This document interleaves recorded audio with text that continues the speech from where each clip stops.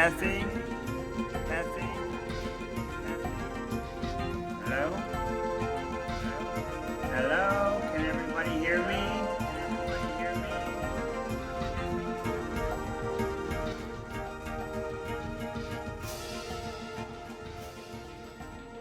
Hello? Can everybody hear me? Can everybody hear me?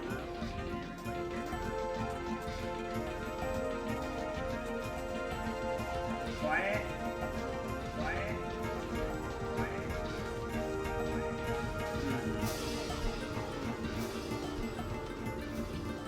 Is the music too loud, or am I too quiet?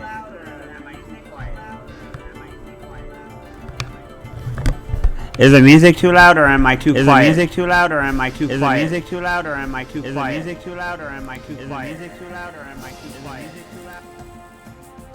Am I still quiet? Okay, now it's good. Good. All right, let's see. Hey, Daniel, you said you don't care. What do you mean you don't care? What do you not care about? Yeah.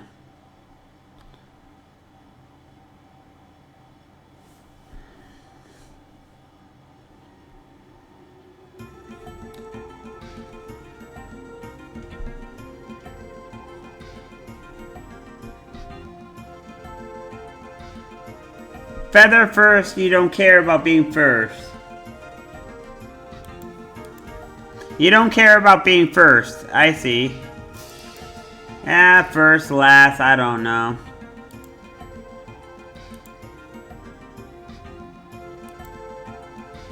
It doesn't matter if you're first or last here.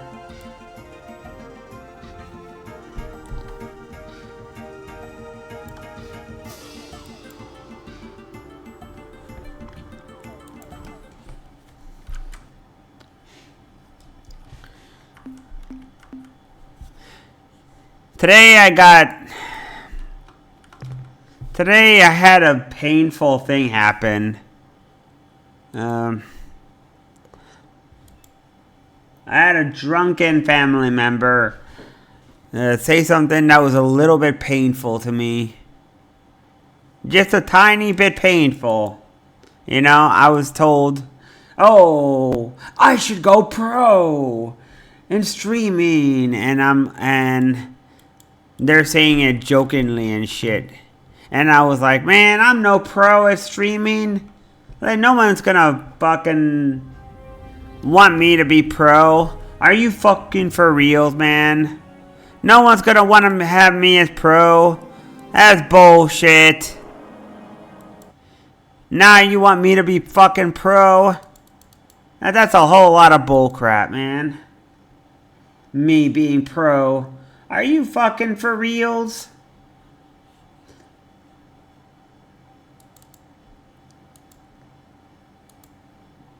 Like, I'm small potatoes, man. There's no way I'd be pro.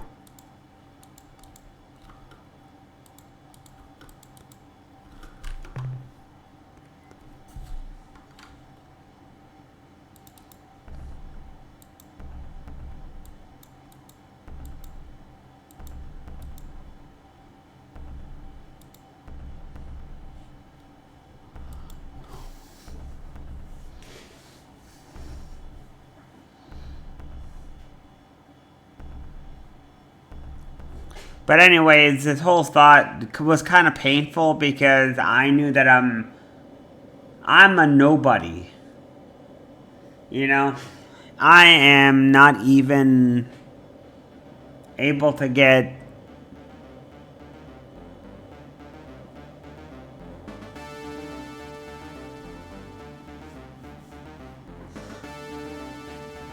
more.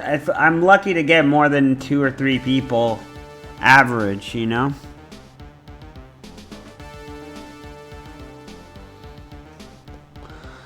A huge underground.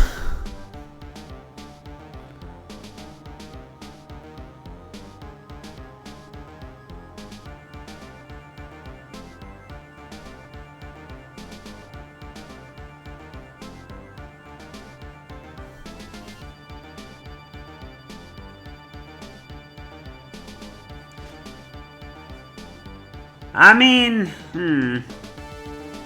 I was on the edge of quitting multiple times, you know?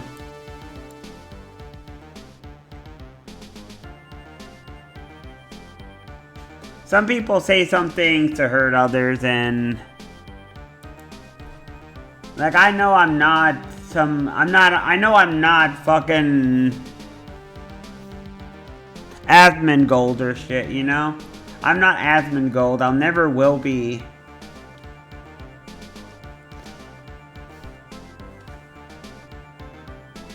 I don't have the potential to be Asmongold, I'm not a pro like him.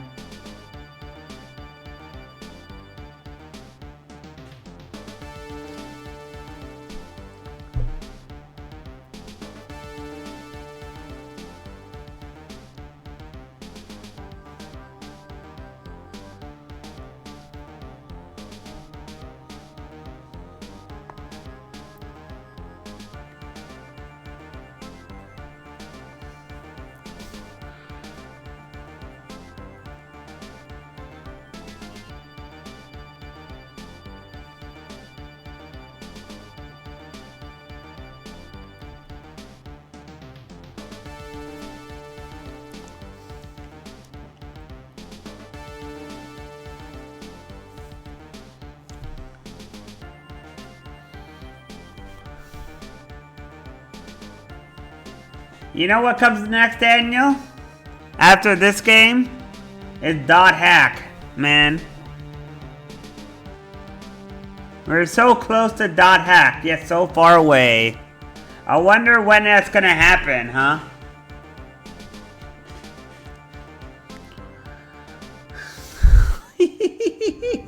Look at Daniel.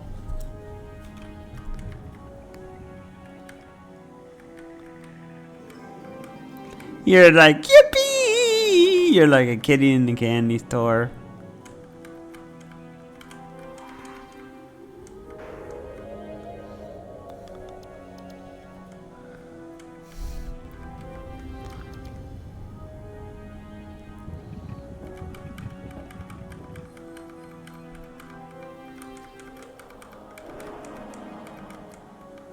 So I'm not exactly sure what exactly I'm supposed to do.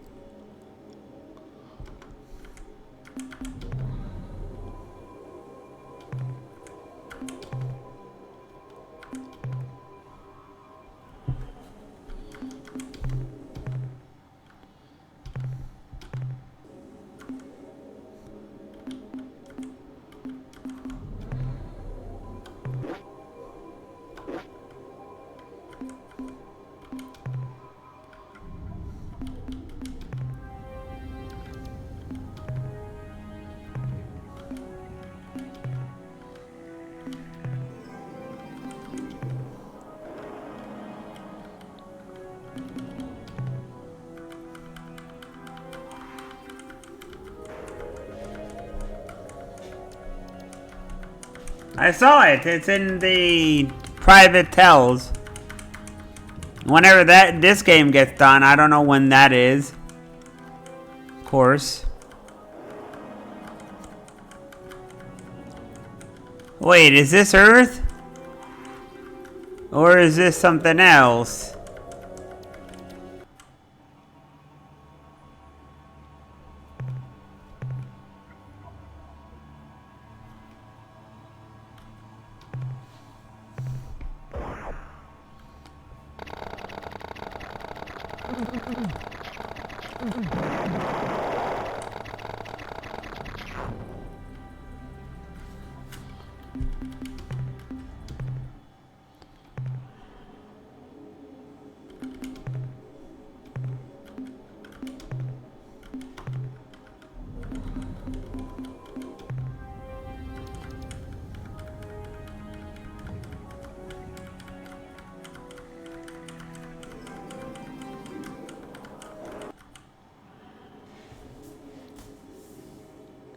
What is the goal? I don't know. I really do not know. Not gonna lie, I have no idea. I played a tiny bit of this game, but I don't know for sure. It looks like it's a mix between it looks like it's an action adventure type game. I mean, it looks like it's an adventure game. Like the old Sierra games and shit.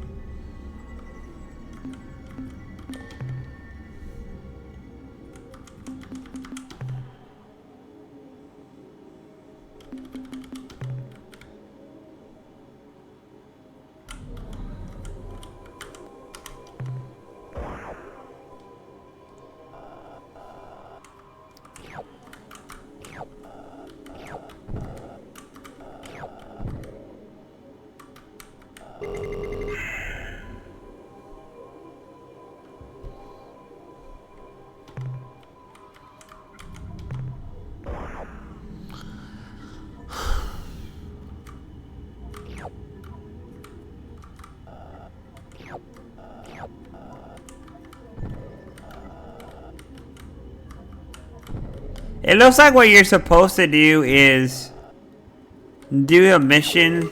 Oh.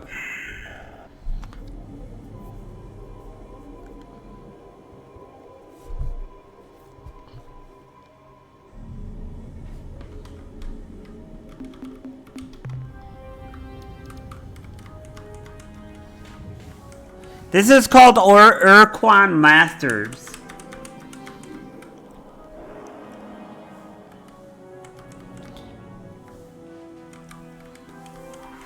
This is Star Control Urquan Masters.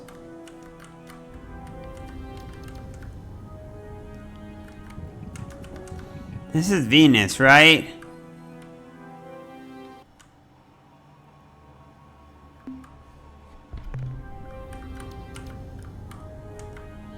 This is Venus. I don't want to go to Venus.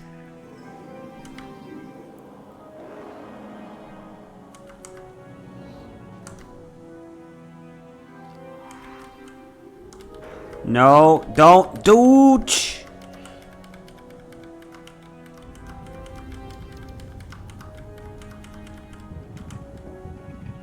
I don't want to go to Venus.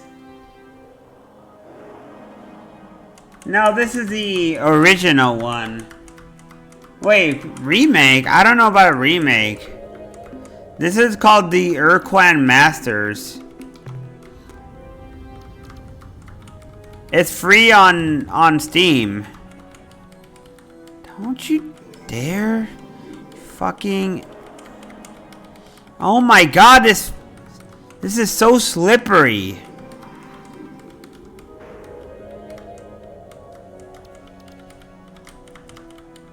I can't control where I'm going. It feels like I'm on ice.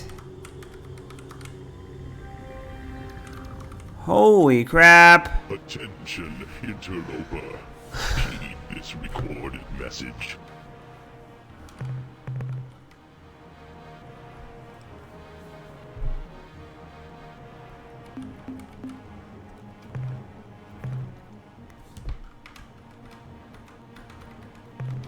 Oh, I should have probably showed that. So, what I'm doing here, this guy says that I'm not allowed to leave this. Earth is being taken over, has been taken over. Alright, let's go show it. Attention, interloper. Heed this recorded message. This drone vessel speaks with the voice and authority of your quan. You are I'm gonna go get some water and be right back. on space. This world, Earth, may not be approached for any reason, nor will hostilities against our orbital platform be tolerated. In addition, your ship does not respond to standard hierarchy identification transmissions, and is therefore deemed to be independent. This is not permissible. Only subservience shall be tolerated. This drone now leaves to inform the Urquan of your transgressions. You are commanded to remain here and await the arrival of the Urquan. Disobedience will be punished.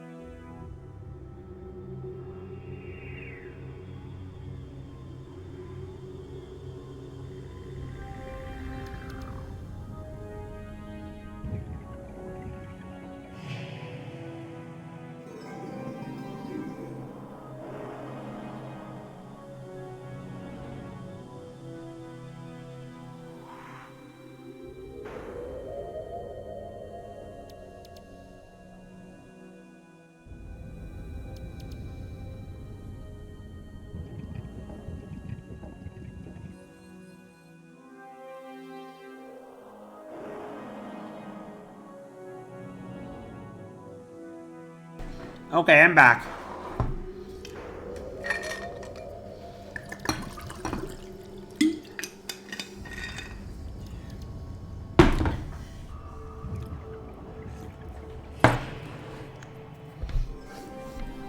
This is directly what was recommended to me by Rimrock. This was directly recommended to me by Rimrock.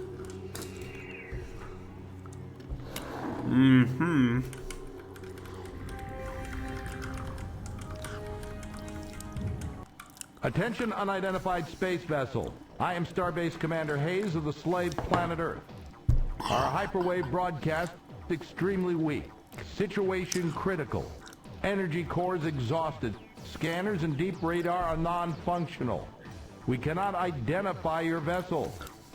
Are you the scheduled hierarchy resupply ship? Repeat, are you the resupply vessel? Well, it's about damn time. In the Fieldy agreement, the Urquan promised that this station would be resupplied at least every 5 years, and it's been over 8 since we saw you. If you had arrived a few weeks later, there wouldn't be anyone alive on this station. Never mind, just begin your transfer of materials immediately, starting with the radioactives. I'm sorry, Captain, your message was garbled. Our receivers have very little power. I'm sorry, Captain, your message... I couldn't quite make it out, Captain. We're initiating transfer of radioactives, Captain. Now, as soon as our engineers can refit the energy cores, there, that's much better. Power ratings are climbing, life support is coming back into the green. Deep radar systems and sensors are now online, and I can scan your vessel. What the hell kind of ship is that? Just who are you, Captain? Star Control science mission, huh? Captain, I served as a Star Control officer during the war aboard several cruisers in the Corward Front. And if there'd been any scientific mission to Vela, I would have heard about it. You know, come to think of it, there were some rumors that Corridor 9, the Special Operations Division of Star Control, was directing some hush-hush operation near Androsynth Space. The Vela star system, yes, that would be the right direction. So, Captain, if you say it's true, how do you explain that huge alien starship you're flying? And why are you here? What do you want from us?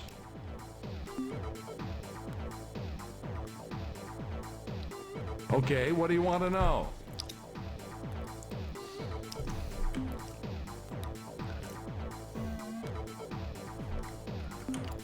Quan slave law requires that we maintain an orbital space platform to assist hierarchy vessels which are in need of repairs or fuel. Since the shield around the Earth cuts us off completely from the planet, we're dependent on the quan resupply ships for our non-renewable resources.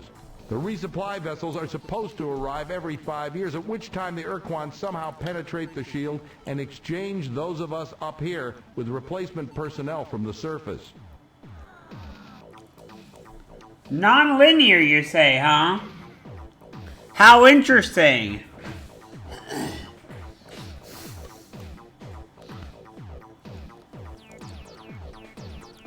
When the Alliance lost the war, the quan gave Earth a single choice. Join the hierarchy as battle thralls and fight for the quan to enslave other sentient species, or become fallow slaves and be forever imprisoned on a single world encased in an impenetrable energy shield here on Earth. We choose not to fight for the quan. Fight the quan. Win back our freedom. I remember having such thoughts myself once, long time ago. That was in the first years after the defeat, when it was still terrifying to look up and see the bloody glow of the pulsating slave shield overhead. Though day and night we gazed up at the impenetrable wall as though the sheer power of our hatred would pull it down. But over the years I spent so much of my time struggling, down on the surface, under the shield, and then later up here trying to keep the station alive, that I'd forgotten what it means to be free, to hate our quan masters. And now here you are, in an alien ship of unknown power, offering me your assistance to fight against the hierarchy again after all these years. Captain, your offer is intriguing. It's tempting to think that with your advanced precursor technology, we can somehow crack the Earth's slave shield and reassemble the Alliance to attack the hierarchy. And this time, win the damn war. Consider the consequences if you should fail. The quan won't just punish us here on the station, they'll exact a gruesome retribution on the surface below as well. Before I commit this station to helping you attack the quan and accepting the risk of annihilation if we are defeated, I have to make sure that you and your ship have what it takes to oppose the hierarchy. I'll make you a deal. If you can eliminate the alien base on the moon and get rid of that threat at least, I will seriously consider your offer. Yeah! Yes. Be careful, Captain. There are probably a dozen Spathi eluders and Ilrath Avengers down there on the lunar surface. I don't know why they haven't come after you yet, but when they do, you'd better have your Yeah, baby baby. Burning hot.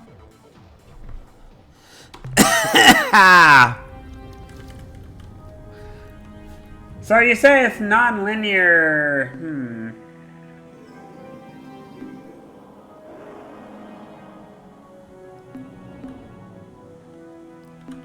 Interesting. Well, it's different at least. Hey, at least it's different, right? It's not the same shit before.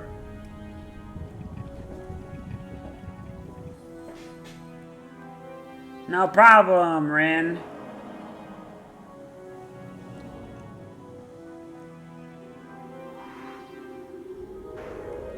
Yeah, I heard about that, Rin.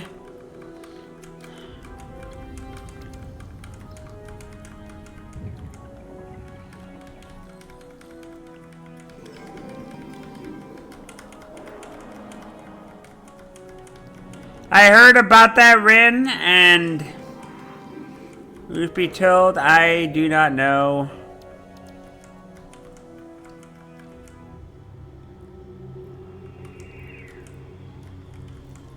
I heard it had something to do with a very long campaign based on what you heard, what you said. I can't move with this.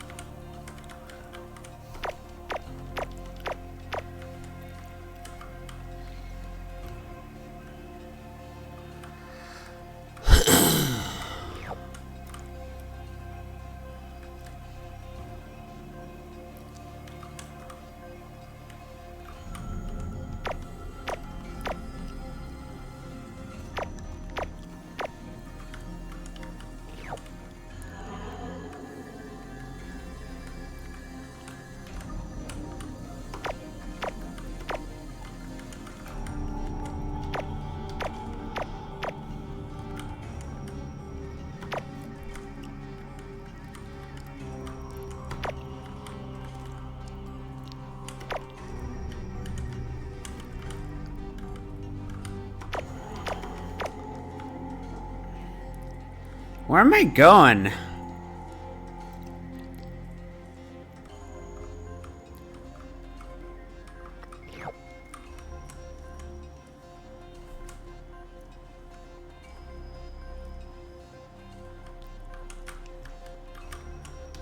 Maybe someday I'll be able to do that, but right now I want to move forward because I've been stuck on that game for too long.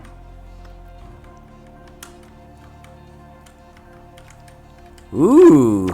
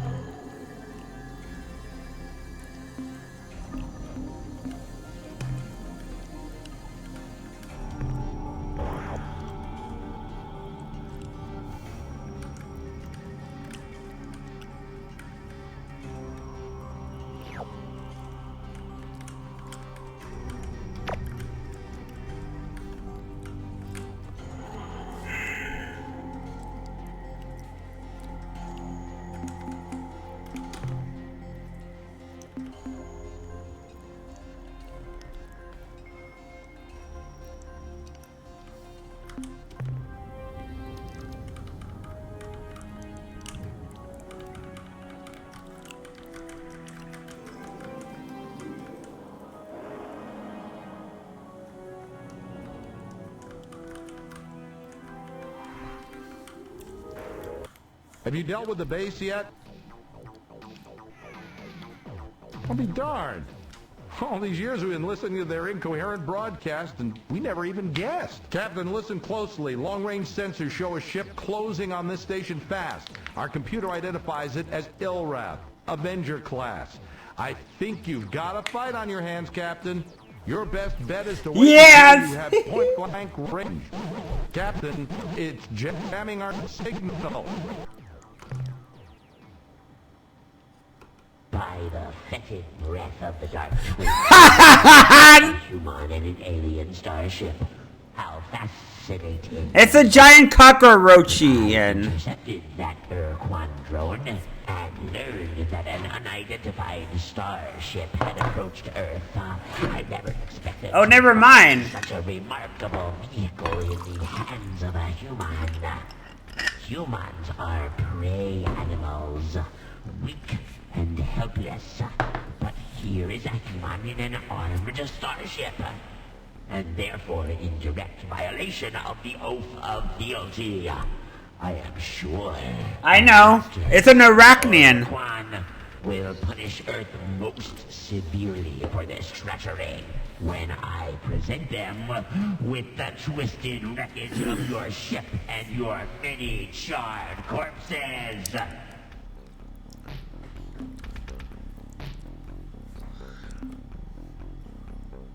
Fool! As alien as your ship may be, Let's go. few weapons you have on board. Though this vessel is undercrewed and our cloak of darkness is non-functional, we still have more than enough power to kill you all.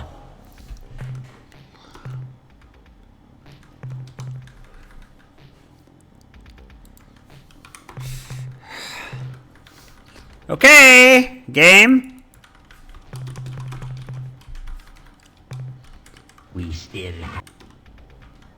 I know, I heard you.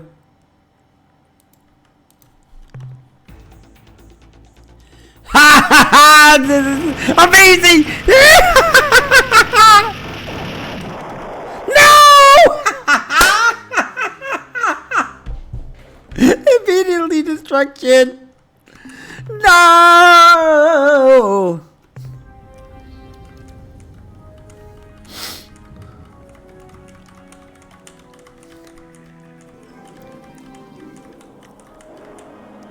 Have you dealt with the base yet? Hurry back, Cap. I don't know how to get in there.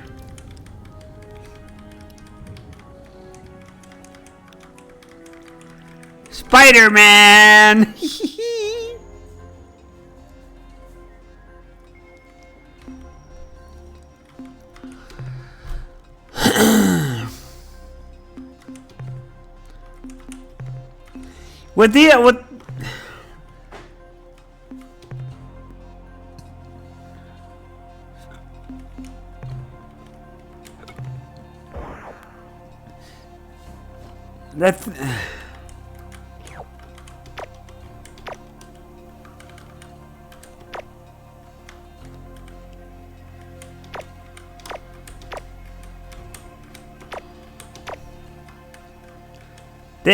with that's the issue with playing with a game, and you never know how long it's gonna take people. With people, you never know how hard it's gonna be. Like for me, Warcraft 3, even on normal, the difficulty varied from level to level. You never know how people are going to have challenges. In some levels, I had a harder time than others. In some levels, I had a lot of difficulties, and others I didn't. It all depends on the level.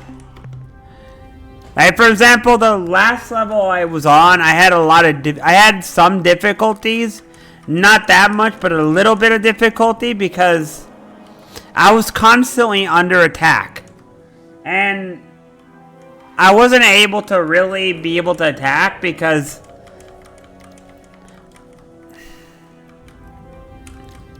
it was hard. Dealt with the base yet? I'll be darned. Huh.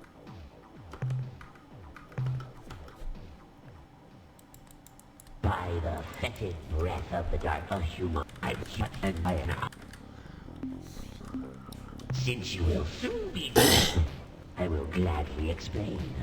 We have spent many years gleefully preying on the Patunk. They are, and we would have continued in this divine worship of Dogar and Kazon, but we required additional crew members and repairs to our cloaking device. So we departed the Jigla before it informed us about you, and now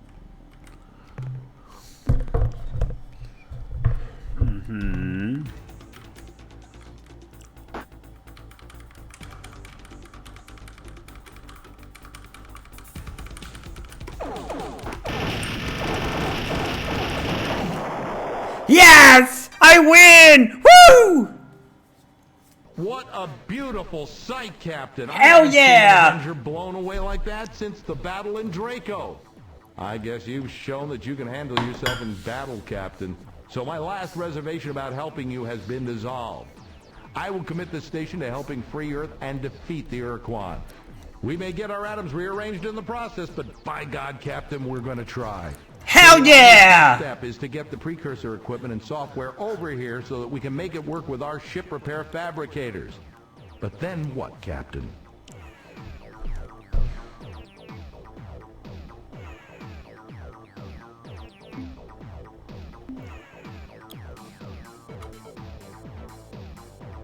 A sensible plan, Captain. Let's get to work.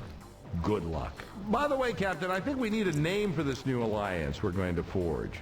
And since it was your idea, it's only fair that you get the honor of naming it. What will it be?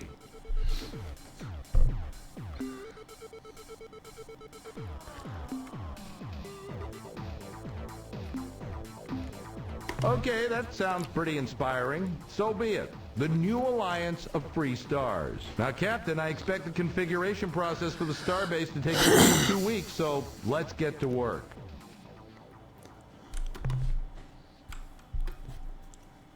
I have good news to report, Captain. We have successfully integrated the precursor technology from your ship into our fabricator system, and as you can see, we've already begun minor repairs on your ship, patching up some of the micrometeorite holes.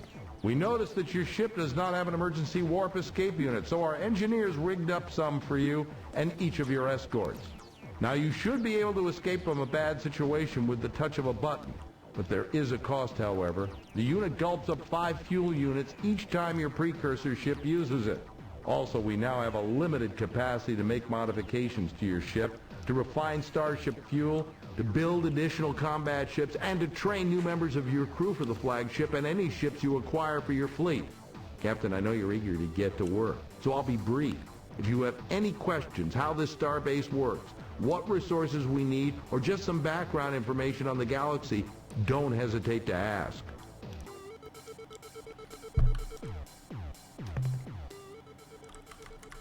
The more minerals you bring us, Captain, the faster we'll be able to tackle the Urquan.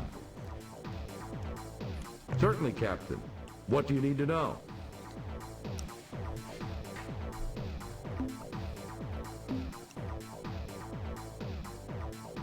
Can you be more specific?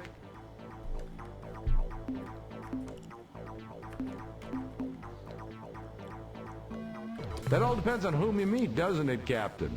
Well, in all seriousness, if you encounter the Ilrath, Bucks, Androsynth, or other hierarchy battle thralls, I wouldn't hold out much hope for a peaceful encounter. So if you feel you have the advantage, attack. The resources you will scavenge from the enemy's wreckage are well worth the effort. If you can find alliance races who are in a position to help us, then you must convince them to join with us. Their assistance may be crucial to our success.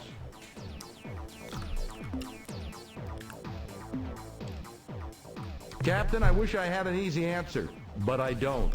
The only way I can see of liberating Earth as well as the Alliance allies is to destroy the Urquan and their armada of battle thralls entirely.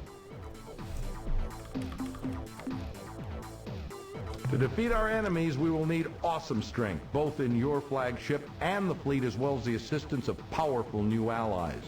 Though combat will be unavoidable and sometimes necessary to achieve our goals, I'm certain your wits will be at least as important as your weapons. You'll need to explore this region of space, gathering resources and information wherever you go.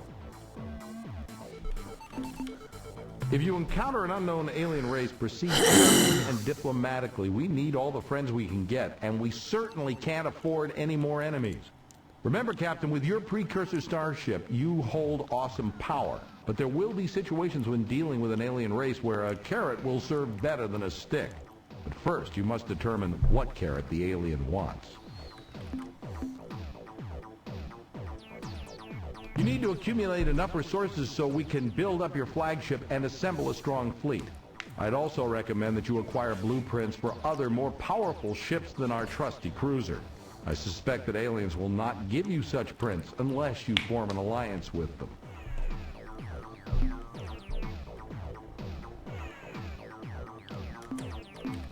What else can we discuss? If you have the patience, I would recommend you spend several months or even a year gathering mineral resources. You can find such minerals on almost any planet's surface, but the quality and density will vary depending upon the type of planet you're on. Base metals are probably the most common materials you'll find, but they aren't particularly valuable. You can find rarer precious and radioactive elements on metal-rich worlds such as Mercury. An old miner once told me that you could tell the relative quality of a planet's minerals based on the planet's color as seen from space. Remember the color sequence from good to bad? The miner had a mnemonic that went something like, very young orangutan could grow bananas perhaps rather well. It is also the case that mineral yields will be better at hotter stars.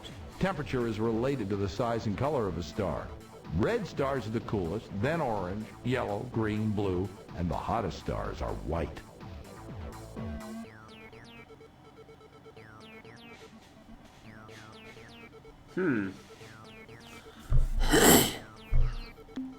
What else can I tell you?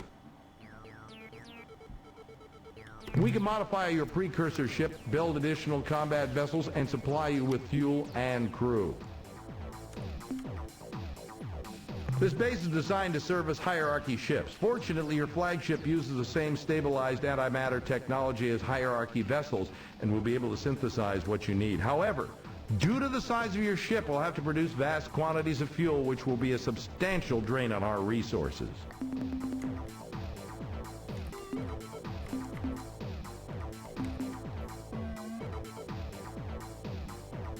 As you know, Captain, we've committed the entire output of this station to building your flagship and your battle fleet into the strongest force possible.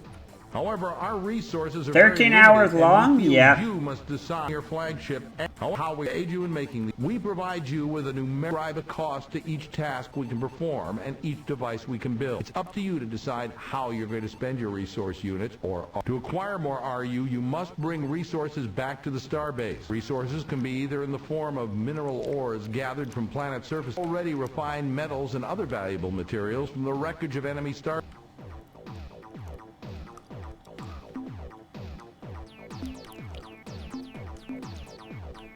The most straightforward way you can accumulate resource units is to bring mineral ores back to this starbase. There are probably enough resources in just the nearby dozen stars to create a strong task force of combat vessels. I also recommend that you build several additional storage bays. When gathering minerals, focus on cleaning out one star system at a time. This way you minimize the cost of travel through hyperspace. What else can I tell you?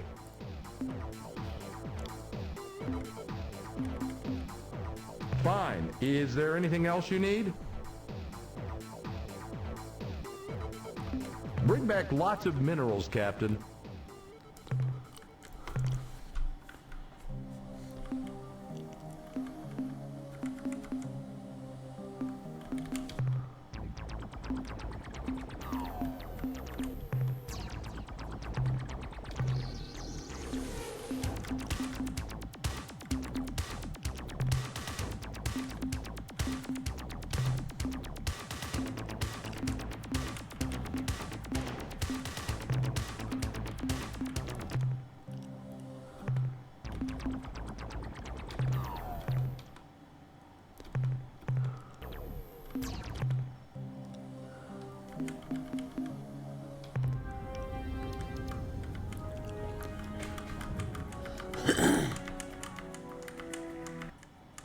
I do not like racing games.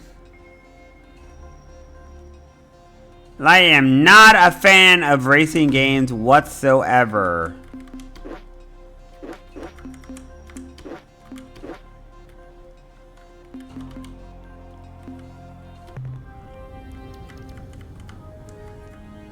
What's wrong with that, Daniel? You know I'm not that fond of racing games. I like RPGs, I like strategy games, I like all sorts of genres. I'm not particularly fond of racing games. I like Mario Kart.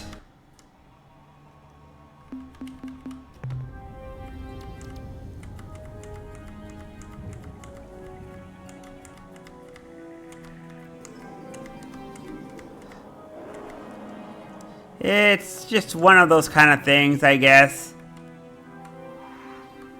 I don't hate them.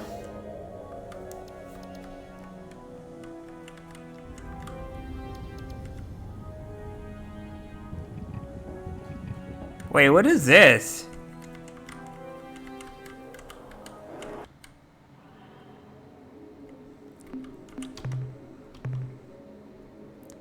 Ooh.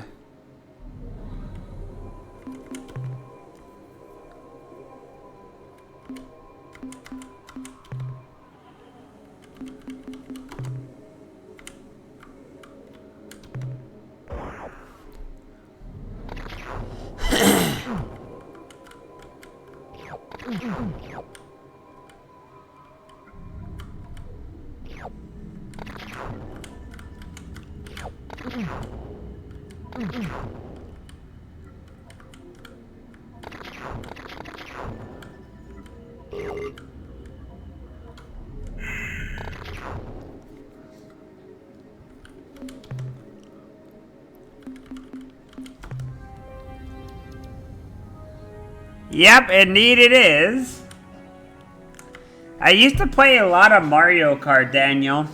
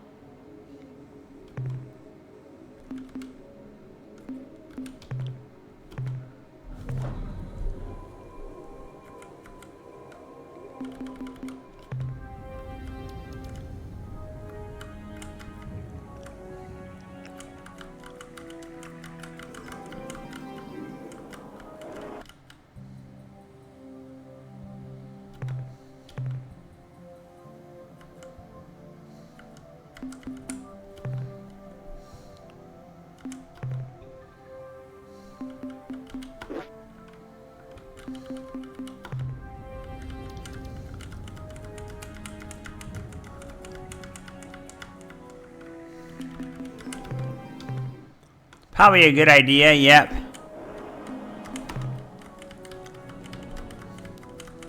You've seen that sometimes I would play a video game and sometimes I would just burn through multiple levels, and other times during the entire stream I would struggle just to beat one level, and I wouldn't be able to beat it in a day.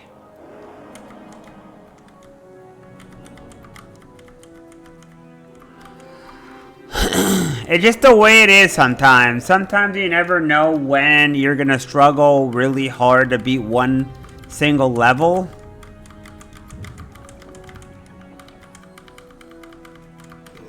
I don't want to do that. Ooh. Stop flying around like you're... Oh my god. He flies around like he's on...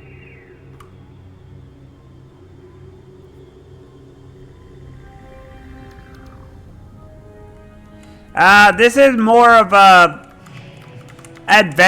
graphical adventure game with some action pieces in it.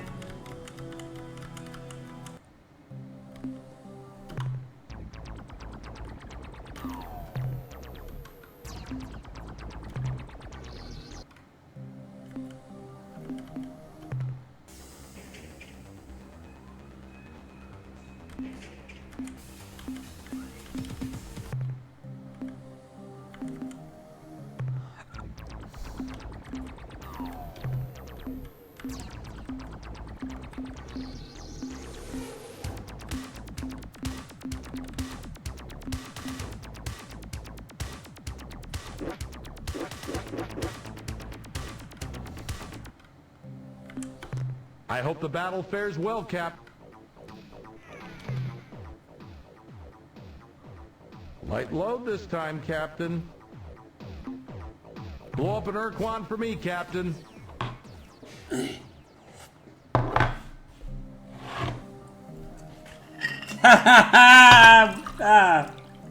Not really, because That's a RPG. This one is a adventure game.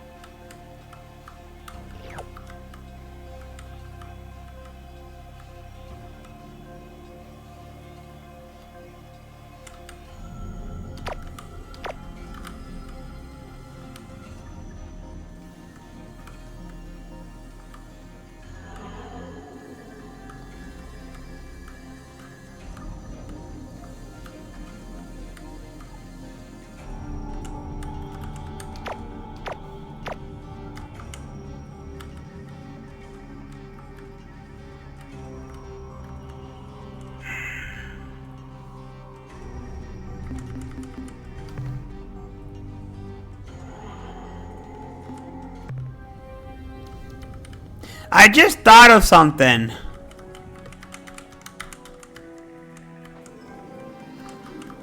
If I run out of materials and I don't have enough fuel, I could easily make this game unplayable. Captain, I'm glad. I've been Uranus or somewhere in that emanations are Captain, I've been waiting to inform you of a new situation. Our deep space monitoring team has detected faint alien signals coming from Uranus or somewhere in that general direction. The emanations are definitely being generated from within the solar system and could represent the presence of a hierarchy spy.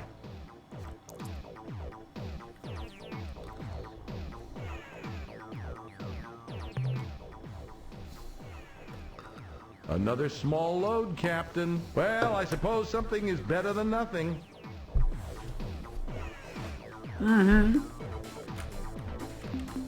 Bring back lots of minerals, Captain. Indeed they did. Let's see, Uranus. Oh my gosh.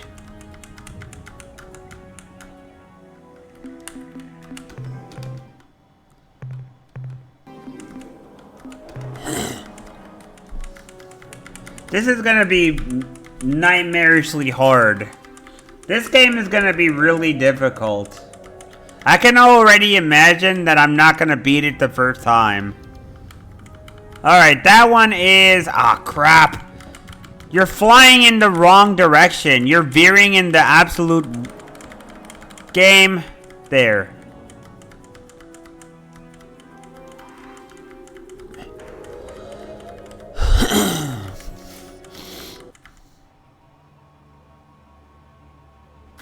Oh, that's Venus. Wrong planet.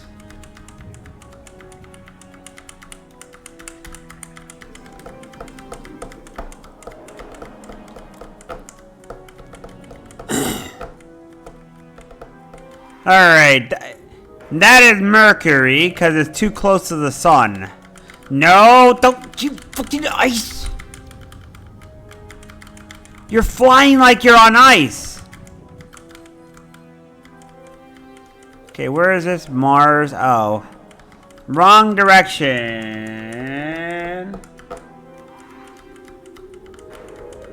That sounds about right.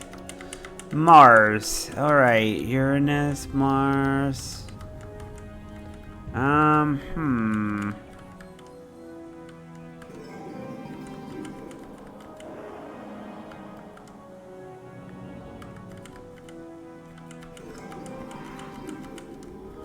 Wait, what?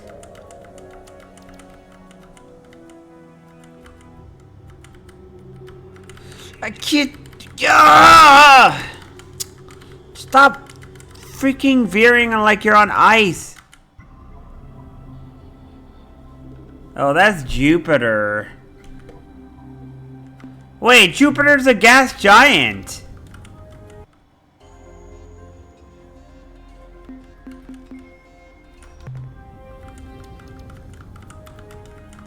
But Jupiter's like a gas giant and shit.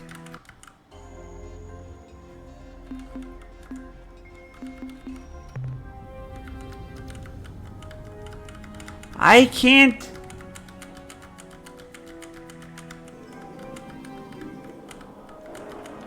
I can't control the game. He just flies, he just fucking skates like he's on ice.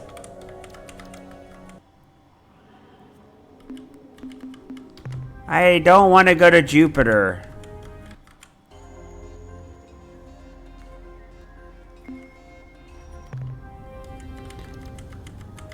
How many Jupiters are there? There's only one Jupiter.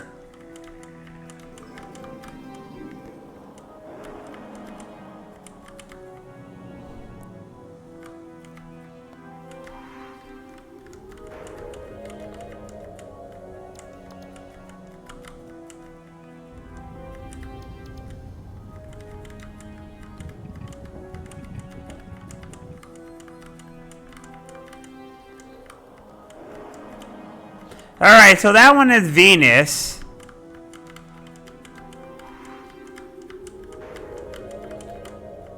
This is Venus, I believe.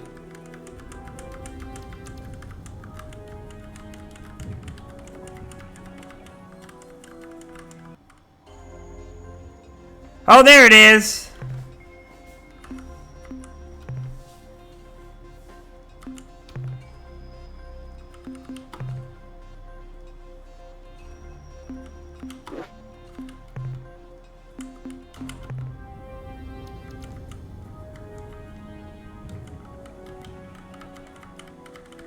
Don't.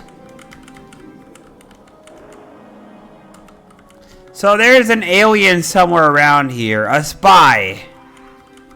The human said there was something around here that was an alien around Uranus.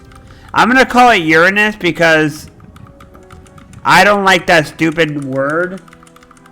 It's just used for some immature kid's joke. For some stupid joke.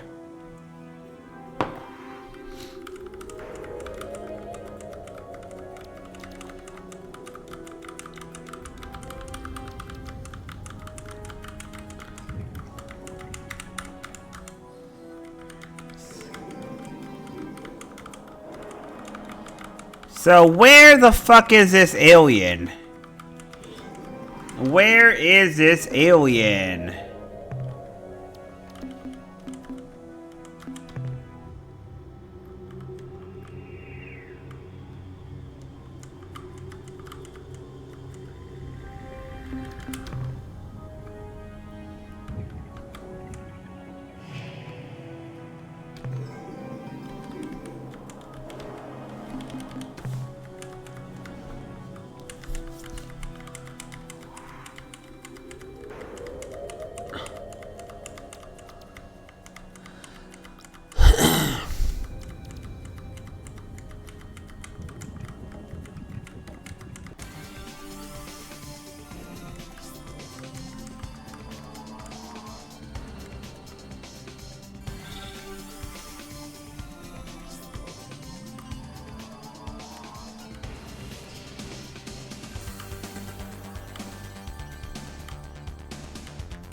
Hey, cool.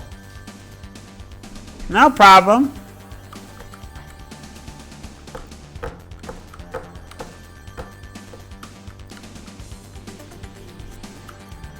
I think I need to look less at the video or... Ooh, what is this?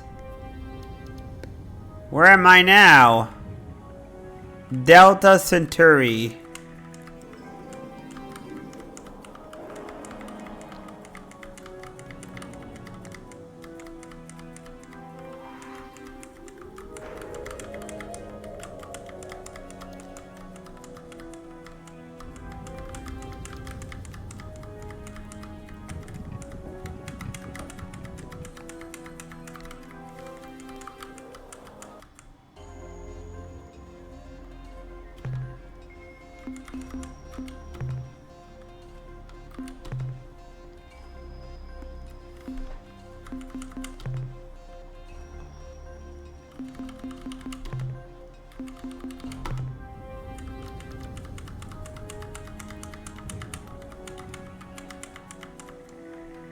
You know what?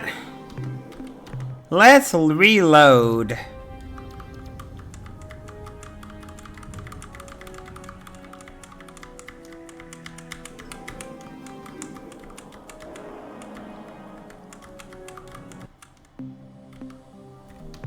Ah, Captain, I'm glad you're back. Certainly, Captain. Fine. Try to avoid getting gruesomely killed. Try to avoid...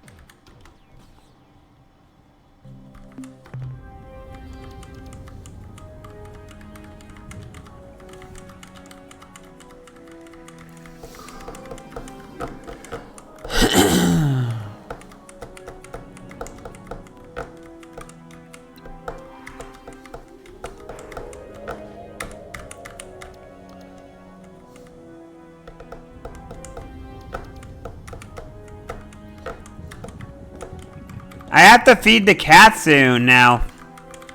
Ah, crap, crap. No.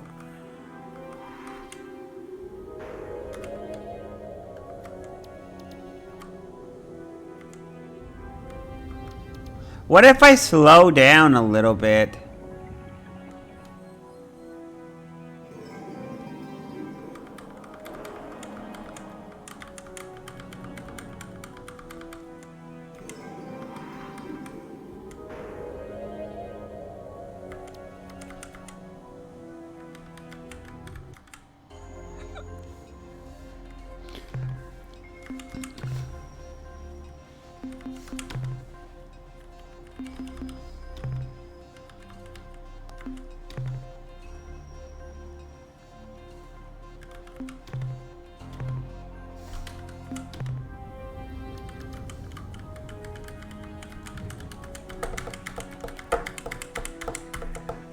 Alright, I'm gonna feed the cats, guys, and I will be right back.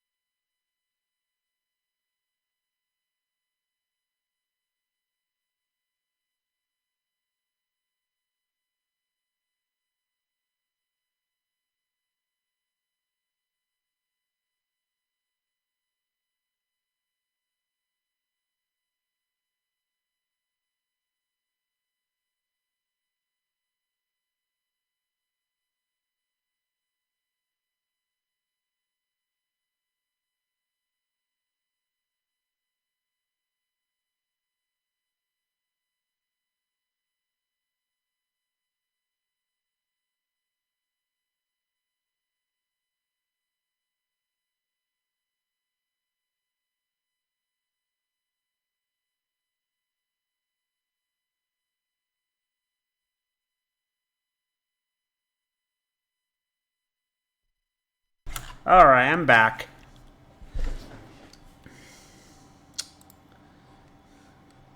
I finished feeding 2 of the kitties. So yesterday you guys missed, but I didn't do my usual thing where I eat dinner in the same way. Yesterday I had dinner.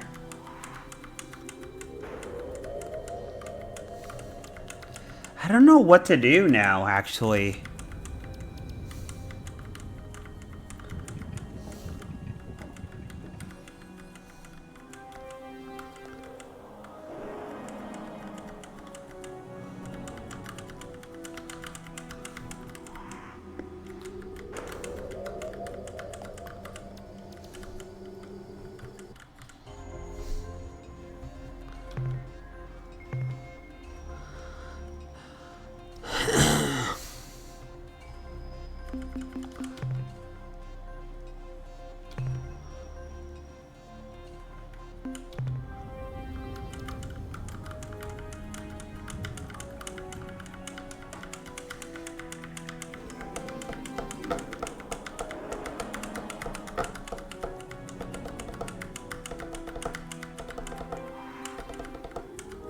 So I'm not sure what I want to do.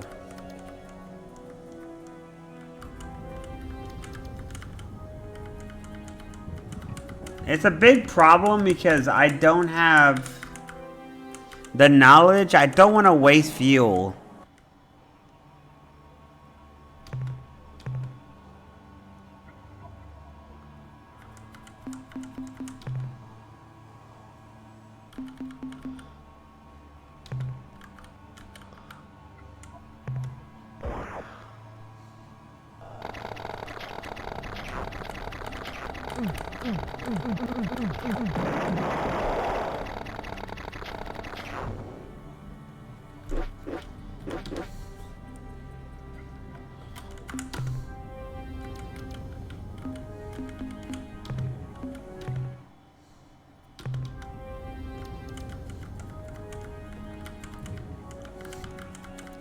It's a good thing I saved.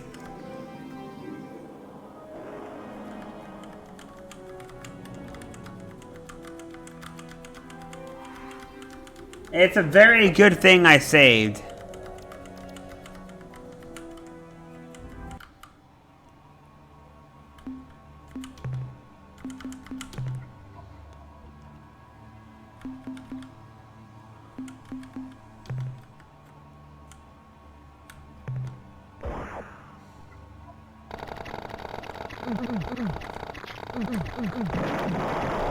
Ah, gosh.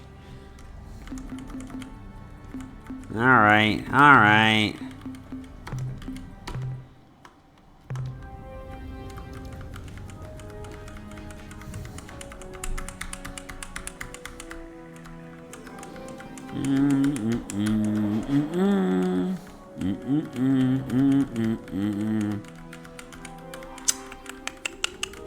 I cannot.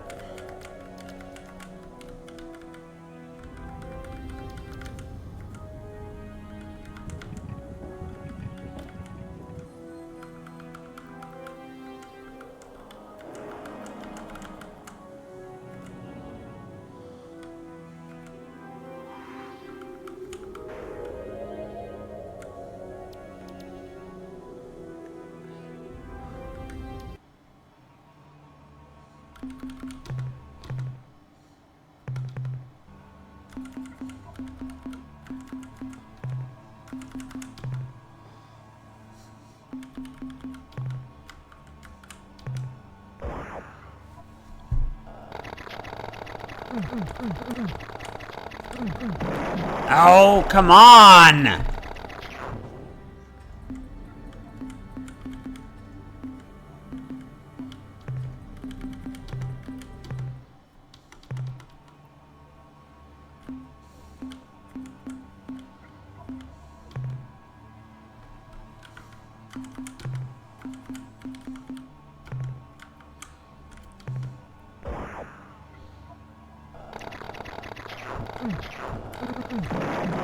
Oh!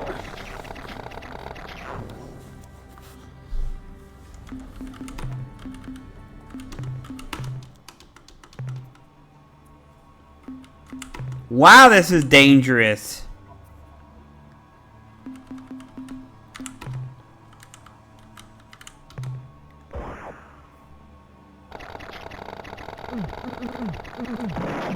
Holy shit! I wasn't even on the green. The light green part is insta-kill.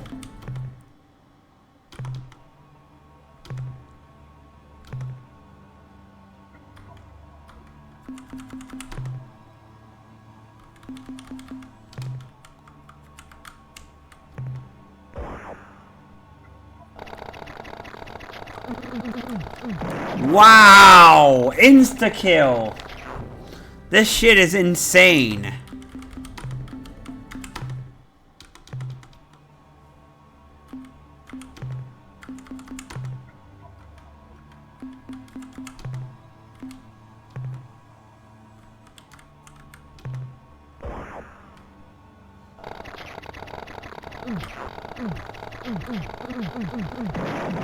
But how? What do you want from me? Like, what do you want from me? Do you want me to pull a miracle out of my ass? What do you fucking want from me, game? Seriously, what do you want from me, game? I can't survive. This is impossible to survive. The minute I come down, they instantly kill me with lightning bolt and fire. It's like Thor wants me fucking dead. I don't know what I did to piss off Thor, but Thor immediately wants me dead. Everything I do, Thor wants me immediately dead.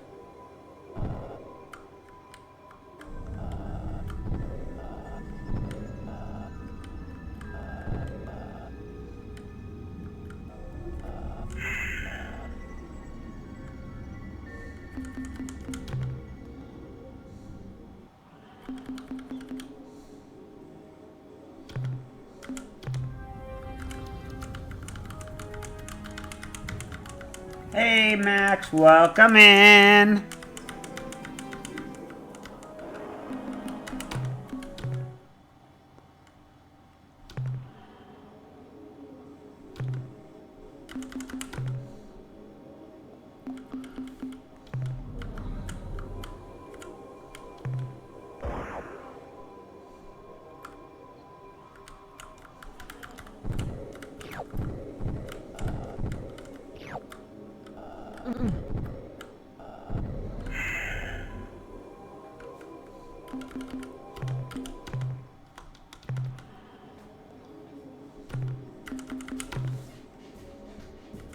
I gotta do this because if I don't know if I'm gonna need these materials, but I can only presume that I'm gonna need these materials.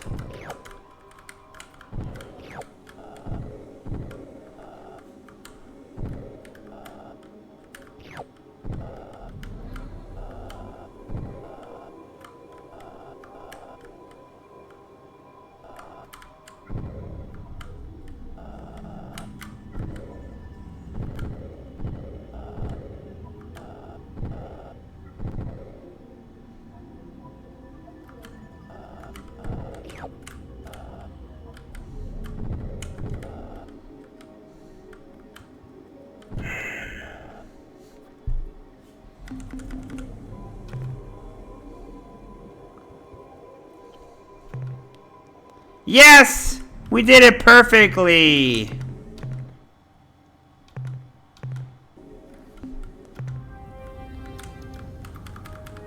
We did a perfect run! Woo! Perfect! Hey, prismatic blade. Nice, Max. Yeah, fuck him up. I wonder if Maximus and Inuyasha guy.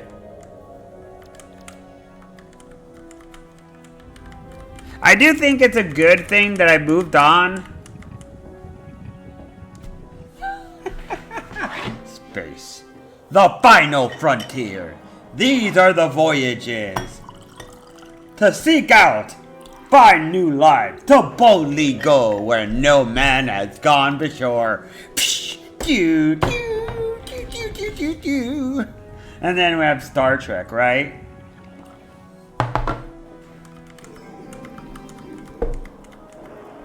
What do you think this is, Rin? What do you think this is? Star Trek, Rin?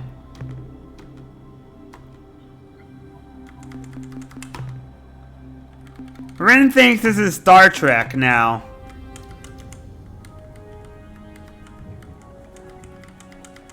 I needed a break from that game. That game was taking too long. I needed a break. I don't want to go into this planet.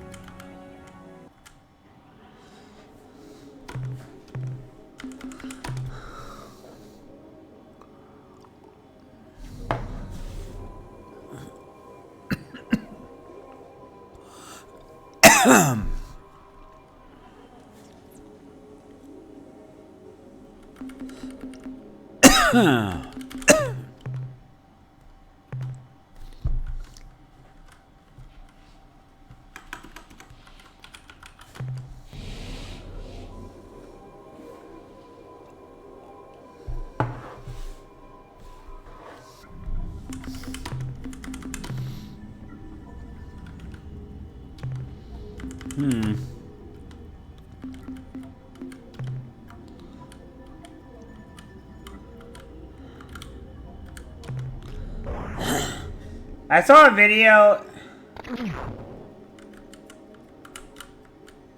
What the hell?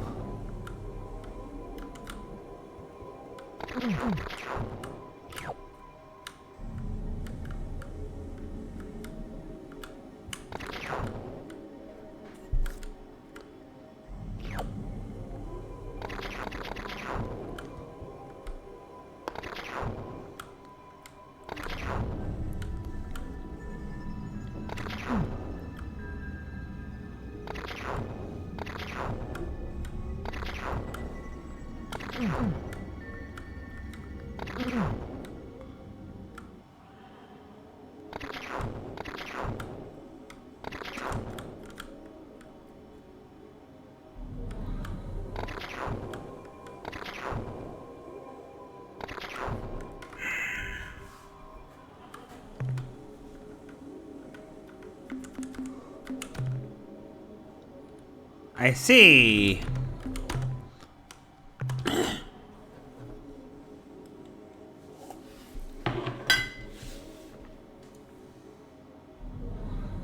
Hey, Chief. Hello there, Chief. I am playing a different game today. How you doing, Chief? It's great to see ya. Rin's a little bit sad that I haven't played the last of the last game I was playing. And I said I needed a break from that last game. I do like the game. I just needed a break. Oh. Ah. Shit. Do you know it?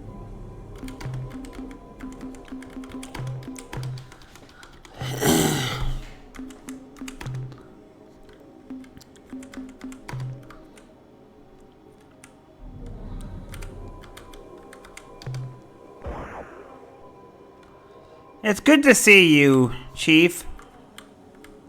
It really is. Ah, damn it. Oh, come on.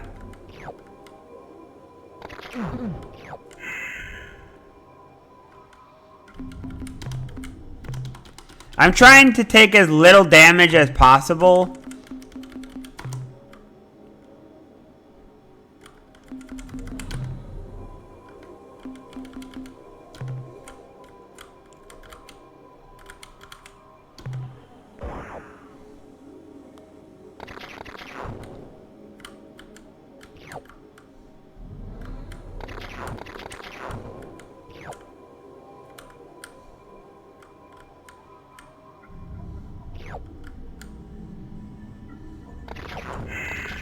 Perfect! Woo! Perfect!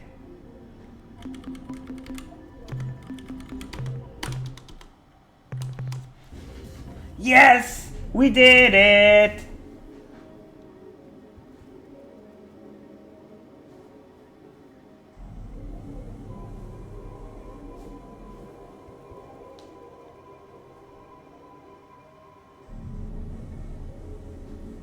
I'll admit that I got a little bit mad.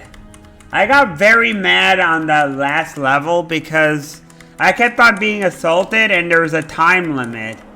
I'm not particularly fond of time limits, and the last level was kind of annoying. I'm expected to do too much. It felt like I had to spin 3 plates on my hand while also balancing, while jumping on a trampoline that was moving at 100 miles an hour, while also trying to avoid traffic, while also trying to avoid giant dinosaurs. It just felt like the game was asking for too much. The last level was really obnoxious. Now granted, it's not as bad as other levels, but it is obnoxiously obnoxious. Like for example, you have to get all these towers that were conquered by Illidan, and you have to fight Illidan while defending and fighting off Kael'thas. Yes, when you have to fight Kael'thas, Illidan, and protect your town is just too much to ask for. It's really obnoxious because Kael'thas is constantly attacking you, and you don't have enough units at your disposal to protect both.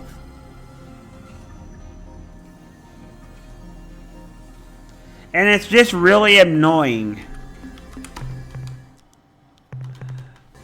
I just did not like that level at all. And I understand, maybe it was a me thing, I don't know. Maybe it's a little bit of a me thing.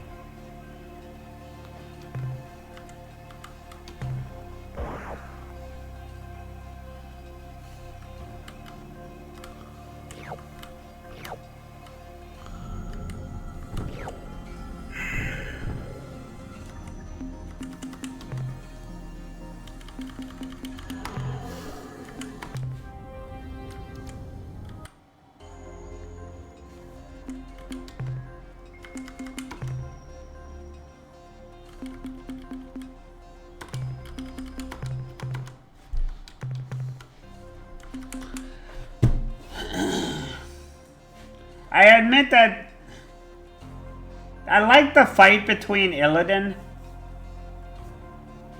I like the battle. It is really fun to see Arthas and Illidan fight. And I beat the shit out of Arthas multiple times.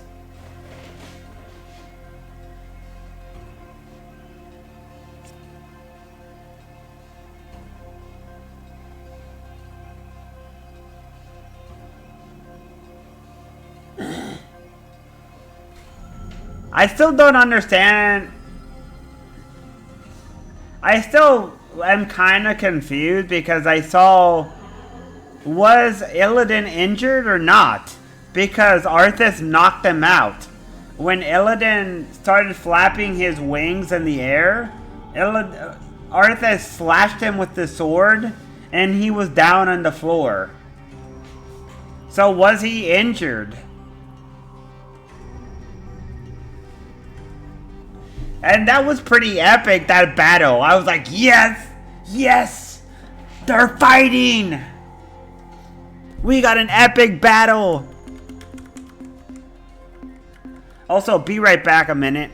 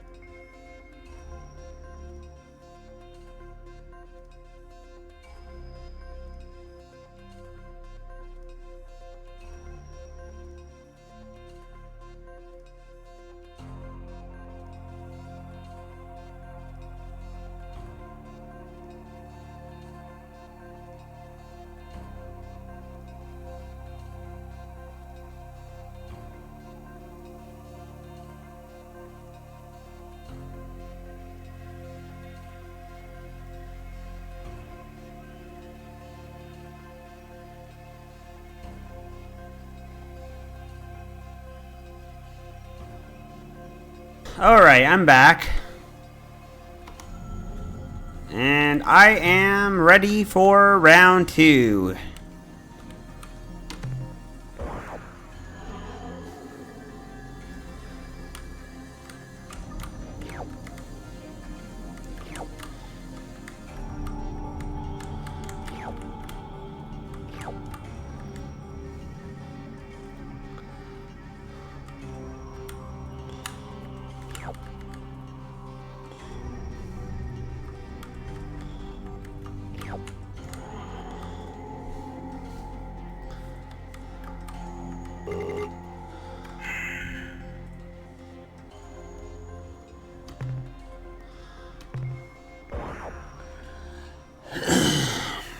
So it wasn't deadly, is what you're saying.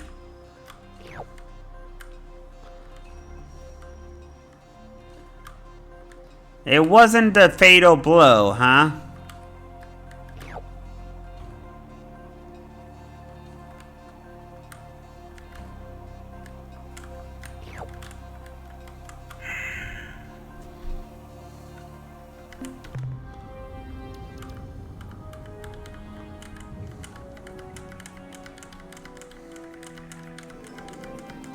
Man, this is so inaccurate now.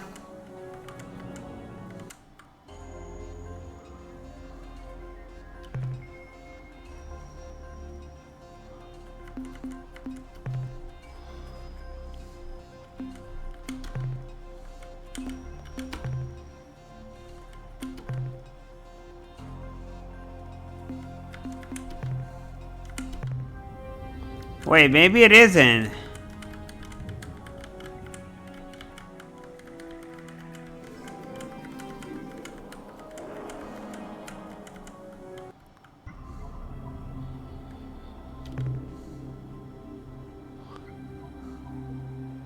Ganymede.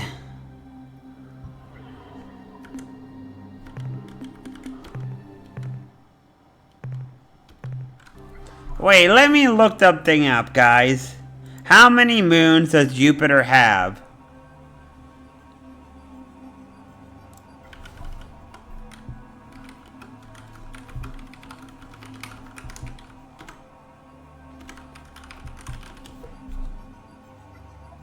Jupiter has 95 moons. What?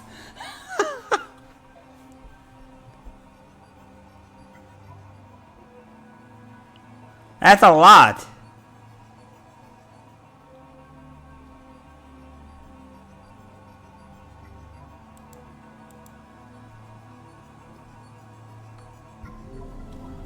Okay, so it has 95.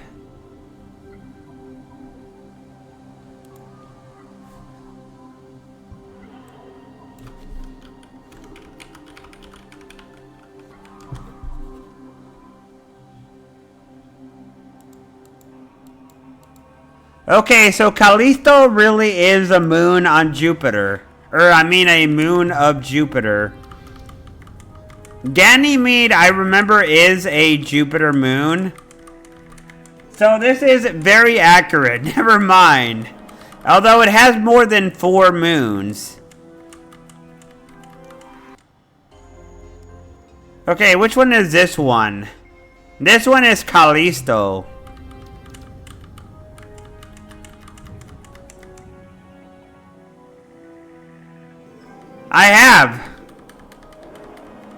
I have watched those. I mean, I watched Bill Nye the Science Guy, but I don't remember all the planets. I remember some of the Jupiter moons. Europa. Now, this is one of the ones that I'm more familiar with. Europa is... I've seen a movie about Europa.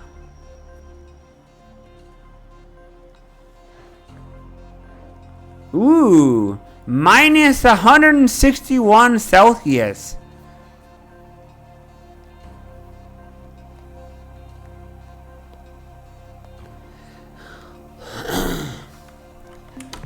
So it has no gravity.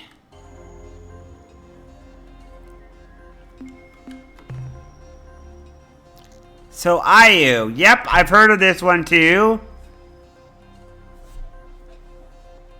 Yeah, man. You didn't know there was a movie, there is a fictional movie where they visit Europa, it wasn't Europa, they visited another one. Damn it. They visited one of the ice moons of Jupiter and they found life under the water. It was this one right here. No, not Callisto.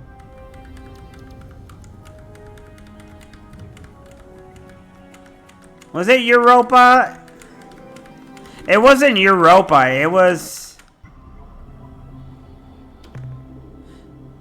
It wasn't Ganymede either. I think it was... Actually, maybe it was Europa. There was no alien attacks. There was just a big fish life form underwater. There is just a big fish underwater. A big giant fish life form under the water. Granted, this is science fiction. It's not science fact at all. It is simply science fiction. I mean, not in space. It was on a planet. It was on one of the planets. It was on one of the one of the moons. Maybe. No. It was science fiction, like I said. It was science fiction. Exactly. Science fiction means it's not real. It means it's science fiction. It means it's a made-up thing. Actually, maybe it wasn't Jupiter. Maybe it was one of the Saturn moons, actually. Because Saturn does have a moon. I forget the moon, though. I think it was Titan. Yeah, I think it was Titan. I think it was Titan. That's what I think it was. Exactly. Although they suspect it could happen because if there is water, there is life. Like, there's life everywhere. It's just not the kind of life we would expect it to be. It's not going to be like us, necessarily. Because,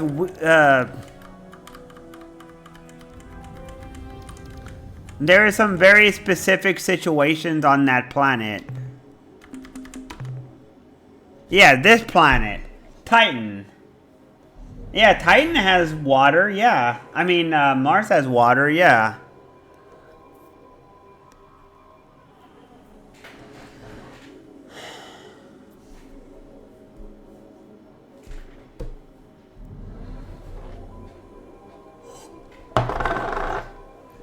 Mars has no atmosphere. Unfortunately, Mars has no atmosphere whatsoever. It was hit by a meteor ages ago, and it has no atmosphere. There is no chance of it having an atmosphere because its core is not spinning anymore. Therefore, the UV rays of the sun are passing, and they're reaching into the atmosphere, the planets, and hitting it and bombarding it and killing any life form that's on the surface. So Mars cannot have life forms on the surface because the dangerous UVs of the sun are bombarding it. But you can have life forms that are simple, like bacterial life underground. Because Mars has water underground. So yes, you can have life forms just not above ground, and a lot of these planets are going to have bacterial life form. It's life form, but it's just not the kind of life form that we think it is. And there is possibility of having very simple fish life forms and stuff, but the water is extremely frigid. Like, for example, some of these planets, like Saturn, are extremely far away from the sun. There's a certain thing called the Goldilocks zone. And if you are too far away from the sun, you're not going to have any chance of reaching hot enough to be able to survive.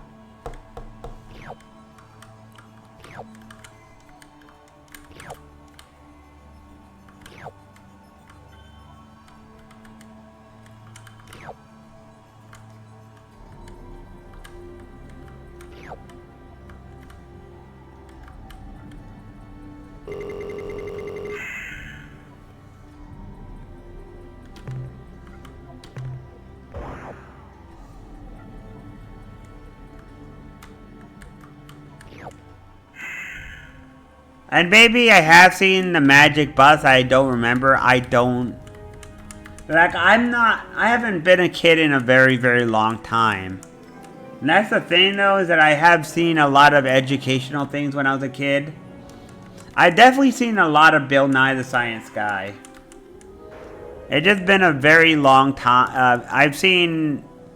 I like Bill Nye and his shows, and I watch it from time to time. Because I think science is interesting.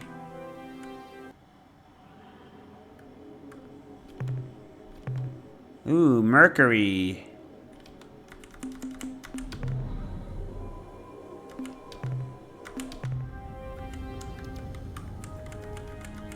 Mercury is far, far too hot for life forms.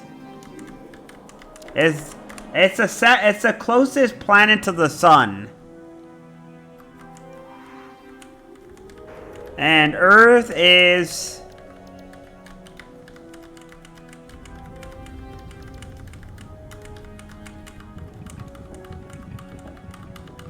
Ah, goddamn.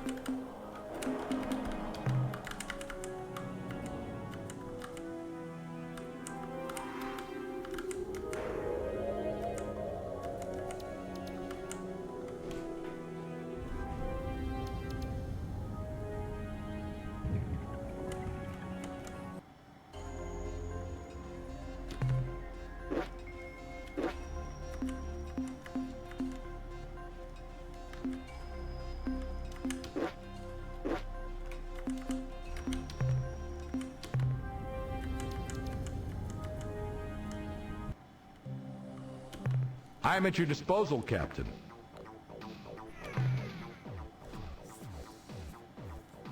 Not a bad job, Captain. Return soon, Captain.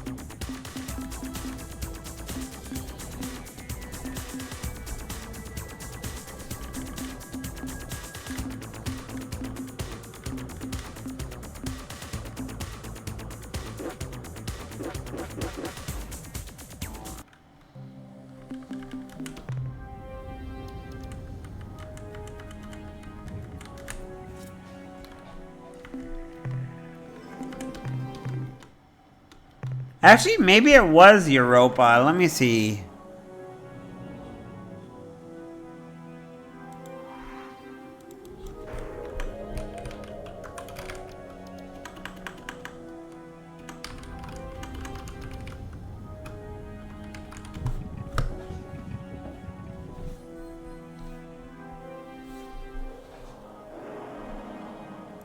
Maybe it was a Europa report?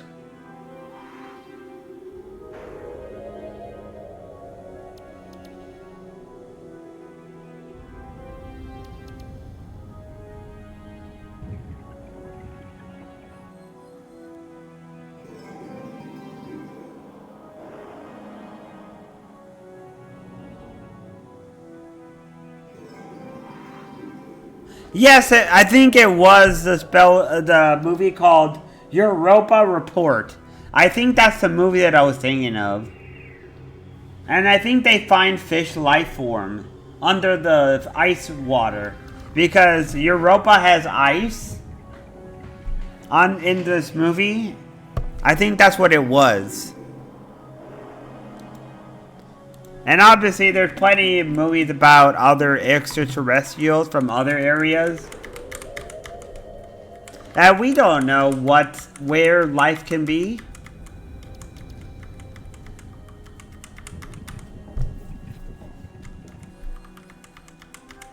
Like, some of this information is new to us. We take for advantage of it because it's new. Rin. Some of this information is brand new. Like, there's a planet called Planet X. Now, we didn't even know about it. Which was a planet so far out of our reach that we couldn't even see it properly. Our telescopes weren't powerful enough at one point. We used to not have information on the Jupiter moons because they were simply too far away. Like, here's Triton and the moon of Neptune. We didn't have all that information 50 years ago, 60 years ago. Our telescopes weren't as good as they are today. We didn't know as much as we did today.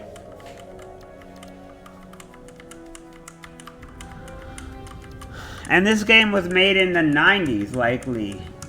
Late 80s to early 90s, so there's still information that's not mentioned in this game.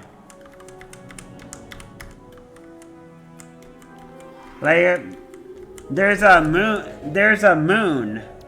And that's Pluto, planetoid. I don't know if it's a planetoid or a moon now. And it's Pluto. It used to be a planet, and now it's like a moon or a planetoid or something. And Neil deGrasse Tyson laughed about it. He's like, get over it. Jokingly, he's like, get over it. He's like, get over it. It's a reality. It's too small to be a planet. Speaking of the devil, here it is. Here's Pluto. Like, it's too far from the sun. It's way too far from the sun.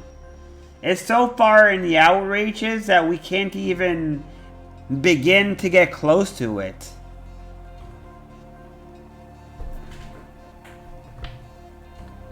Can you imagine just how far away this planet is? It's so far away that it's Exactly, yes. It is.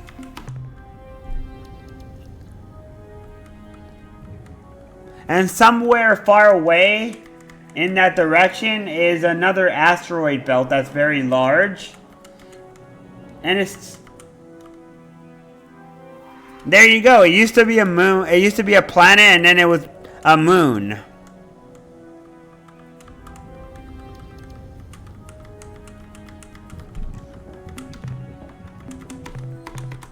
Neil deGrasse Tyson laughed about it. He was like, get over it. It used to be a planet, now it's a moon. And people were offended. They were genuinely offended. They were mad that Pluto was... They were mad that it was considered a moon instead of a planet. People were genuinely upset about that. They took offense to it.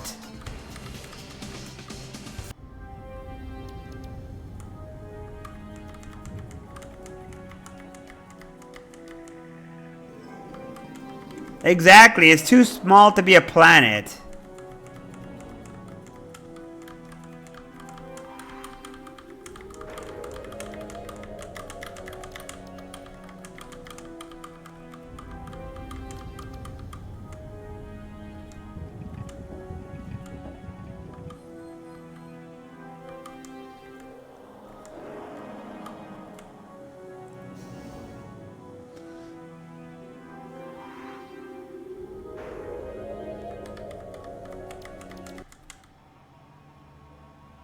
What is this play?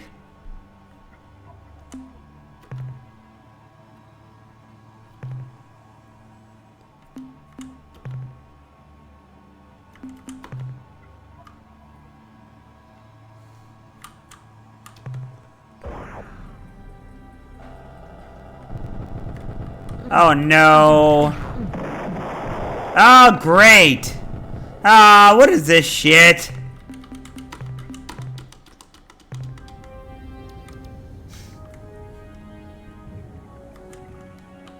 I need to use the restroom. Be right back.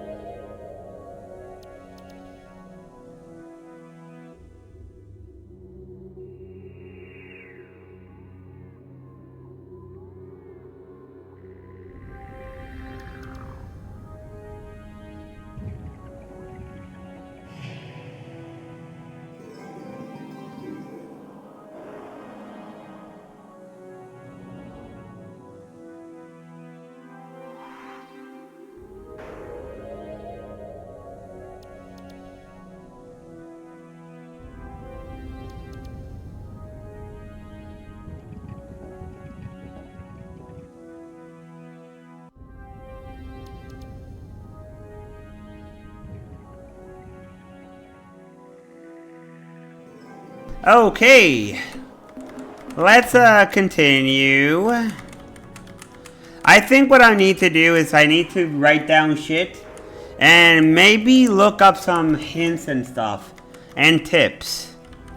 Mostly just hints and tips.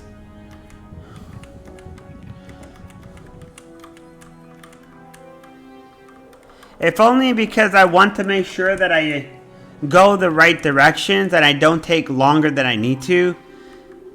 I take way too long to beat games sometimes.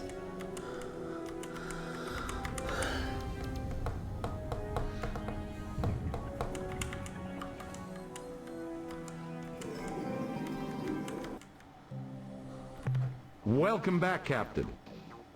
Certainly, Captain. What do you need to know? What aspect of history, Captain? Which group of aliens? Okay, which race? The Shofixti are a race of intelligent marsupials who had been civilized for only a few decades when the war began. They were discovered in the Delta Gorno star system by the Yehat, who adopted and then uplifted the Shofixti, giving them advanced technology and cultural definition. Shofixti are noble and fearless warriors, Captain. In addition, their incredible fecundity and rapid maturation rate kept Alliance ranks solid even at the worst part of the war. You know, I once flew as an observer aboard one of their ships on routine patrol. We never saw the enemy, but I could never stop thinking about the glory device it had strapped to the bottom of its hull. Alright, let me write that down again. The Yehat are a race of ancient warrior clans that have been traveling the stars for many centuries. Clans are highly competitive and sometimes even wage war on each other, but the clans are all loyal to the Queen and her royal family, known as the Veepzeeps. The Veepzeeps have been in power for over 2,000 years, and it is said that during their rule, the Yehat never lost a battle. I'd like to think I'm not a bigoted person, Captain, especially when it comes to allies, but there's just something about those Arilu that gives me the creeps. One thing I'll say for them, though, they possess some technique for moving really fast through hyperspace. They never let us know what it was, but sure beats the pants off our fastest ships.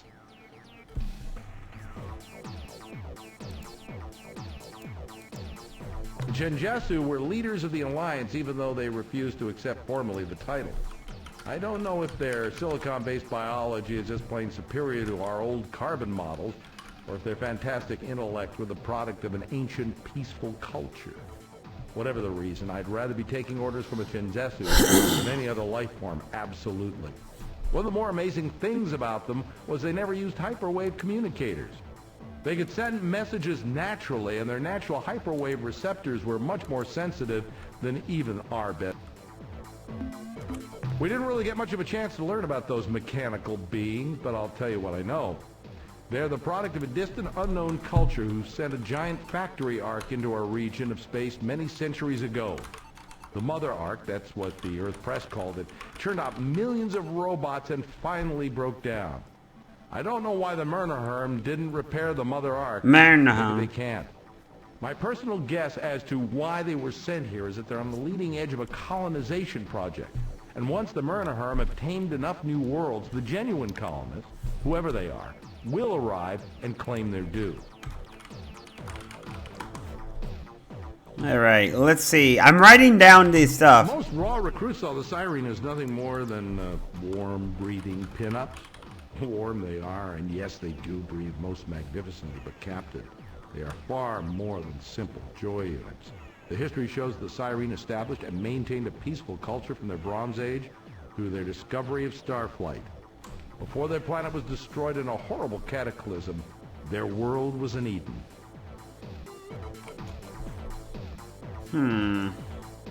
So he's gave me... What other group of aliens are you interested in? Which species? The Mycons are hard to get a handle on. In fact, I'm not sure any human has ever had a real conversation with a Mycon. What we know of them, we've learned from their corpses, which, I may add, have a nasty habit of coming back to life when thawed out from a decompression quick freeze. Mycon ships seem to expend a significant amount of energy on life support. This is probably because the Mycon only thrive in temperatures close to the melting point of lead. As far as we know, the Mycon are the only race to actively seek out the quan in order to become combat slaves. Imagine facing a cowardly, mobile clam armed with a howitzer, and you've got a good idea of what it's like dealing with a Spathi. Although they tend to avoid battles as much as their masters will allow, once in battle, a Spathi eluder is one tough cookie. I once heard a rumor, though I don't like to believe in it myself, that a rogue band of courageous Spathi broke away from the main Starfleet, painted their ships black with bright red stripes, and formed the Black Spathi Squadron, dedicated to performing brave and hostile deeds. Like I said, I'd have to see it to believe it. It's unfortunate that the Umga fell to the Urquan so early in the war, because I suspect we would have gotten along well with those big blob creatures. At the very least, it would have been entertaining. We know them a bit better than most races because they were eager to talk with our ships before, after, and during battle. The Arilu intimated that they had a relationship with the Umga before the Urquan arrived, but I don't know any details.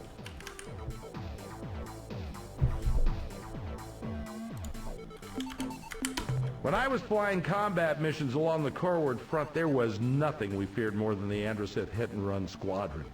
Their blazer ships were more than a match for our cruisers, so we stayed clear of Ada Vulpeculae, their home star. In addition, I think each of us aboard the ship knew deep down in our hearts that the Androsith had a damn good reason for hating us. Our grandparents had kept them as slaves for nearly 50 years. I still have nightmares about those spiders taking me prisoner, using me as one of their 6 sacrifices to Dogar and Kazon, their twin gods of destruction and torment. Those guys were almost as scary as the Androsith to those of us in Deep Space Patrol. Oh, the spider Out of monsters! nowhere, melt a cruiser down to slag in seconds. Luckily for us, the bulk of the Ilrath fleet was thrown against the Genjesu and the Myrnaherm.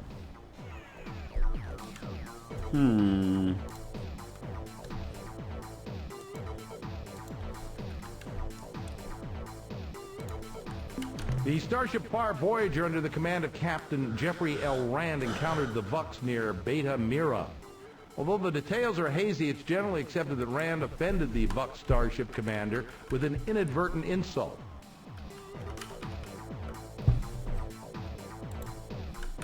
Our enemy is cunning, relentless, and possesses technology superior to all, but perhaps that found aboard your starship. The Urquan are born, live, and die for one purpose only: the subjugation of all other intelligent life in the galaxy. Why? I don't know. They'd probably have an easier time just destroying intelligence, but they're very careful not to use more force than is necessary to achieve their victim's submission. I'd sure like to know what made those wormy bastards as twisted as they are, and I'd like to know why they keep on the move, never stopping longer than it takes to enslave whomever they find. Okay. What other group of aliens are you interested in? None that we had made formal contact with. The Genjesu implied that they had met 2 other star-faring species, one near the Gickless constellation and the other directly coreward from Procyon. The Arilulale once mentioned having some fun with an alien race in Draconis, but like so much else with the Arilu, they never revealed the whole story. I'm sure there are hundreds more alien races in our galaxy, but beyond what I've told you, your guess is as good as mine. There, so much has been said that I wasn't able to type it all out. Would you like information on any other aspect of history? Sure. Anything else?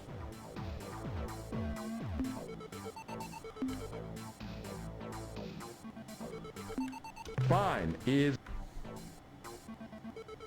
Certainly, Captain. What do you need to know? Fine.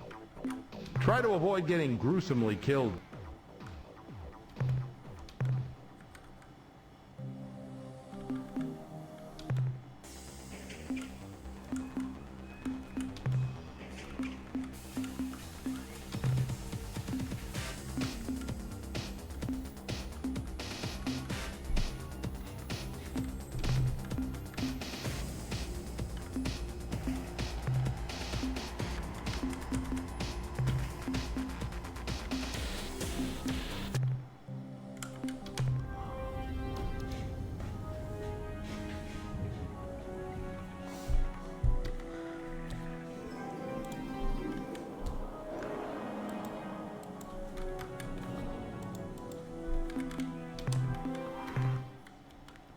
Alright, I do not want to change anything just yet.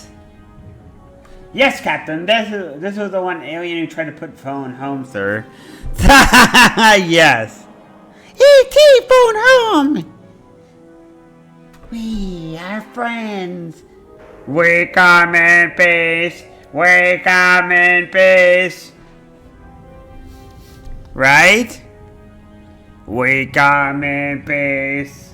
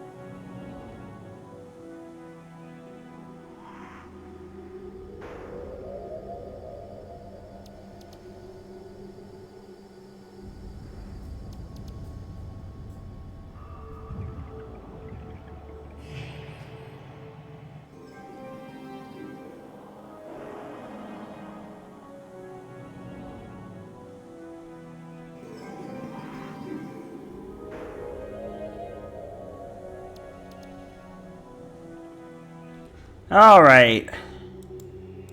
So I got a little bit of information. I am going to save.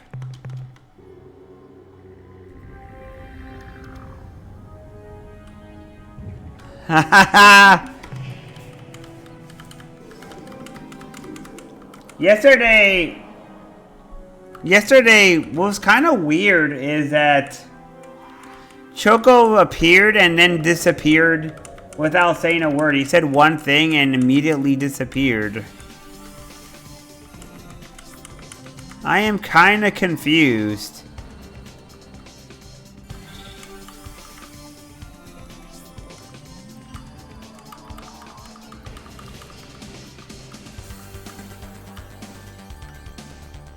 Kill all humans. Kill all humans.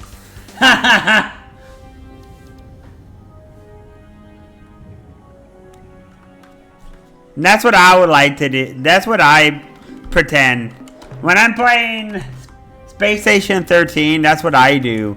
I'm like, kill all humans. And they're like, don't say that. What are...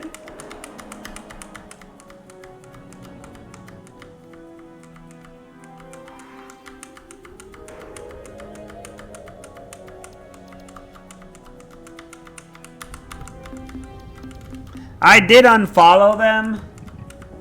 I did unfollow him, so yeah. I don't know what's up with him. I thought he was gonna say something more. Like maybe an explanation to the situation. Maybe something. Because he disappears without actually even commenting. And it was just weird. No, he doesn't.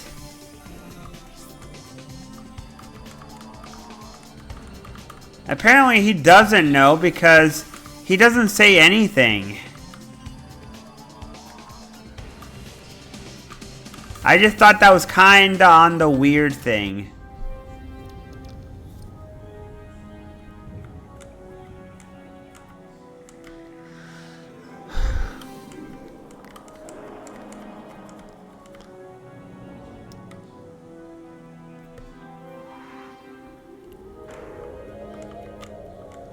I didn't say anything, I just unfollowed and left it at that.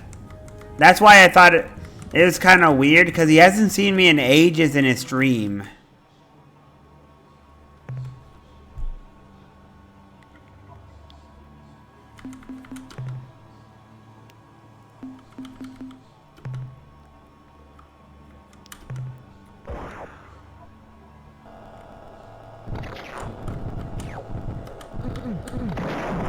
Really? Oh my god. Bullshit.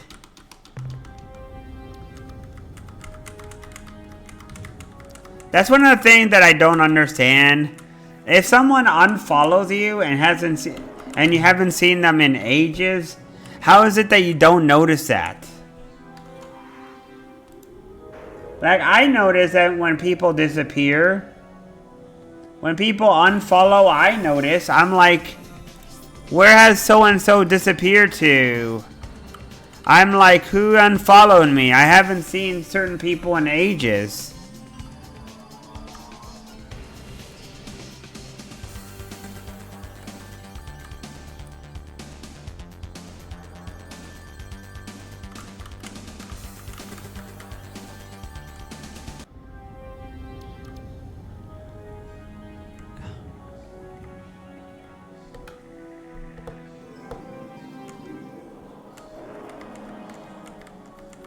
I am busy a lot of times, though. There is a lot of times where I am simply not available.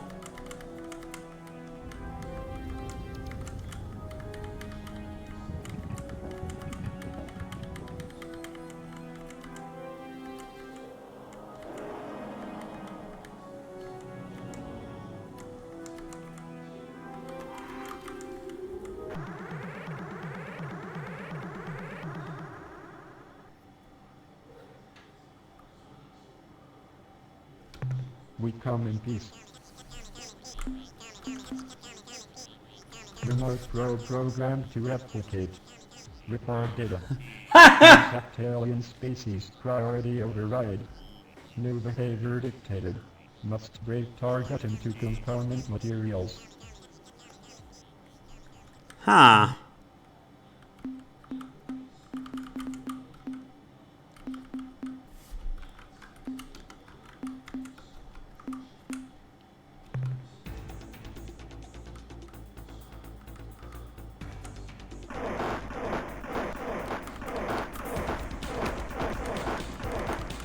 What in the world?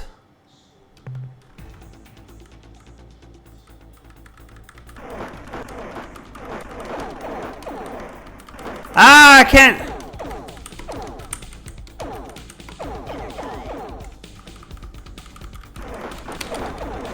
Ah, I can't move.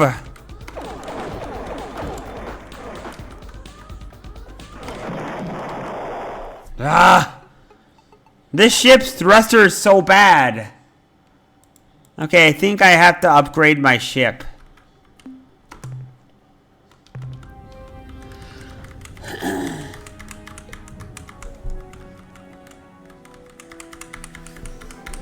I don't know, I just think I would notice if someone disappeared. There's a lot of people I don't see a lot of time. Like, for example, last person to follow me was Buneo da Posto. And Buneo da Posto was a guy who used to play Dura, which is a Tibia game. And after that, I haven't seen them since. They came in and I remember I said, "Hello, Buneo da Posto." They are Brazilian or something like that. I remember that. In fact, I even still have that clip on Twitch. I've seen it before. I've seen the Buneo da Posto clip. I checked it out. I checked people's clips out to see what they send. And that is one of the clips I remember seeing. Like, I rarely put clips on YouTube. There's a clip titled from Butel, "I love Retro 500. Hey, Buneo Cataposto, thank you for Buneo Cataposto, welcome back. Welcome back. Thank you for the See, it was 8 days ago. That's how long ago it was. 8 days ago. It was over a week ago. And anyways, I saw them and then that's it. I haven't seen them since. So it wasn't last week, it was a little bit past that.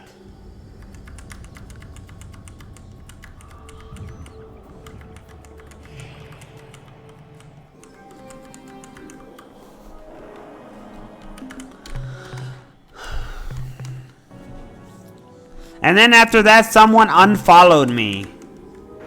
I noticed that people unfollowed, and that's why I looked at it and I was like, oh man, someone unfollowed me. I was at 500, I was at 627, now I'm back to 626. In fact, I was bummed out yesterday by it. So much so that after I noticed also the views, I was also bummed out by that too.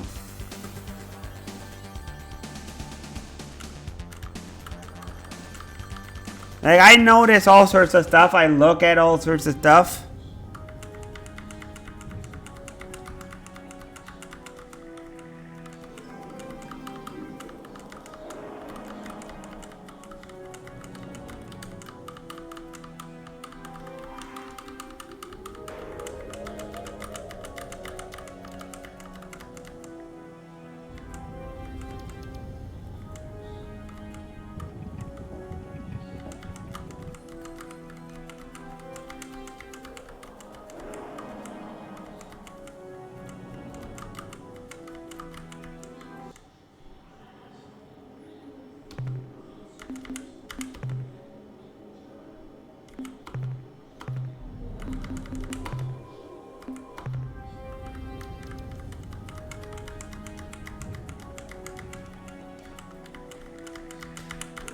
But generally, it probably hurts. What I do probably hurts me in some way or another because I notice that other people don't have the same issues that I do. And it's possible that what I do hurts me. But I have lack of confidence and I kind of just... Yeah, I don't know.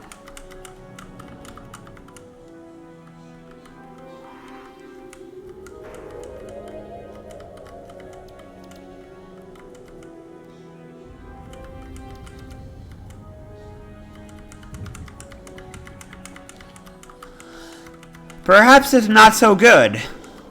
Perhaps it's not so good that I do what I do. Perhaps it's just hurting myself.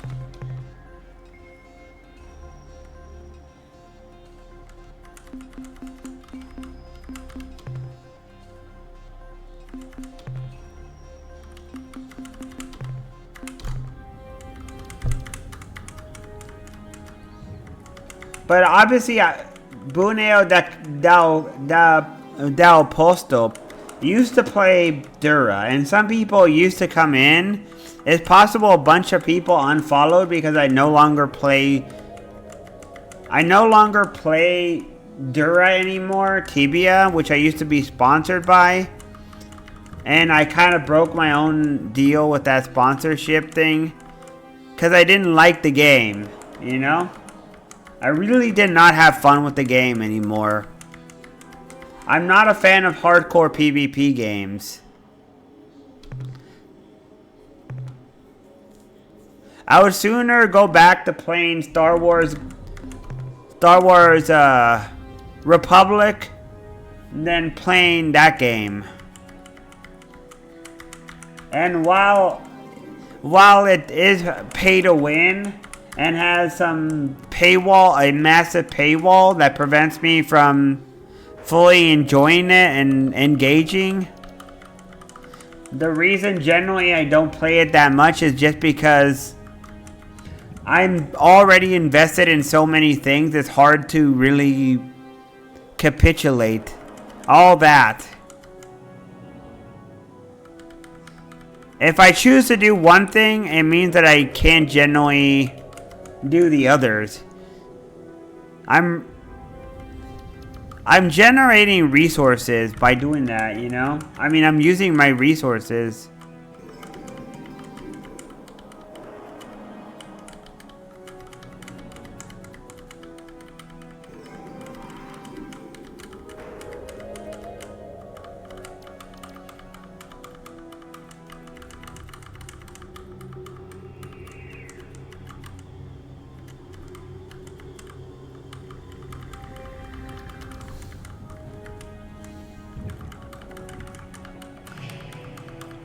I'd be willing to go back to playing...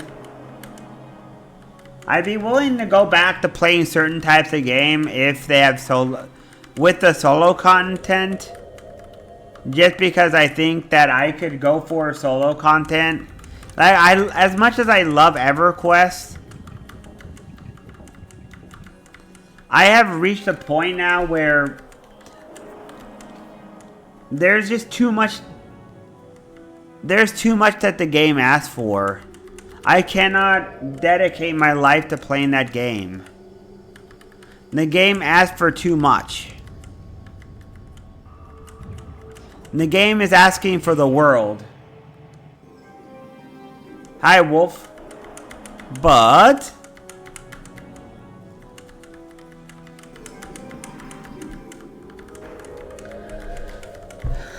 But what? And welcome in, Wolf.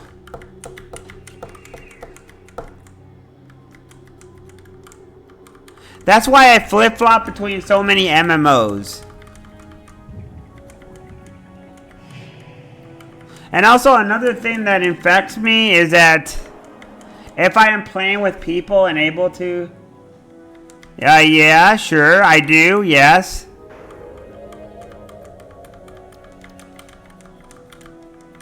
But I am also a realist, and as well, I am a realist, and I realize that there's only so far I can ever go. I have reached almost the pinnacle of how far I'm going to go.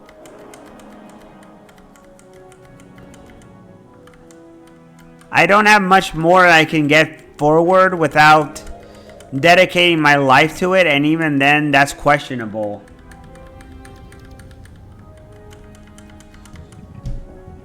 Yep, I know. I mean, I have fun when I play with you, Wolf. But the raid scene to me is not fun. Raiding is not fun to me at all. I don't enjoy raiding. Like I said, I don't enjoy the raid part. I think the raid is a whole lot of bullshit. I prefer the grouping scene more than the raiding scene. And the problem is that the content is locked into raiding. The majority of it. You're either raiding or you're stuck in a limbo. And being stuck in limbo is not fun. Exactly. Grouping is way more fun than raiding. I don't enjoy the raid scene at all. That's exactly what I mean, Wolf. Grouping is great. You can do shit. You can kill shit and all that. But there's a serious lack of rewarding upgrades from the grouping scene. And I mean serious lack of content reward. Every single group piece is all from raiding. And we all know that the raiding scene is terrible. It's a bunch of bullshit. That's all the raiding scene is. It's queuing in a bread line and hoping your guild gets to do something so you have a chance at getting a loot that you want or need.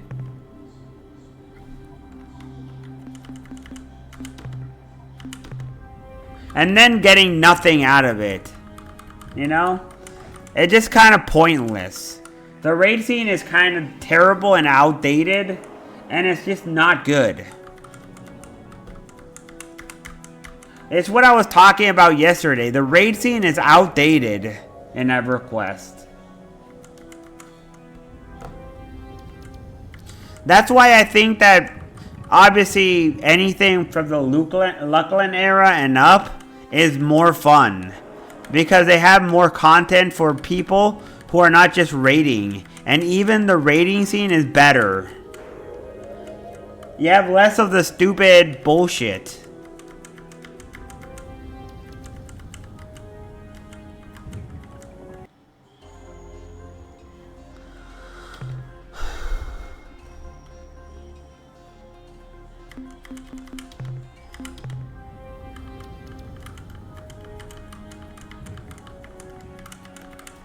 If we were in Velius, it would be, Luckland, it would be much more fun. There's a lot more content that you can get. And if you go to Plains of Power, the scene is even better because there's more content that's balanced between the raid scene and the non-raid scene. I just think other MMOs do better.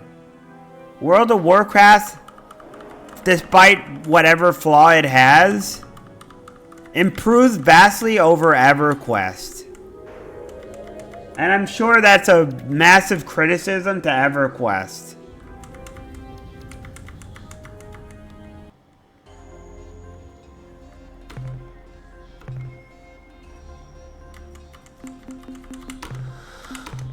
And I hate complaining about EverQuest because I love the game, despite the flaws.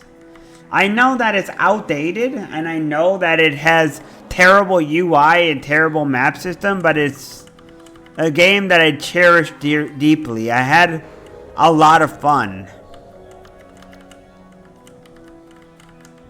It's just that I'm also smart enough to realize that Yes, it's okay to criticize a game that you care about and that you like and that you enjoy a lot.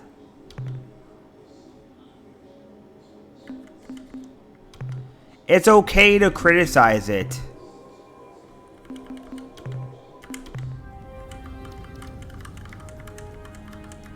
It's okay to complain about a game, so long as you do so with the right attitude.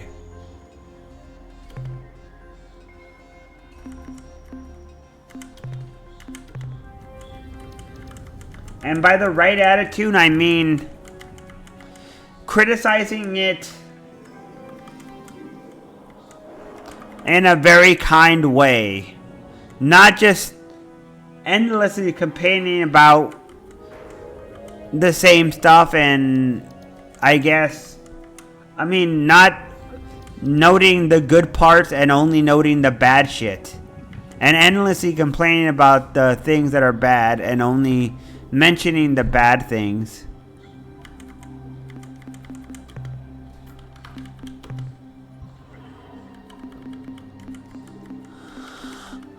How can this be cold when it's so close to the sun? Like, it has a white star.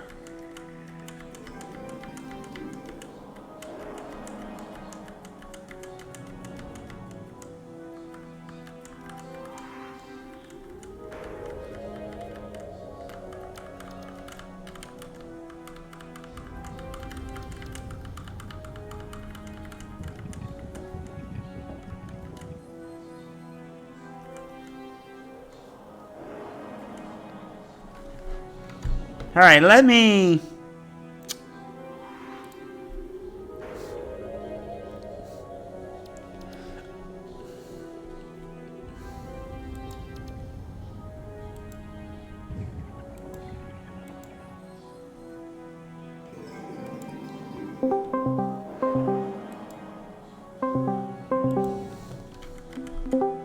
Hi, Wolf. Hello? Hello? Hey!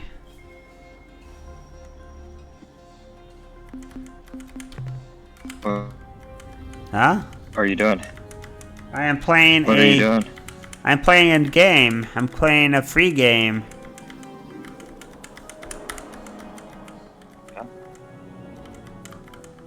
I watched this video that was protesting earlier today about pirating, and and he was protesting how pirates are bad for pirating games. Yeah. And yet video game companies overcharge like hell and back.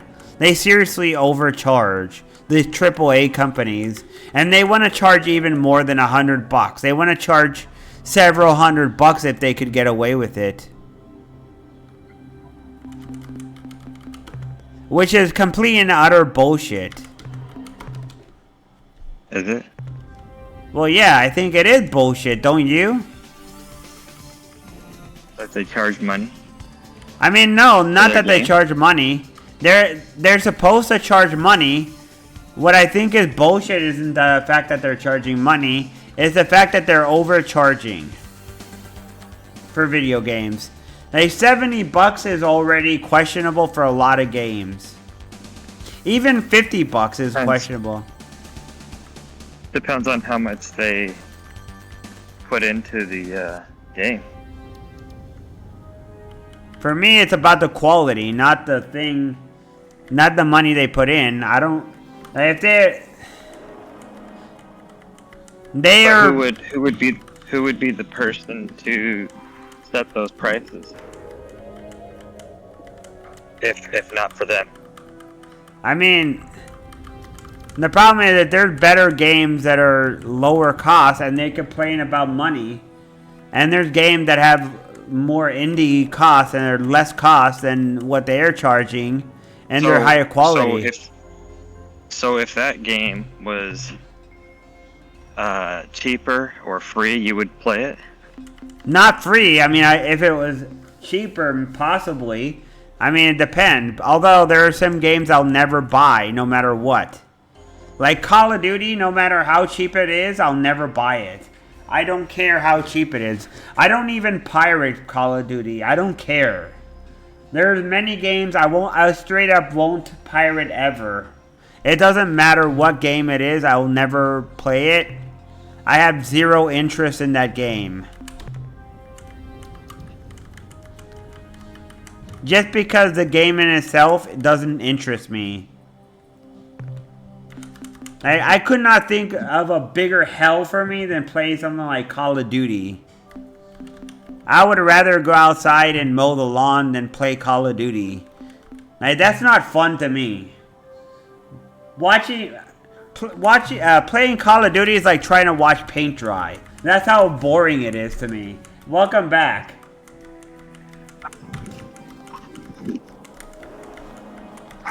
I'm just not interested in shooter games. That's all. I don't care what it is. I just don't care about shooter campaign type things. It doesn't interest me. I have games that are free that I got that are shooters and I don't give a fuck.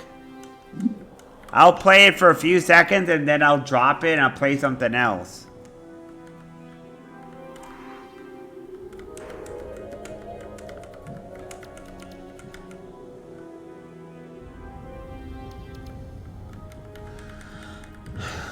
A lot of those games are based on their stupid PvP campaign shit. And I don't like that shit. I'm not into that. I just don't like PvP campaigns like that. Hey, you were upset with me because I beat Doom and I don't play many games like Doom. And I'm not into that kind of stuff. And you were protesting me and upset. Who was? Doom, Daniel. He didn't like that I'm not playing stuff like Doom. And I'm like, I'm not that interested in Doom. I'm sorry. I'm just not that into it.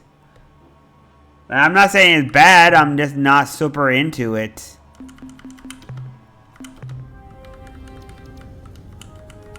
Do I have limited interest? I don't know. Maybe. Well, I do. I'm the definition of limited interest. I have exploratory interest. I'm willing to try out certain things and see if I like it or not. I have more of an open mind than you do when it comes to certain things. I'm willing to try certain things out. But I'm not going to go out and pay for certain games at full price. I'm not that kind of person. I don't go buy games when they come right out. Unless I know I really want it. And I certainly don't pre-order shit.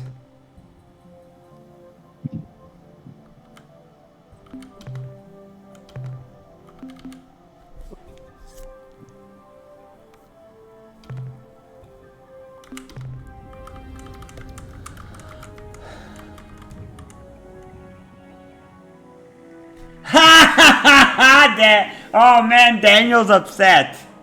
Daniel's really upset. He says, utterly preposterous. I'm going to have to tie you up and make you play all Doom. Well, if you're going to do that, you have to play EverQuest first, Daniel. First, I want you to play EverQuest. You say you don't like that game? Play EverQuest first, huh?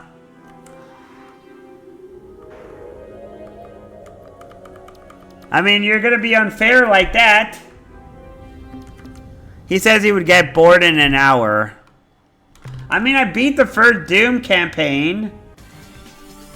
Yeah, it's only natural that he beats EverQuest. I mean, I'm never going to beat EverQuest. And I certainly don't... Daniel. Man. Daniel has to beat EverQuest. There's no such thing as beating EverQuest. And no, man.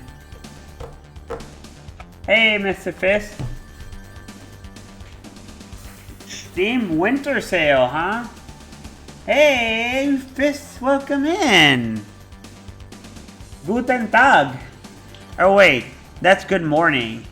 It's, What's what's a good afternoon in German? I forget. Hedge. Oh, okay, hedge. Hedge then. Guten Hedge? Is that what you mean?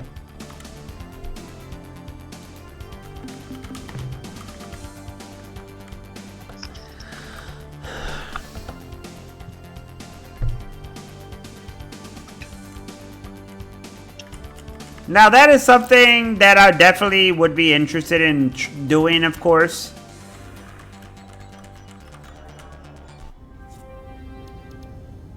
I know that. But I like to do that from time to time. I like to just drop in those kind of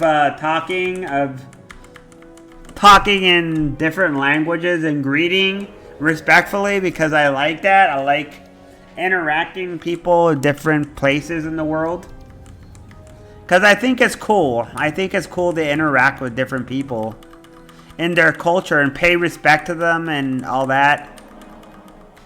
Heck, if I knew Hindi, I would, or Urdu, I would say hello to that. I would say hello to them in Hindi if I knew that. And I've said a few words of talking to Nanoya in Chinese and Mandarin. I've said a few words. I said ni hao ma, which means hello, how are you? Why? I don't know. I guess.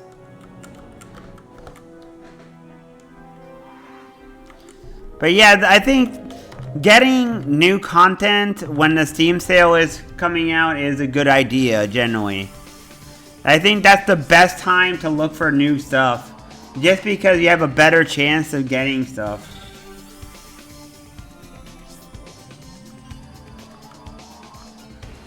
Of course, there's also stuff that might come out on GOG games on the seasons, like the winter area. I don't know what they're gonna come out with. It's different types of games from time to time.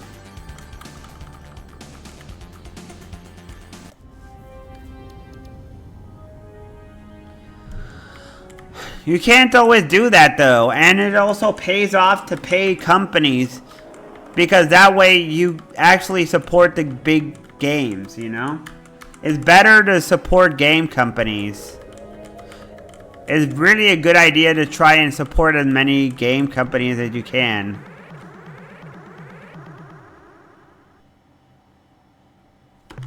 What?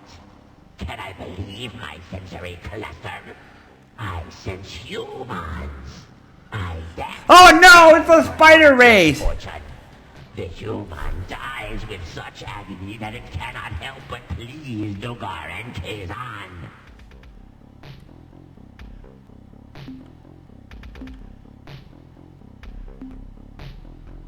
Relax, yes.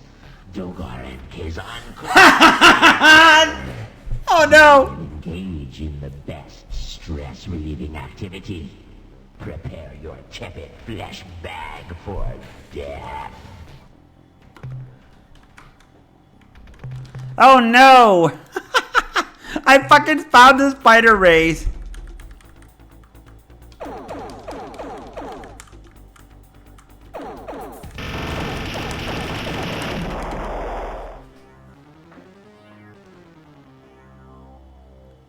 Holy shit! I died. I just got completely destroyed by the spider race. Fuck. I knew those guys were hostile. Hey, welcome back. And no problem.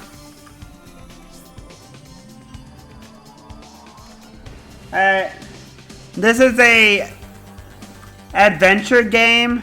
You're supposed to make an alliance with different races and wipe out others in order to relieve human beings from being enslaved. Because the human race are enslaved by a race called the quan. So we have to go around and save people and converse with them. It's sort of like, what the game am I trying to think of? Dune. It's sort of like the Dune series games. It's a strategy game with a mixture of action game. With an adventuring and stuff.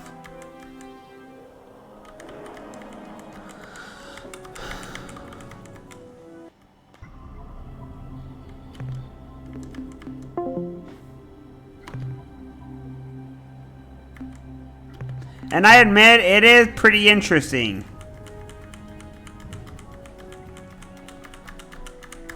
But generally speaking, I think there is plenty of companies that'd be willing to support. I bought some games that were indie. I am less likely to buy games that are directly non-indie games. Mostly just because I have a very big distrust of AAA nowadays.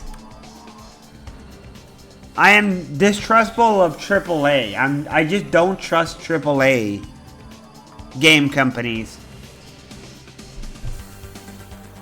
I don't know how you feel, Fish, but I personally don't trust AAA game companies. Mostly just because the way I see them is I see them as companies that take advantage of the customers, and they're more likely to not really respect the customers that they serve at times.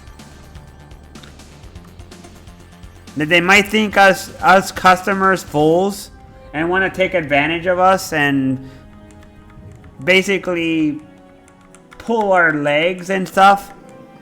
And I don't like that shit. I don't like being taken as a fool. I really don't like that shit. I am Trade Master Greenish, in command of the Melnome starship, inevitably successful in all circumstances. I bid you a formal welcome, Captain. Though we Melnome have just recently arrived in this region of space, we have long desired to make contact with your species and look forward to an extended, profitable relationship. Even before our first meeting, we knew of you, Captain. Though your struggle to free Earth shall be a long and difficult challenge, fraught with great danger and mystery, we have great confidence in you and your ability. Hey! We gather information from 1,000 secret sources in space and time. Our charge for revealing even one of these sources would be so high that your species would be in debt to us for centuries. Our origins and purposes are frankly mysterious, and due to several unavoidable factors, we are unable to discuss ourselves in any great detail. First and foremost among these factors is our unwillingness to give away information about our history, psychology, and mental powers, our unique physiology, the exact locations of homeworlds, or our potentially ominous long-range plans. However, these important and relevant pieces of information are available for a nominal sum of credits.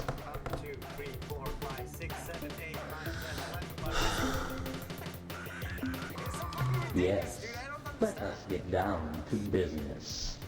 Since this is your first time trading with us, let me explain how our system works.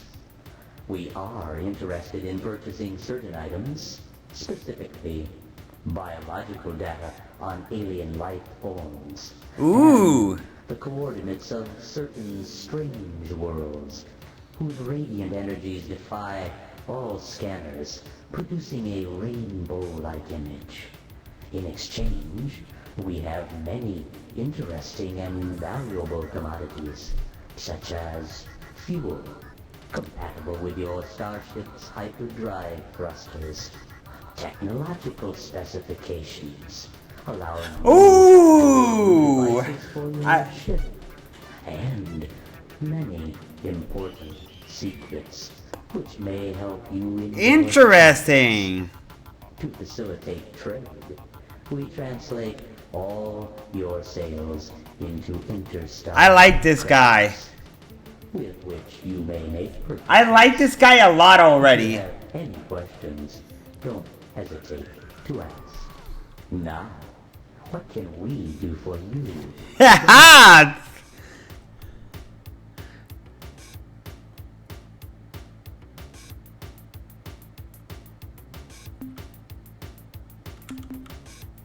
You need credits to purchase our trade items. To earn credits, you must sell us the items we desire, which are biological data on alien life forms, and the coordinates of certain strange worlds, whose radiant energies defy all scanners, producing a rainbow-like image. We appreciate your intentions, but you have nothing we wish to buy. That's a good question, with a very interesting answer. The fee for this information is 12 million credits. What the fuck? It has been a pleasure dealing with you, Captain. We look forward to your next visit. Wait, who's an Alpha Centauri? What is a race in Alpha Centauri?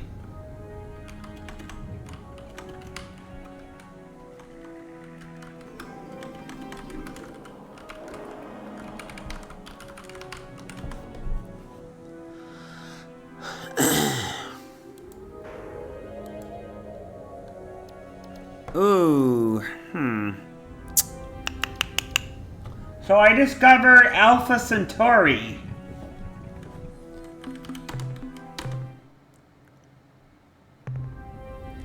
Okay, I'm going to get dinner, guys, and I will be right back.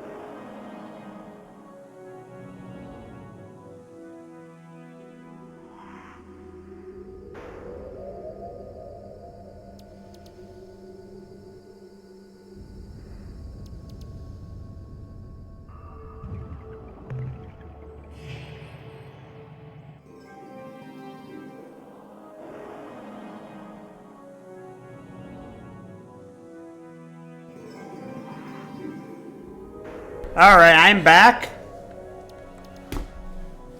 See, what I have to say is...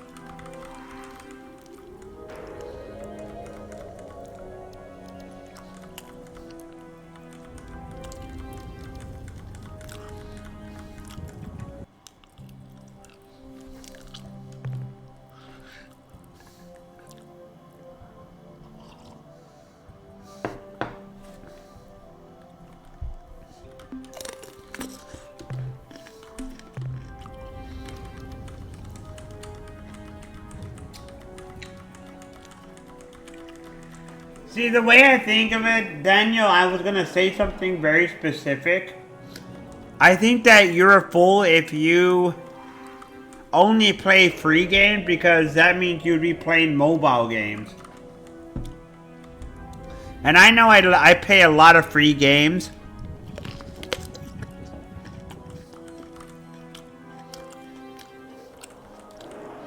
I also play a lot of games that I bought.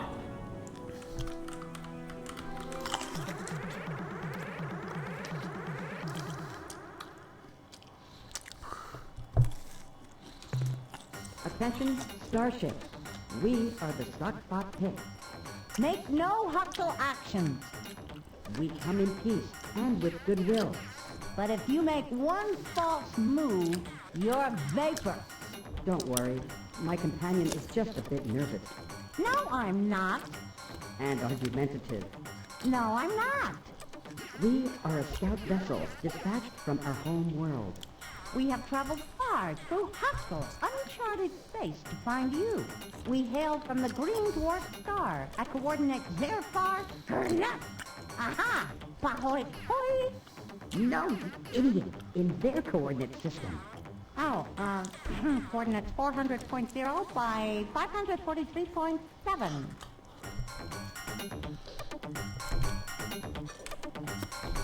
He is. No, she is. No, I'm not. Yes, you are. Christ, we've been through this a million times. That doesn't change anything. You're the bot. Well, Captain, as you can see, this is a point of some contention. Bot!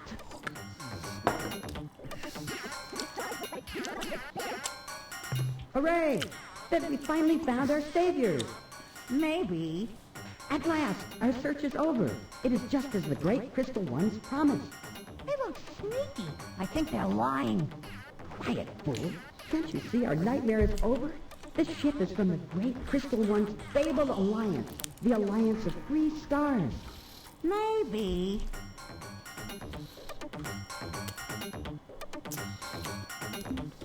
We are a relatively peaceful group of species. Unless we're angry. So, we find ourselves in need of help.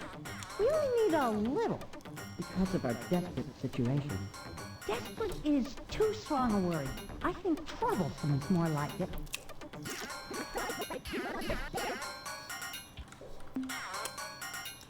Our planets are under attack from an invading horde. We do not know who they are or why they are here. We are being blown to bits. fleets of alien ships appear out of nowhere, then unleash terrible destructive energy. Fortunately, they release these energies on each other. Unfortunately, they favor combat near strong gravity wells. Their stray shots regularly strike the surface of our planet, often with tragic results. Fortunately, they have never found our homeworld, only our colony planet. Unfortunately, all of our colonies have perished as a consequence. In our ancient past, 4 species evolved intelligence on our homeworld. Simultaneously. They were the Zoc, the Fot, the Pit, and the Zabranki. We 3, the Zoc, Fot, and Pit, evolved in such a way as to acquire sustenance from many sources. From airborne zooplankton, from solar and ambient energies, and from rocky fungal clingers. Our favorite.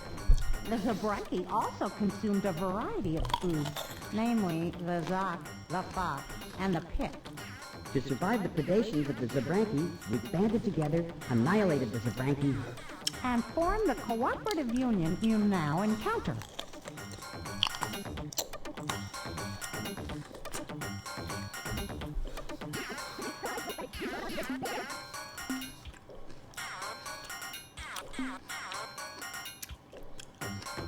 These are the words we have prayed for. Hey, this trip's not a waste after all. More than anything, we seek an ally to help us survive in this hostile universe. We're having some problems of that general nature. But we are only emissaries. You must meet with our leaders. They are wiser, more powerful beings. They look just like us, though. Fly to the star called Alpha Tucanae. The planet closest to the sun is our home. And if possible, hurry!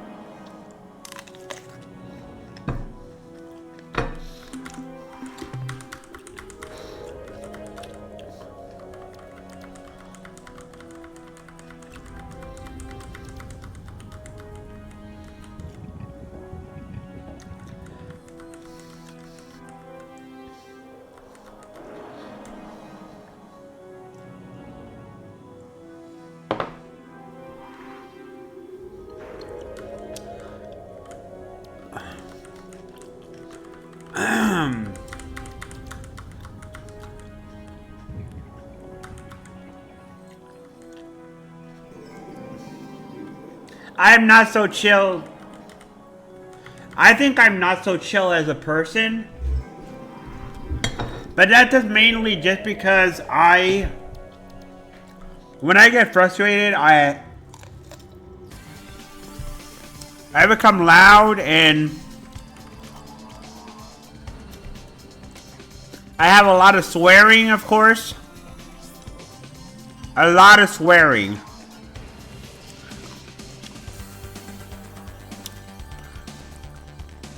I have a foul mouth. Much to my detriment.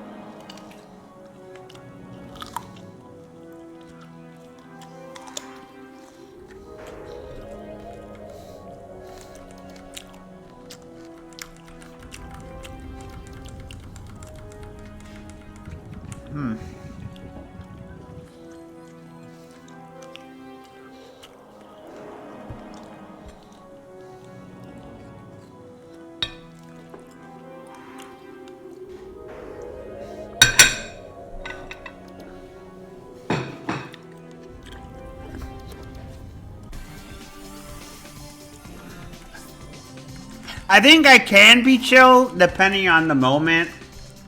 Like obviously if I'm not mad, I can be chilled out and I don't stay angry. that one of the things about me that's very obvious is that I don't stay angry. I don't stay angry forever.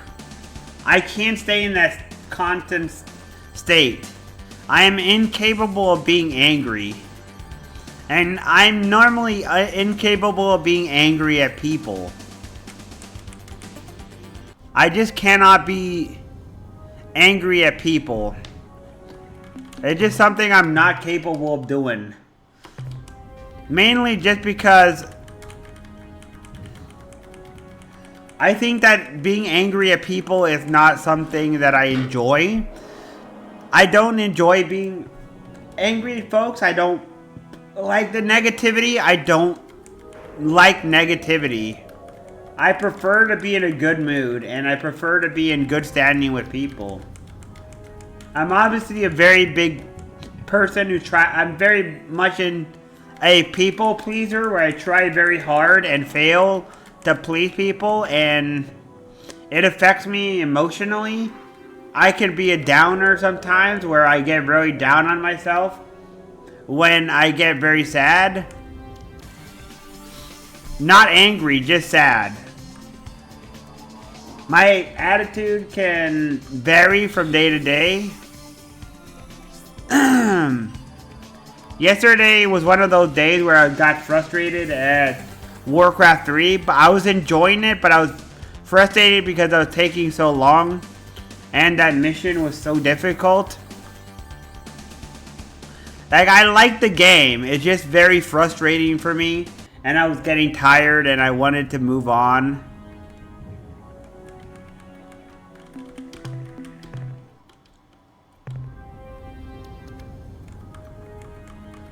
That's one of the consequences to when I get tired of a game. And obviously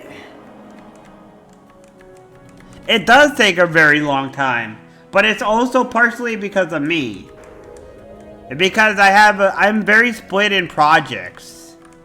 Like, I'm playing EverQuest, I'm playing Warcraft 3, and on top of that, every time I do that feat where I end up getting frustrated and feeling like I'm quitting on a stream, that causes more delay.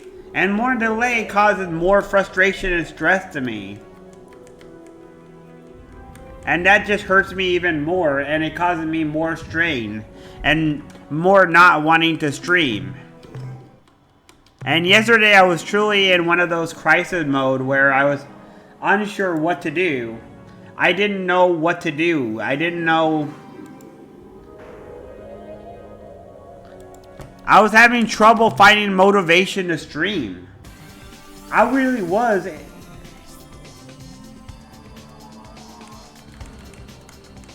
I really was finding it difficult to motivate myself. I was so unmotivated, I felt like just straight up stopped streaming. It left me with very little motivation.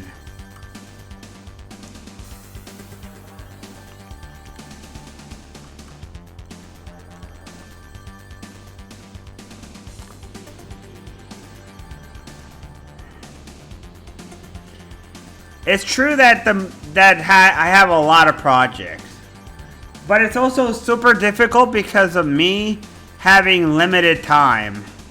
Like, I play a game for 6 hours, and if I don't make progress, it could be very stressful if I play a game and I get stuck.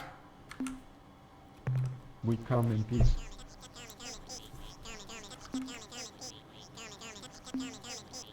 This is Pro 2418-B. We are on a peaceful...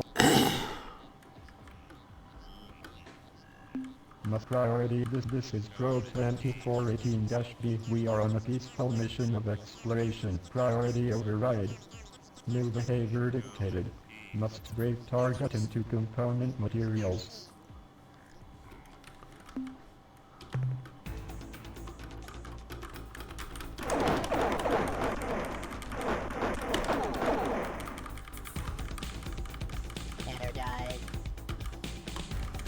I can't move! I can't move! I can't move. No puedo mover. It takes so long to fucking turn around. It takes super... See, but the thing is that I get frustrated and stressed with EverQuest too. Like, well, I do like EverQuest a lot, but I can't play it all the time. EverQuest is one of those kind of games where I enjoy in limited amounts.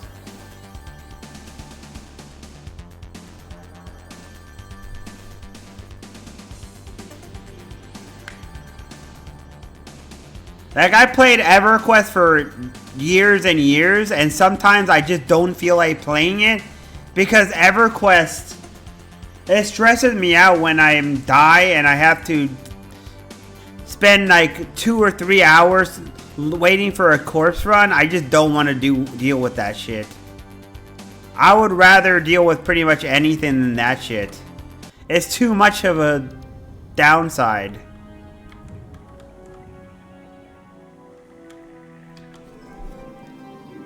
And yeah, it is important to take breaks. Breaks are really good from the games, for sure.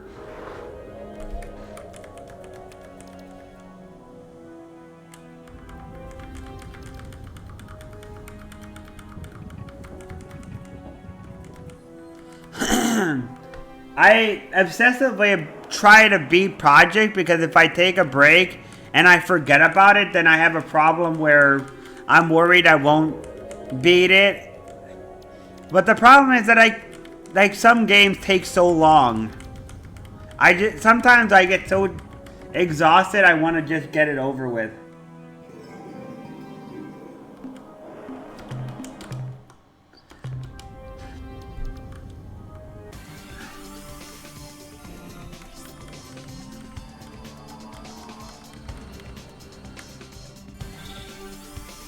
That's definitely a good idea to take breaks and play NES or whatever you feel like.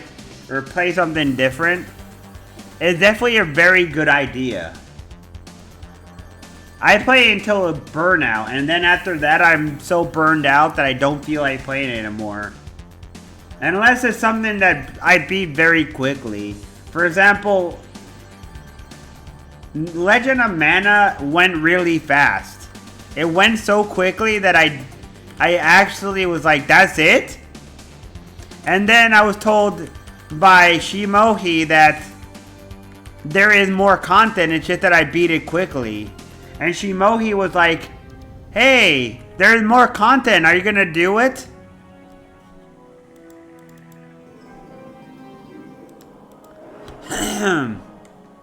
That's why I'm now think it's a good idea to play this game for now. Because I will be able to beat this game maybe and make progress, and if I get tired and burned out, I can go and play, for example, more Warcraft 3 at another time. And when I get burned out, and then finish it, and then I can do this game afterwards again. It's better that way for me. It is just way better. I don't feel, right now I can't fathom any more of that game. Like, I like the game a lot, but I'm tired. I'm burned out.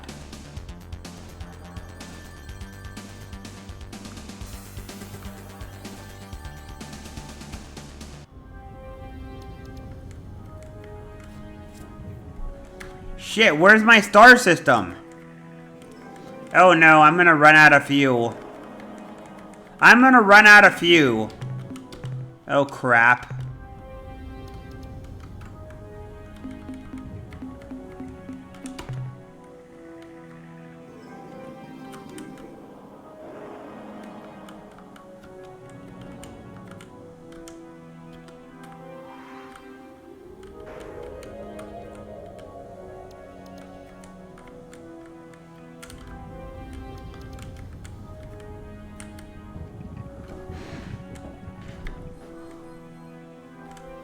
So the Zoifoot are all the way up here.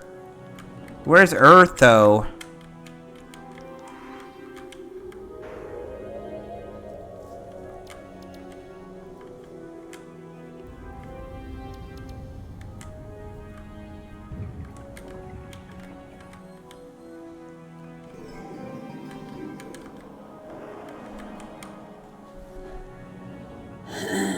Hey, oh, Boix man.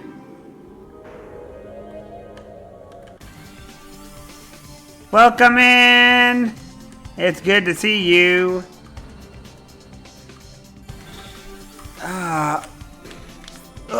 Thank you for the stretches. And yeah, I think it is pretty old, actually.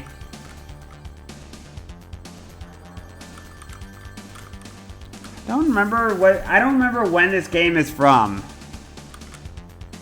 Oh no, what is this star system again? Right? Damn. I fucked up. I don't remember what system they said. They wanted me to go to Alpha, what is it? What is the system that they wanted me to go to?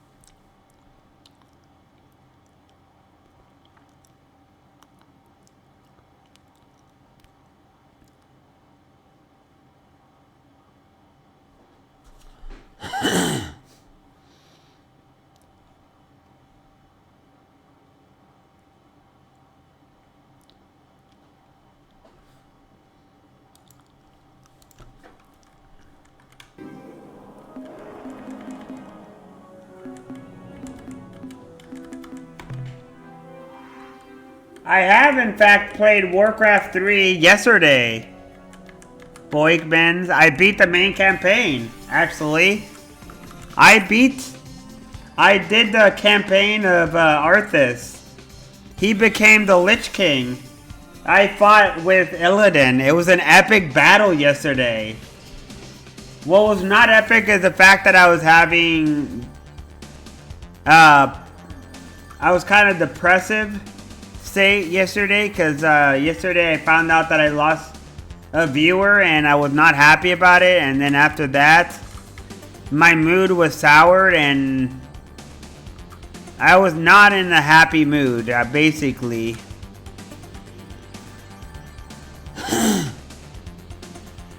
I did beat the campaign though. I beat Illidan, and then Illidan was on the floor. And of course, Arthas became the Lich King. Oh shit.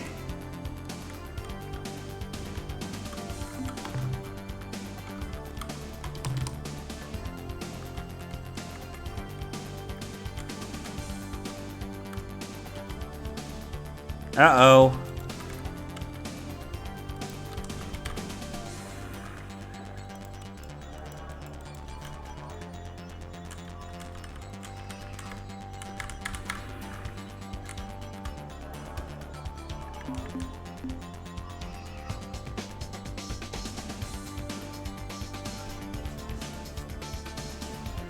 You mean when he attacks the forest of the elves?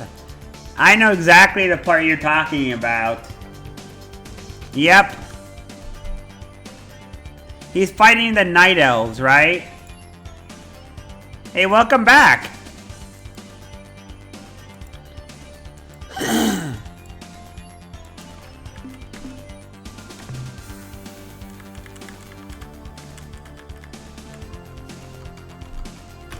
Oh no!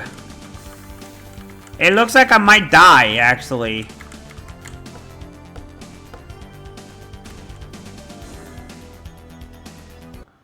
I am Trade Master Greenish, in command of the Melnome starship, inevitably successful in all circumstances. I bid you a formal welcome, Captain. Though we Melnome have just recently... Even before our first meeting, we knew...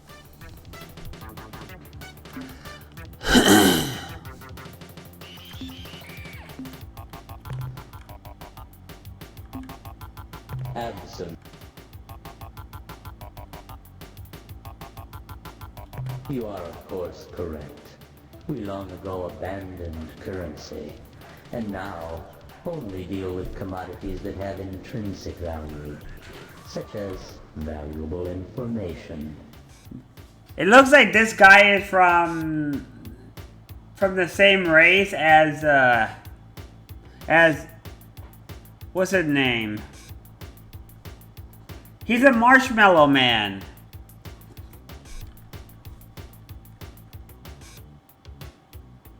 No, it is not. In fact, in our culture, giving, with no fair exchange of goods or services, is considered vulgar and inappropriate. Please, Wow! mention this subject.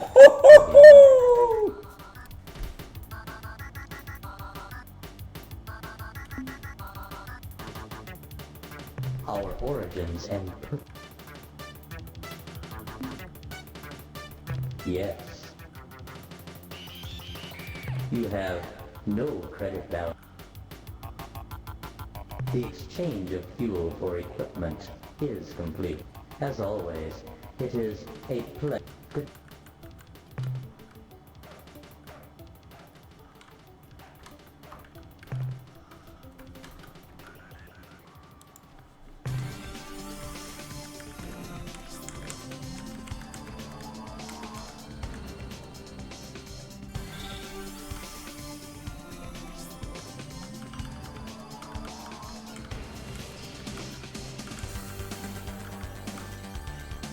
He's from the same planet as Kirby.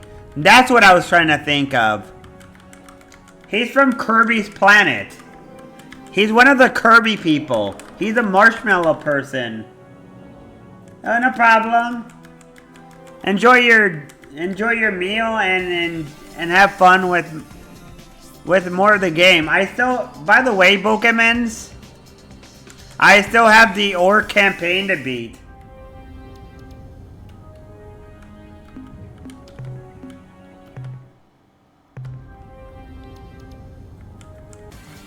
I might need to start this game over again. I said that I still have the Orc one. I have the campaign of the Orcs where they build up their city. Rin tells me it's a campaign that is a really long campaign. He says it's quite long. Right, Rin?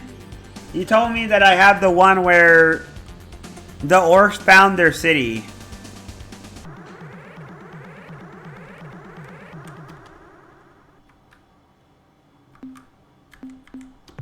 We come in peace.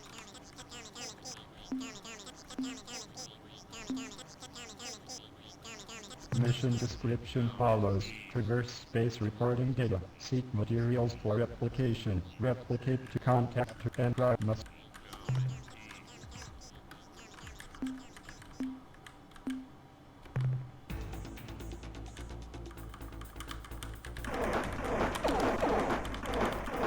Ah! I can't attack! Ah! I can't attack them! I can't fight back! That's not even fair. That is not fair.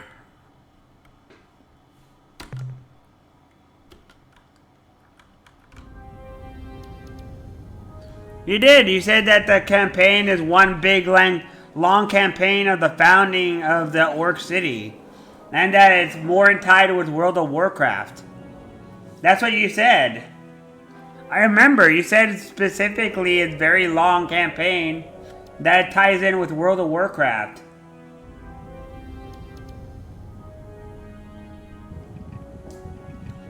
I think you said it was here, no?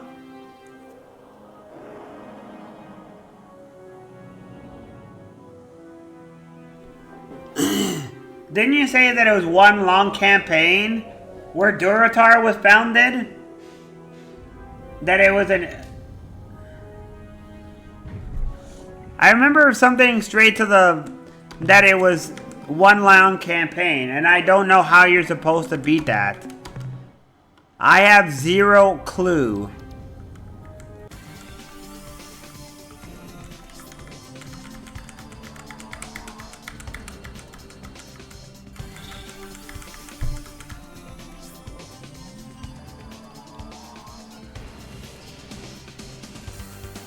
I have zero idea how I'm supposed to fight those creatures.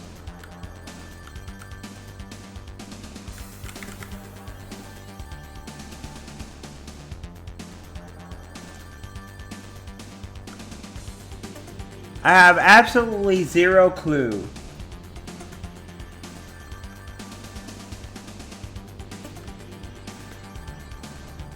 Whatever the way it is, I don't know, man. I don't remember if you said there was a lot of missions or not. I just remember you said it was a long mission that was straightforward of founding of Duratar and that it ties in more with World of Warcraft. That's what I remember. Yes, I can.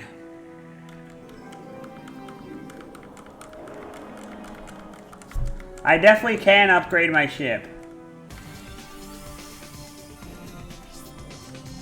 Actually, don't spoil it too much, Rin.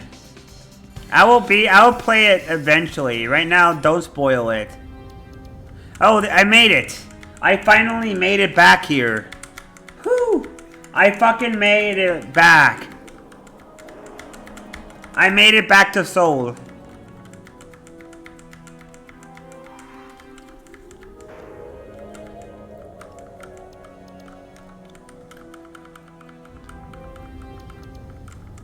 One 175.2. Stardate 175.2 for. I better write that down, actually.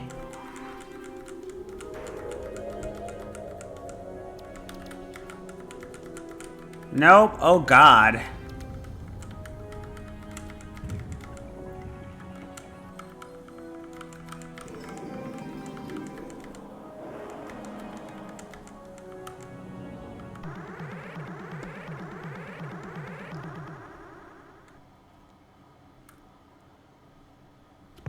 We come in peace. Ah, fuck. Pending alien contact subroutine. Priority override. Must break.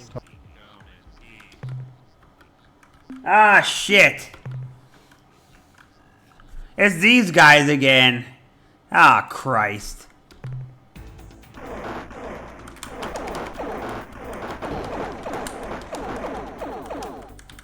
Ah, I can't attack. Ah, I can't attack. It's not fair. It's not fair. That is not in the least bit fair. Okay, 175.2.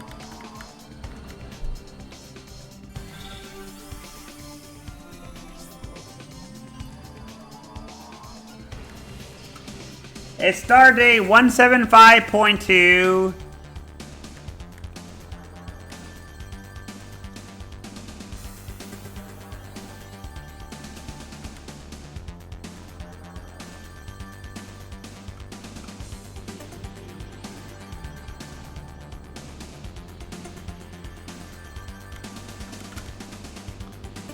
I should remember and write down the star dates of shit, man.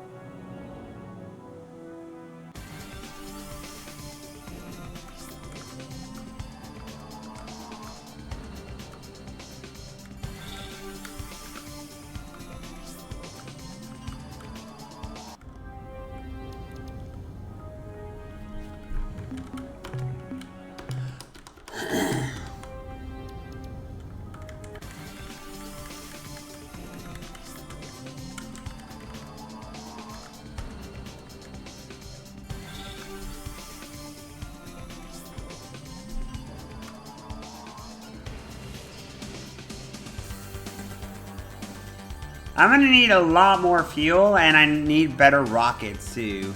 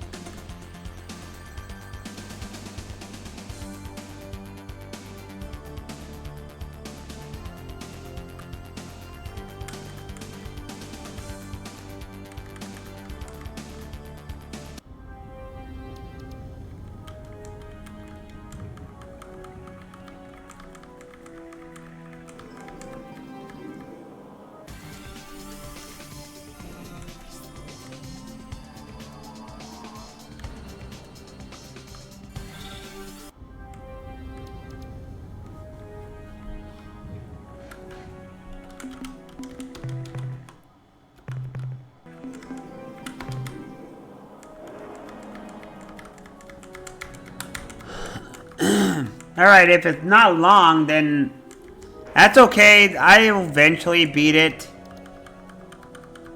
I mean, that's fine. I am...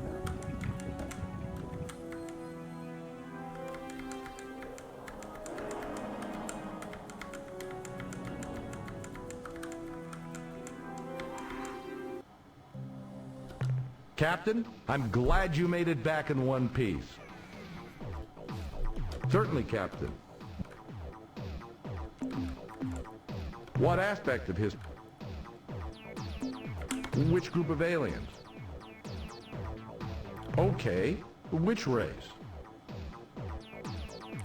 Let's see, he said Zoe fought.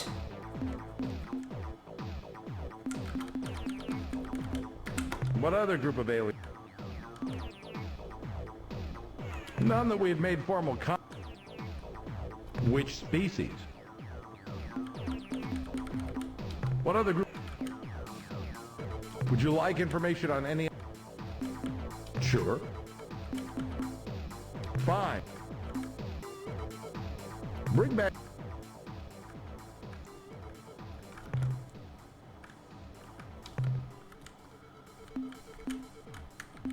Bring back lots of mineral. Bring back lots of mineral.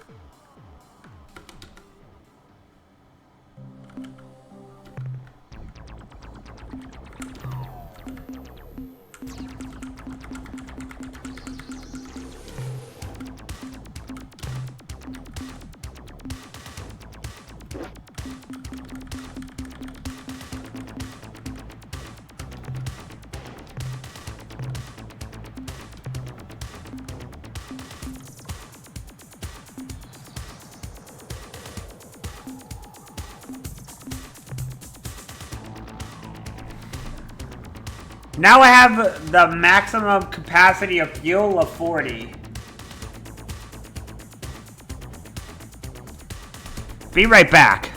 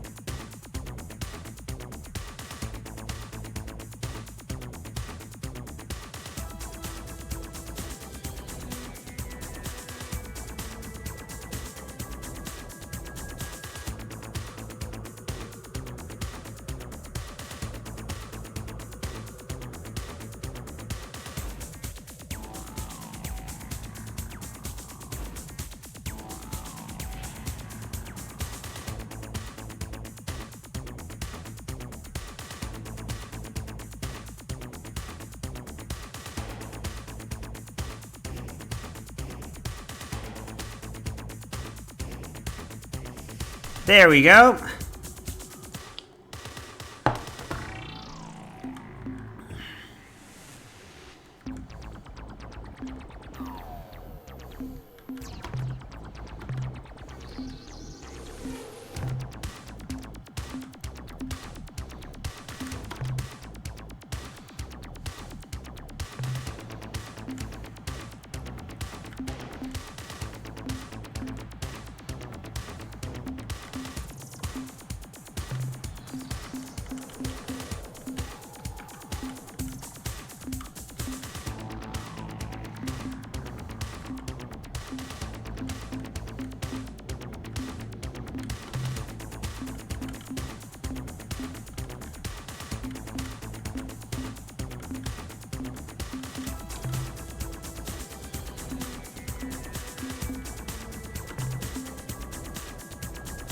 What is a dynamo unit for? Let me find out.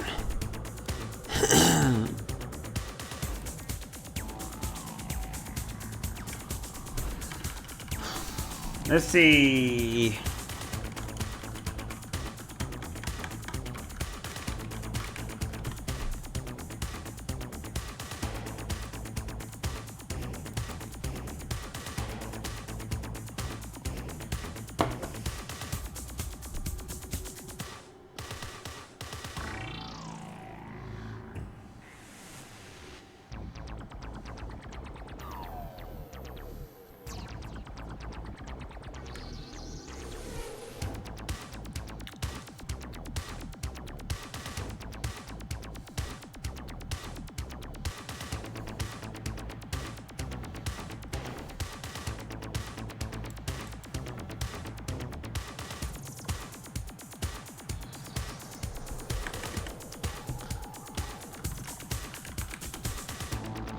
Ah!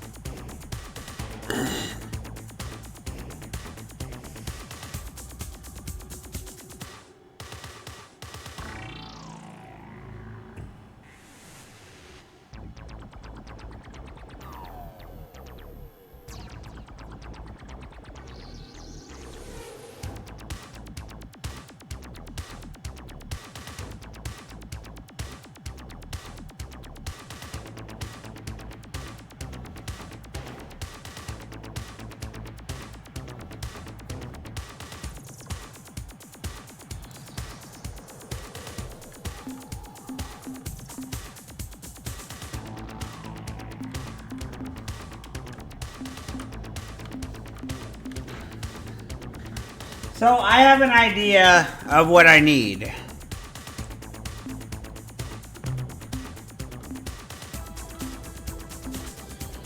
I definitely need eventually I definitely will need more of that.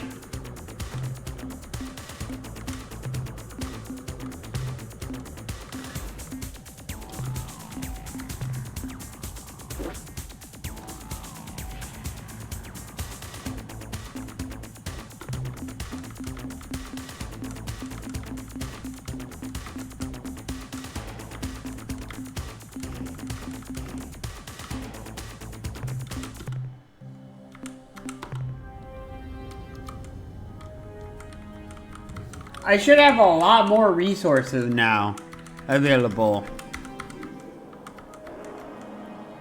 I can hold up a shit ton of resources now.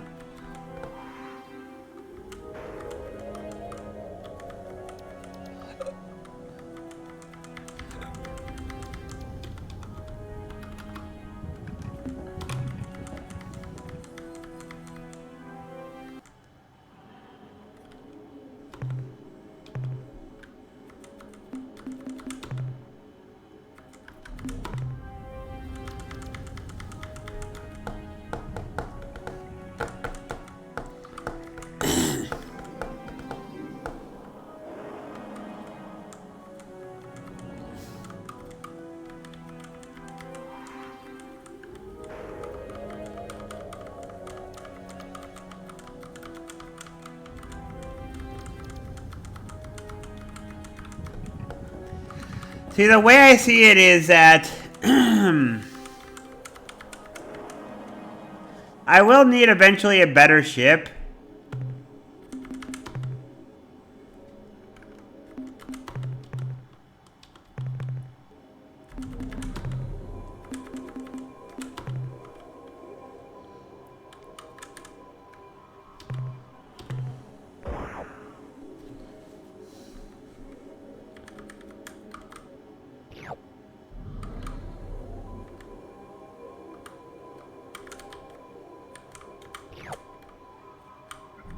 Titanium,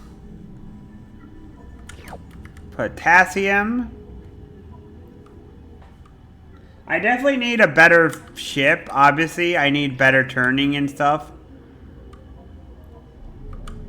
The combat with those guys right now is just not possible.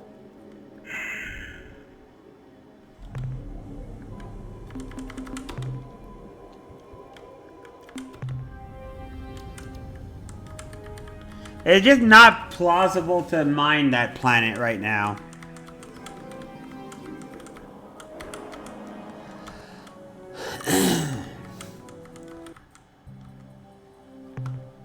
Some planets are just not doable because of how far away they are and how much time it takes to get there and all that shit. I'm gonna have to mine a lot in this game. I'm gonna need a lot of resources, and I'm definitely not even close to there yet.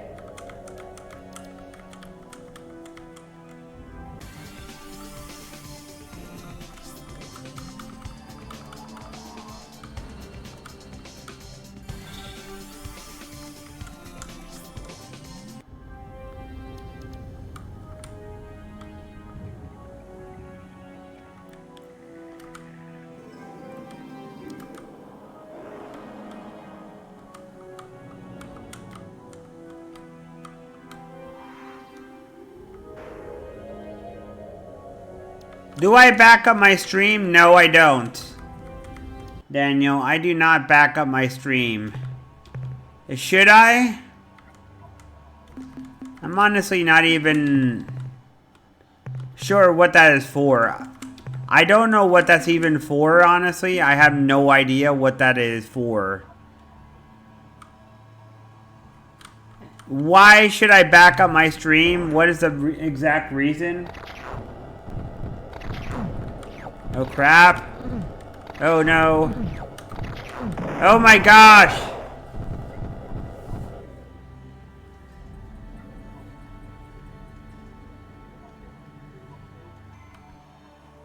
I don't know what Lombaxes is. No idea whatsoever what that is.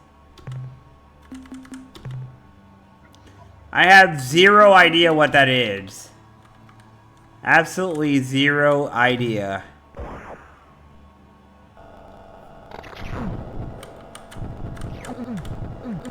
Oh crap. Is there a better way to deal with this? There has to be, right?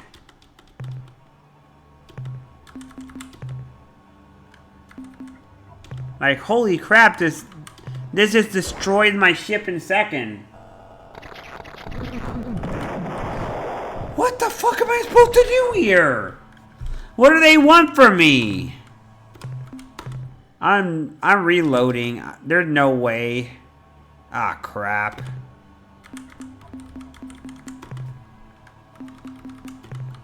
Like, they destroy your ship in seconds.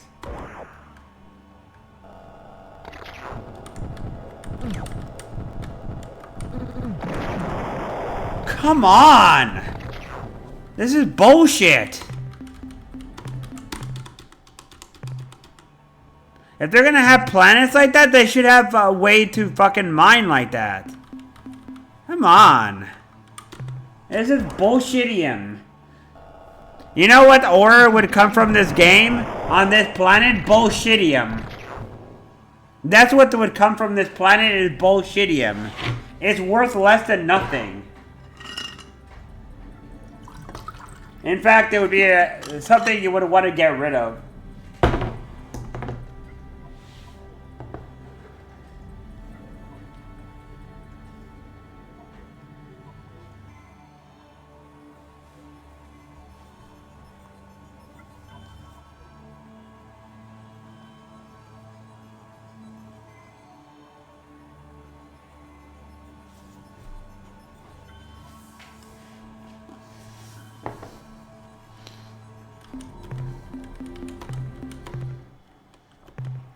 I'll admit that I reached a point where I stopped caring at a certain point. Just because I figured that no one's really going to watch them anyways. It doesn't matter.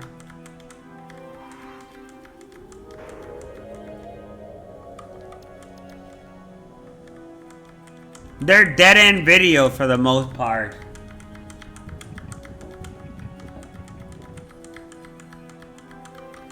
They're not worth keeping for the most part anyways.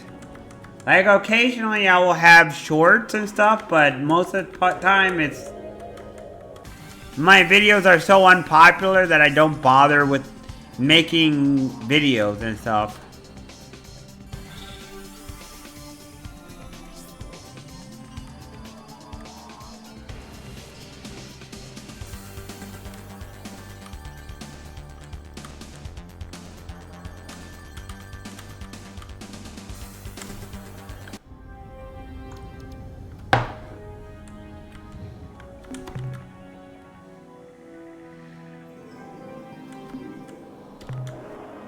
I mean, that's okay.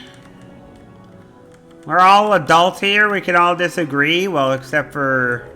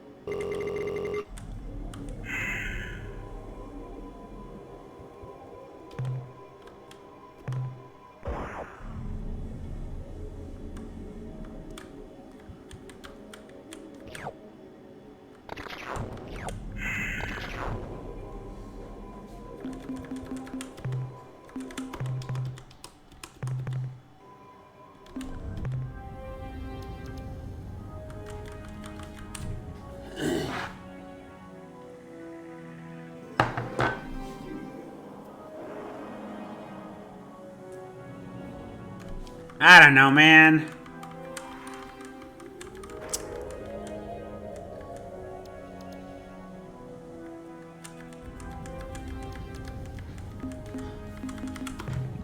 Like, who's gonna even watch that stuff, man?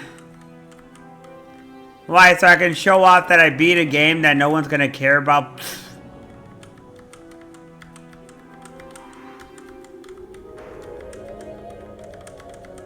I don't know, man.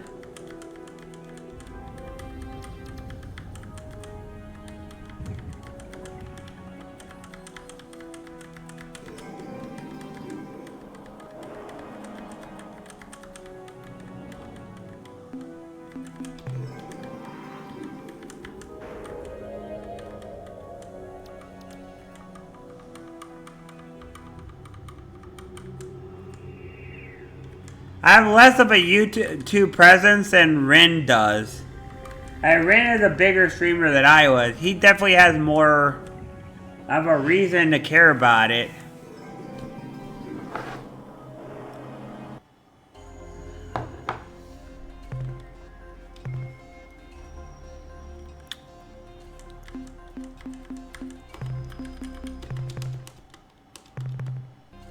Yeah. Sometimes you don't miss much, except for when I beat a game. That's pretty much what you miss.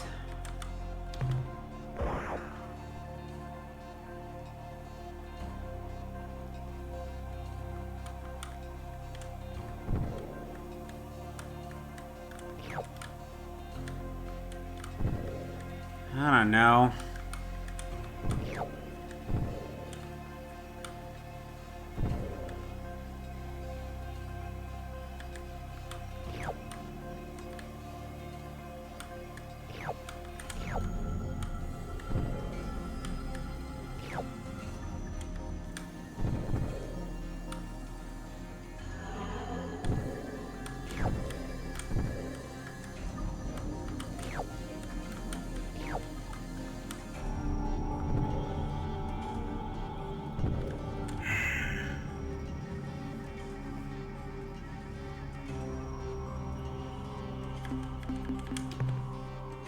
I mean, granted, I guess you could watch it.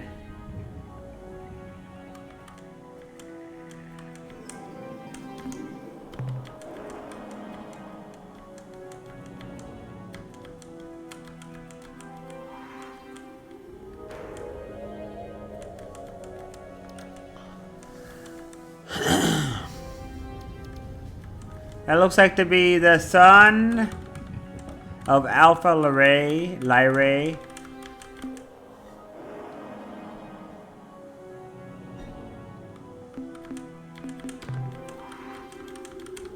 "99% of these streams that I do are like that, I think.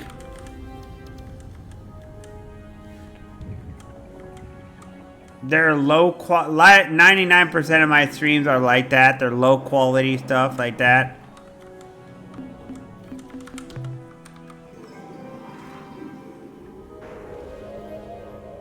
Hey, Honor Maximus, thank you for the raid.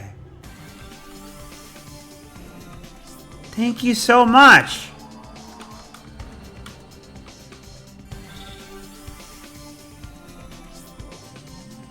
Yep, that's right. Star Control.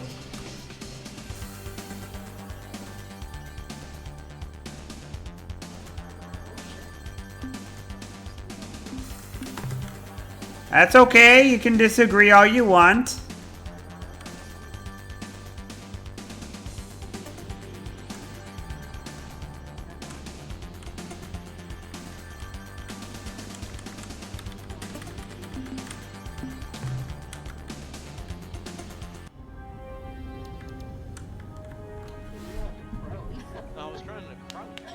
Hey, what is KOF? How you doing? Hey, Marvel vs. Capcom 2, New Age Heroes. Oh, King of Fighters. I know that game. I know that game. I've heard of that game. I've seen it too.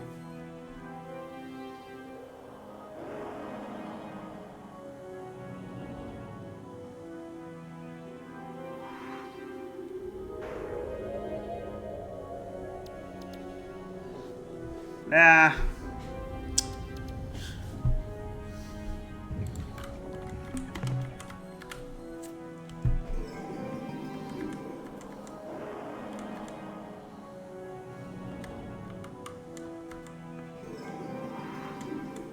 I don't know what people think all the time. I think there's a mixture of things I don't...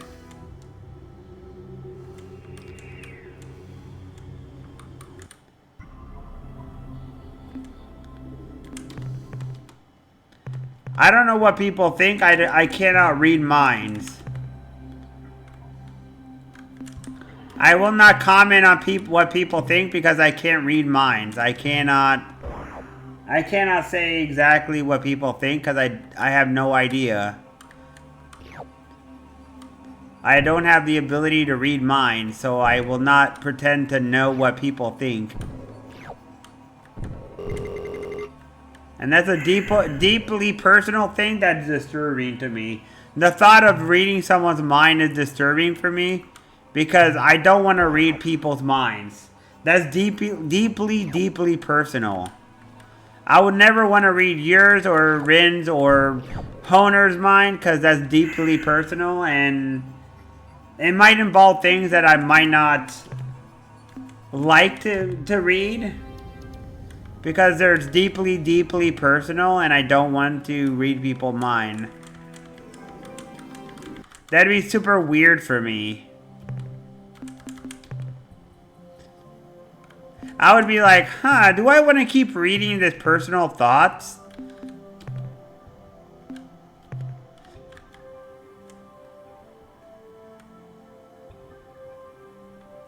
Yeah.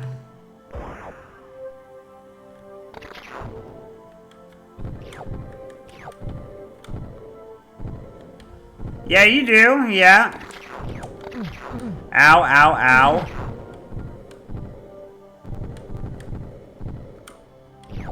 I think it's all good that you tell me too.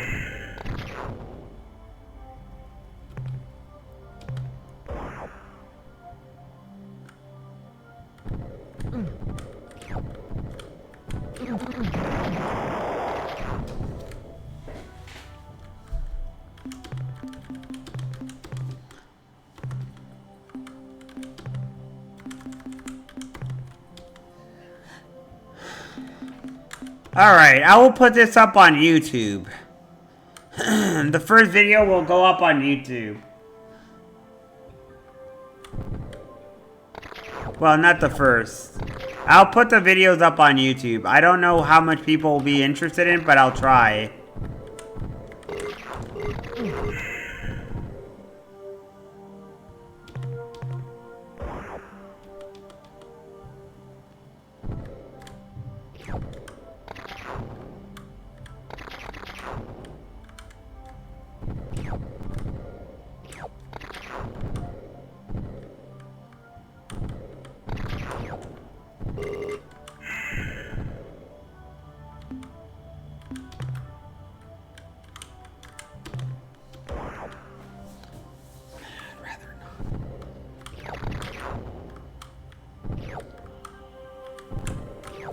Man.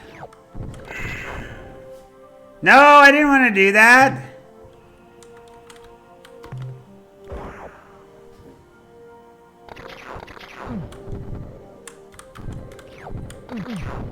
Maybe what I'm supposed to do is I'm supposed to leave the planet.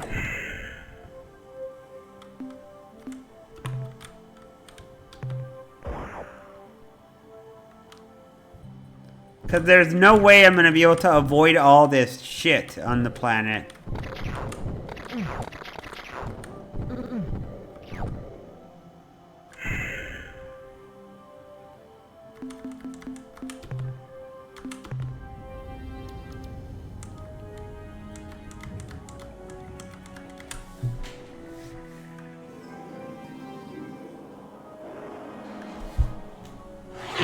Yeah. No problem, Daniel. So you've been playing King of Fighters, huh, Honers?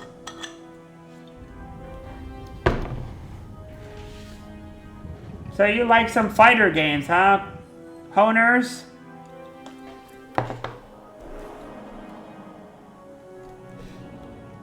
Hey, what's your favorite fighting game? What's your favorite kind of fighting game, huh? So I see you play Marvel vs. Capcom 2.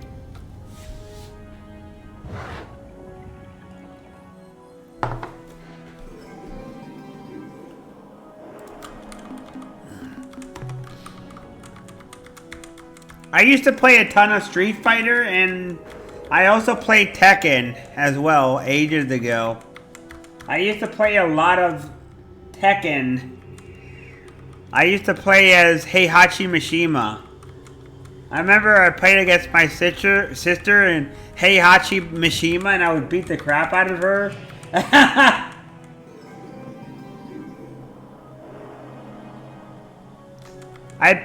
I played in one as Heihachi Mishima. Nowadays, I'm terrible at fighting games because I haven't played in years. But I used to be good at that. I used to play as King as well. That was pretty entertaining, playing as King and doing the wrestling moves and shit.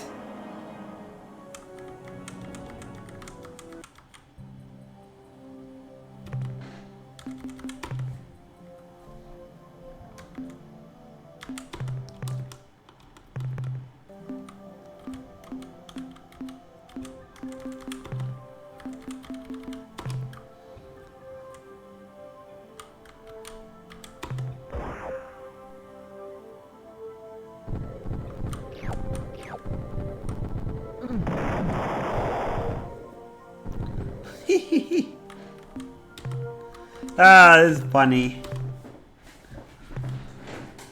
I remember at some point I played as a, what's his name? As Vega in Street Fighter.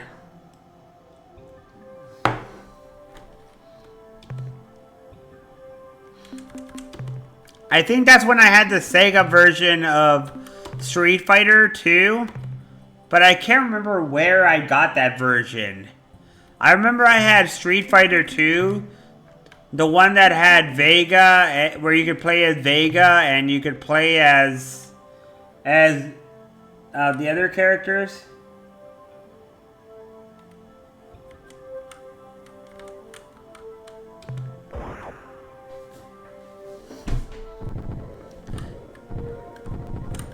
Vega is difficult because you have to time your jumping and you have to jump on the wall.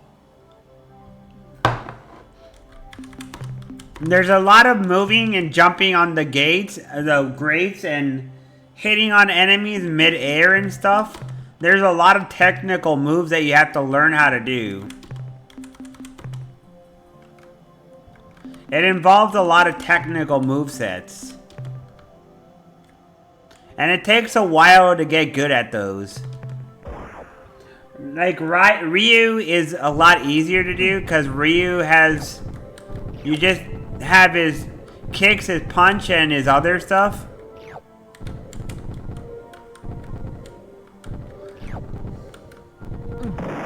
Oh, crap.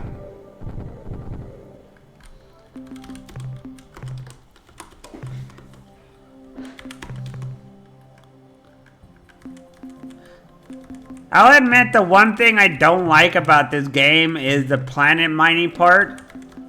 I think the mining, they made it a little bit overkill with the traps and shit. They didn't make enough easy ways to get mining in this game. I don't know if you're supposed to just get up and... crap.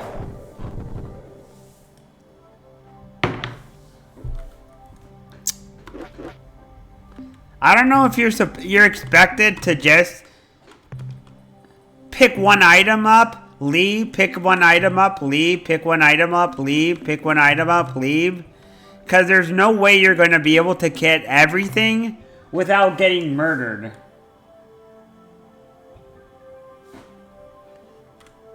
I've been Street Fighter 2 with Ryu, Blanca,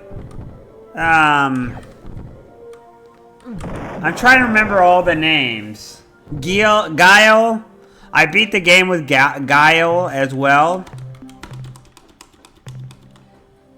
I definitely beat the game with Guile. I beat him with all the characters I could beat him in order to get every single type of ending you could get. And I beat it on the hardest difficulty too. I used to be really good at Street Fighter 2. I spent ages and ages playing Street Fighter 2 to get good enough to beat it.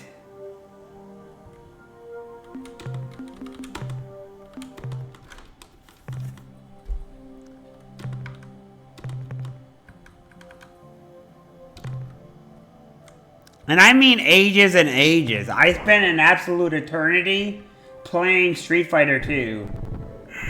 Oh, Bloody Roar? I know that game too. I've seen stuff about Bloody Roar too.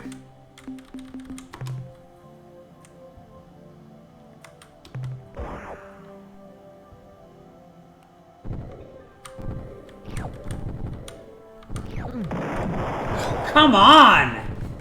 It's fucking bullshit.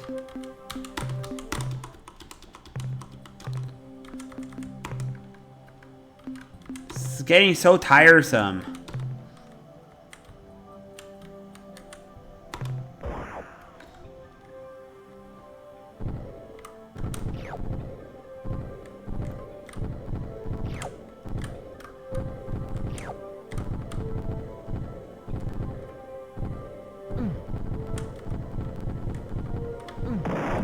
Come on! That fucking bullshit!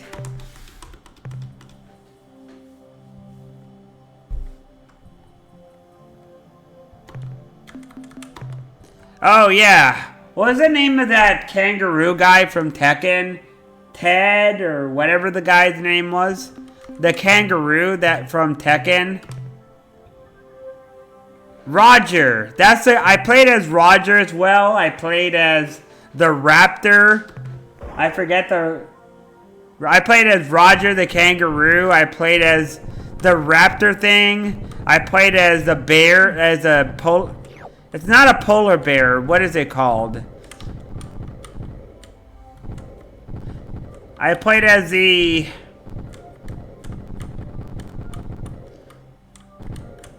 a panda bear. I played as the panda bear. I played as every single character, basically. I tried every single character. I think Lee was my least favorite one of the played ones.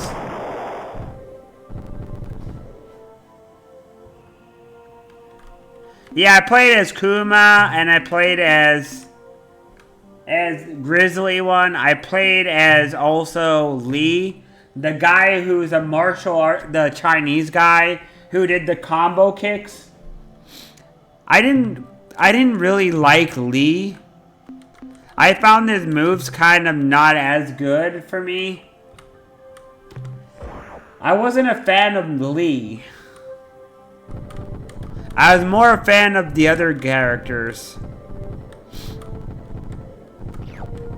Or maybe his name was Lei. I can't remember the name, man. Oh, come on! I'm so tired of blowing up. This ship is dog shit, man. They need better ships. They need ships that don't instantly blow up.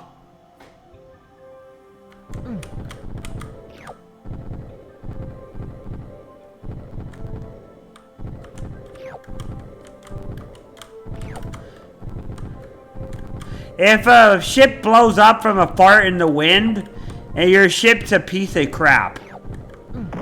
If you can fart and your ship will blow up, it means your ship is a piece of crap. And it should be sent back to the factory and refitted. Like, literally, the ship is getting blown up from a fart in the wind.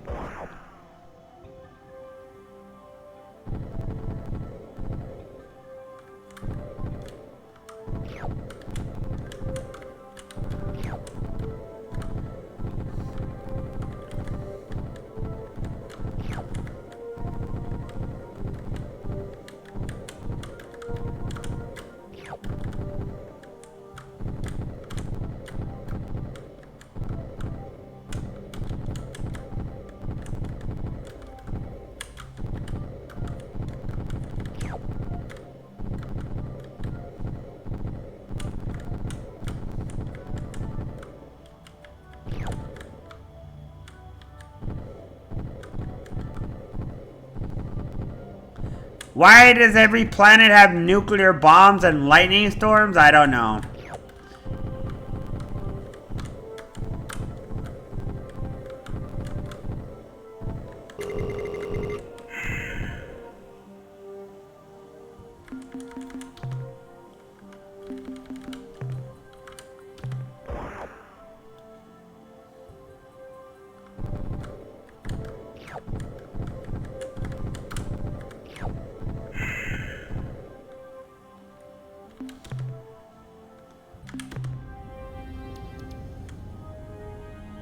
Hey, welcome back, Daniel.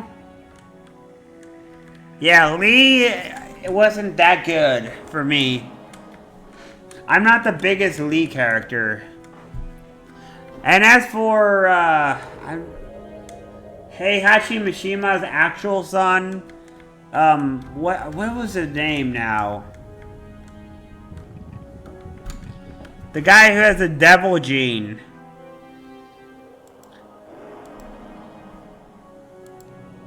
Kazuya, yeah, that's the guy, Kazuya. I found that Kazuya does have some good movesets. I think Kazuya could be pretty good if you learn how to do him. His movesets, once you learn how to use him, is pretty powerful. But you have to be really good and it requires a lot of practice. He's had some pretty nifty movesets.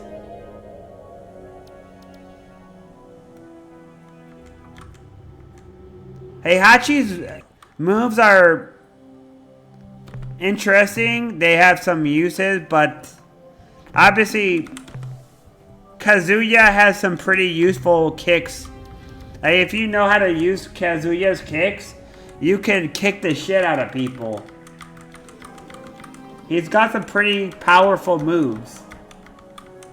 I don't know how it would fare in PvP.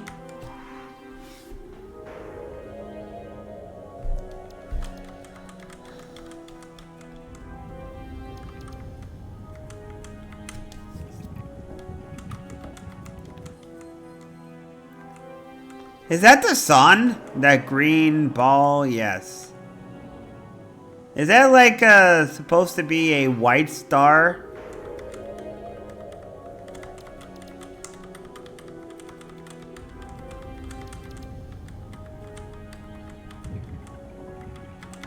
It's kind of green.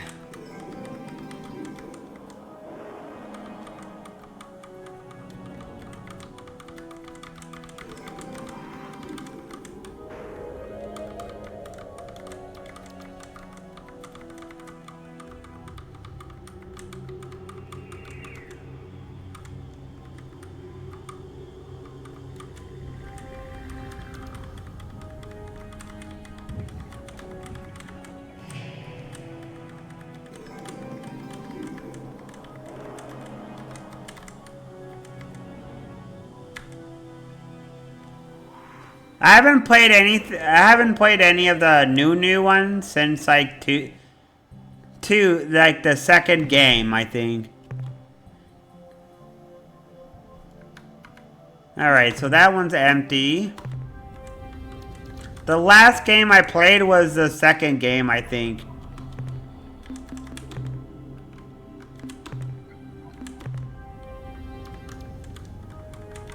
And that's probably it. Maybe 3. I might have played up to 3. I don't remember.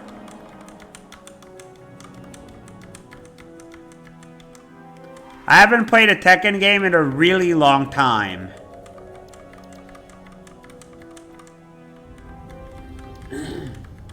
It's just like I haven't played any other Street Fighter game except for Street Fighter 2.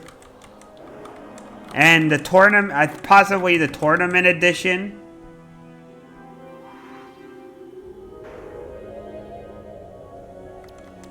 See, I'm not even up to date on that kind of stuff.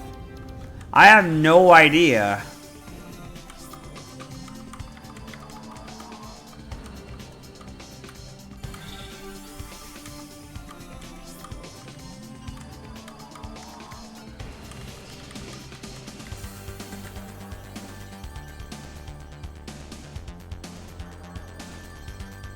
That's how I know I'm not up to date, because I haven't seen Noctis and shit like that.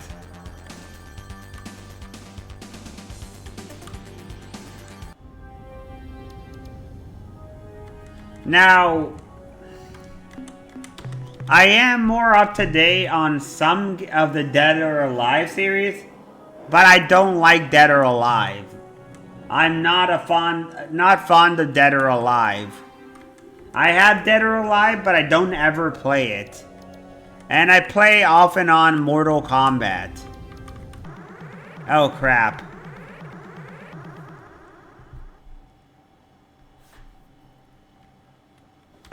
We come in peace. Ah, fuck, it's these assholes again.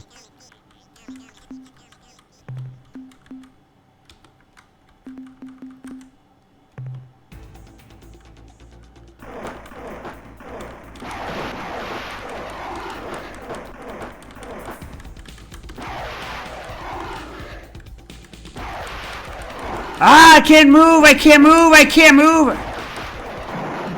Ah, it's not fair! That's not fair! That's not fair! That's bullshit! That's bull crap! That's bull crap! That's a lot of bullshit! That's a lot of bull crap!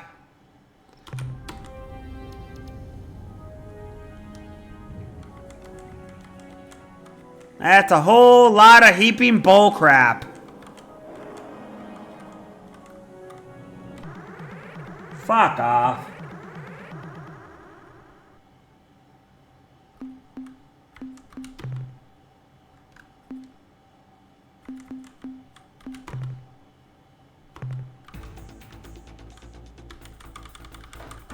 I can't move. Like, it's not even fair. It's not even fucking fair.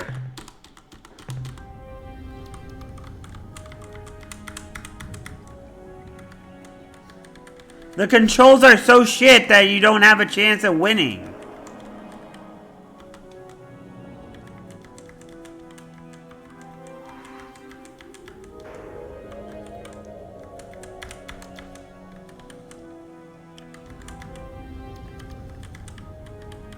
Like, it's kind of...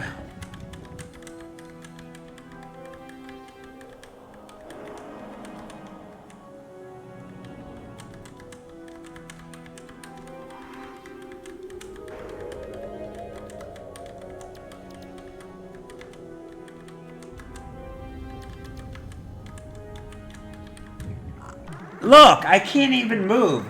Like, he just fucking flies around in circles.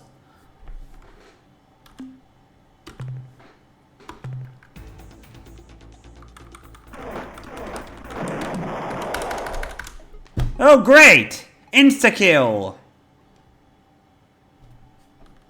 Like, I can't turn fast enough. This game controls need to get better. I need a better combat shit because it's impossible to win. It's fucking stupid that you have fucking insta-kill bullshit. Like, I can't even react. There's no way to win. It's impossible to win. This probe is programmed to defend against must prior this probe must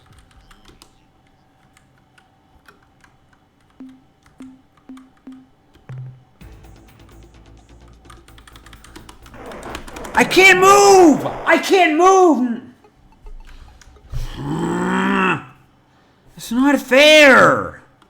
It's not fair! It's not fucking fair!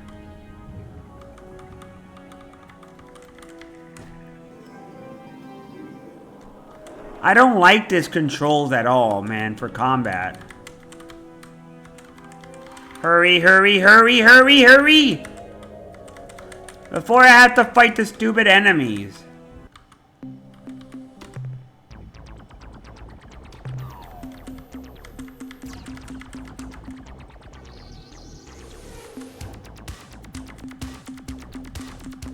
Yeah, probably.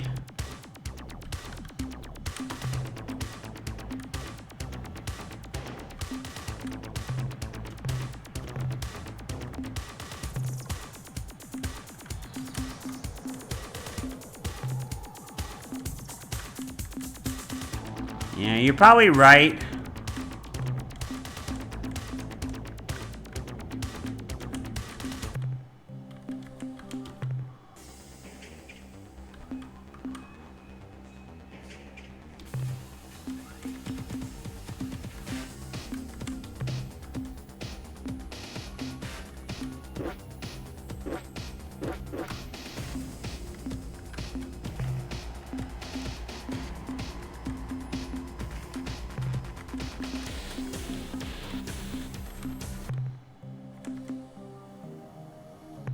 Hello, Captain. I've been waiting.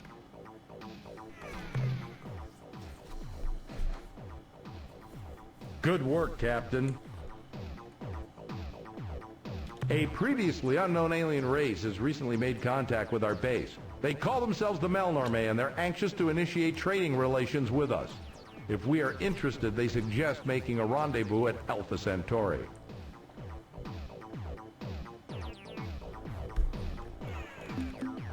Farewell, Captain.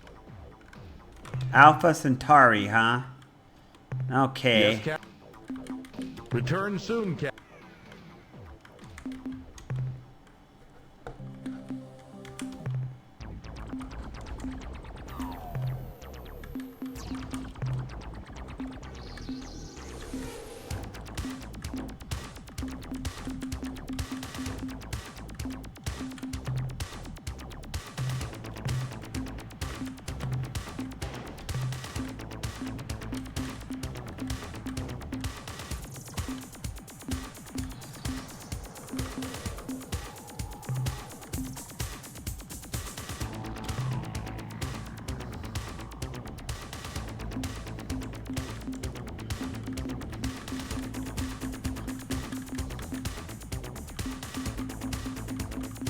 What in the world is that?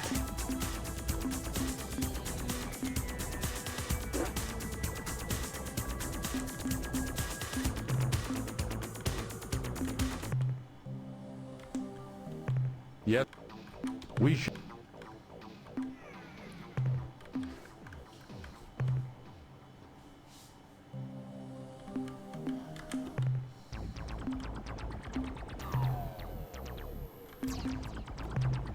No, no, no. Oh.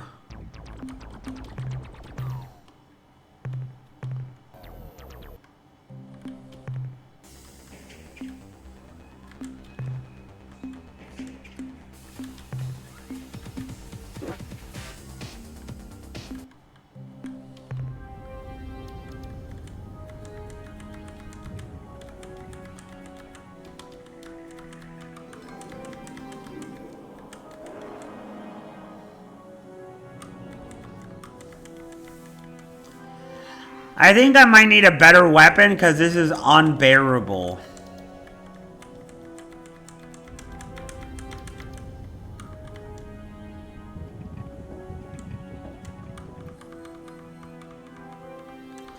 You know what this is like? This is like playing... You know the game Meteor? That game that was from the 70s or 80s?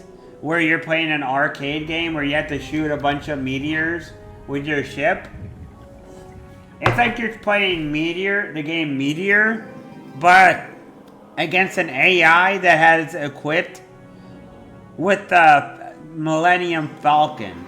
That's what it's like. It's like trying to kill the Millennium Falcon with way better controls as a ship from Meteor. And it's just not good enough. If you have the controls like that, it's just not good enough to deal with that situation. So Alpha Centauri. Got it.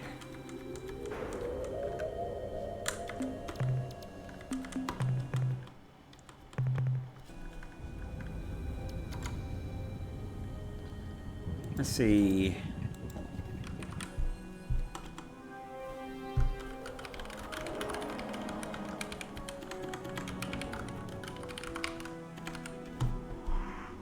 All right. No. There you go.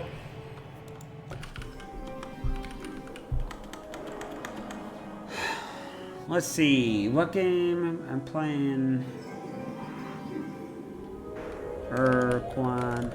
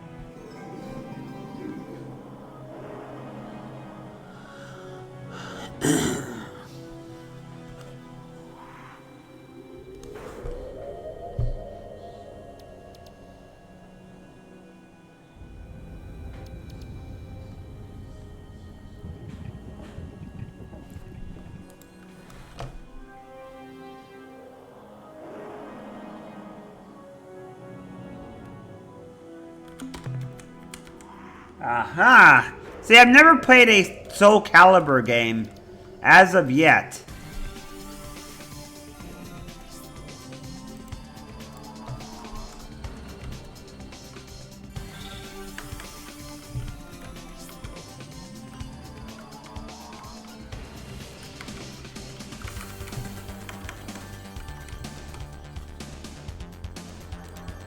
I have yet to play a single Soul Calibur game. Will I play one eventually? Yes, I will.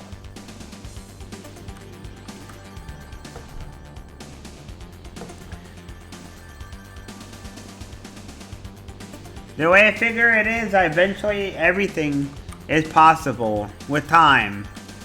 With me, things take longer than they should. It's just the way it is, because I'm slower and maybe I'm not very good. I don't know. I'm good at some things, I guess. I have some skills and things that I'm not good at. I have some strengths and weaknesses, like everyone. I'm not the most highly skilled gamer. I guess I have my strength in terms of some stuff.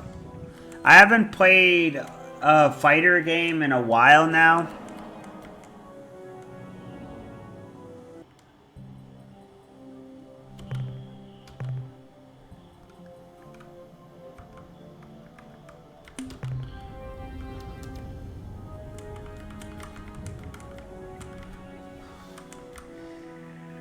I think I'm good at RPGs. I'm fairly good at some types of games. I'm terrible at shooters. Mainly because I never play shooters. I'm not familiar with any of the Call of Duty game worlds, like any of the maps or anything. I have zero interest in that stuff.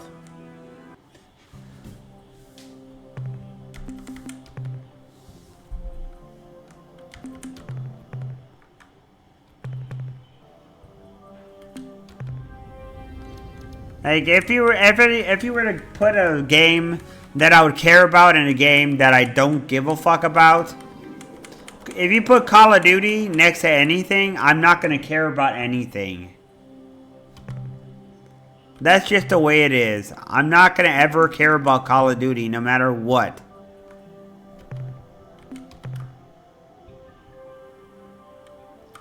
As for other games, I mean, I'm willing to give it a shot, I guess, if it's something I haven't tried.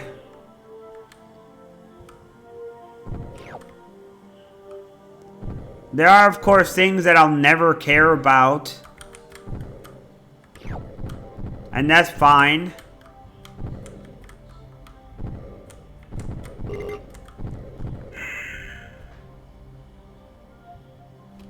As for Soul Calibur, what I think of it, I don't know. I'm indifferent, I guess. I'm indifferent because I have no experience. I can't comment on a game that I haven't played. It's the same as Star Ocean. I cannot comment on a game I never played before.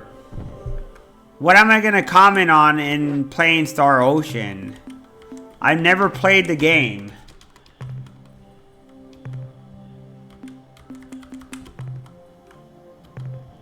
It makes no sense for me to comment on something I've never played.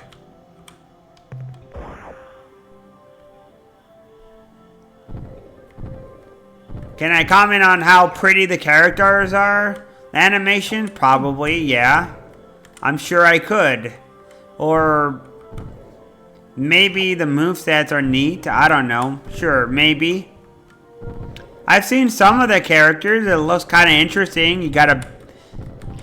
It's more of a... It's more of a game about fighting with weapons directly. To me, it seems like it's all about fighting with weapons.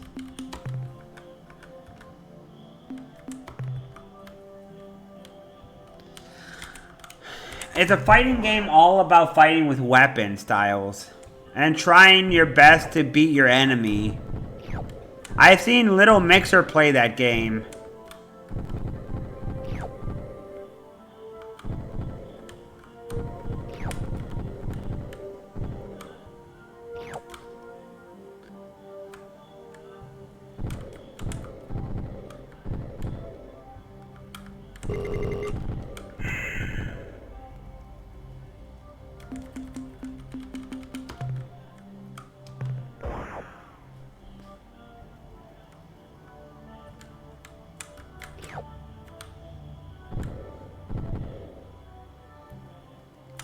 There's other kind of games and series that I also probably wouldn't get.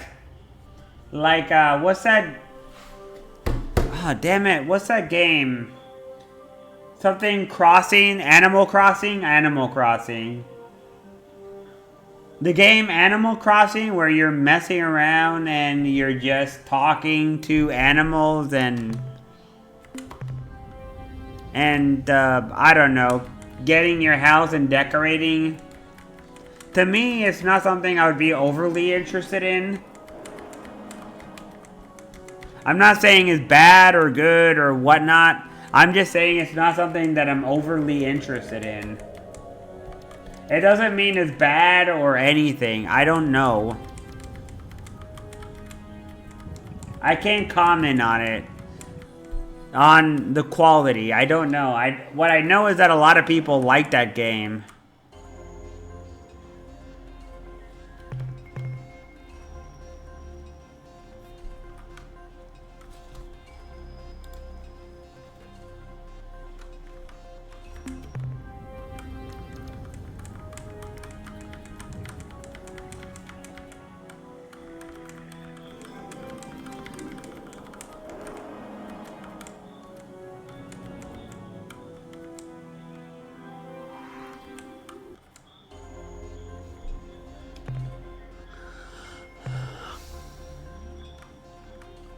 Oh no. It's one of these planets. Shit.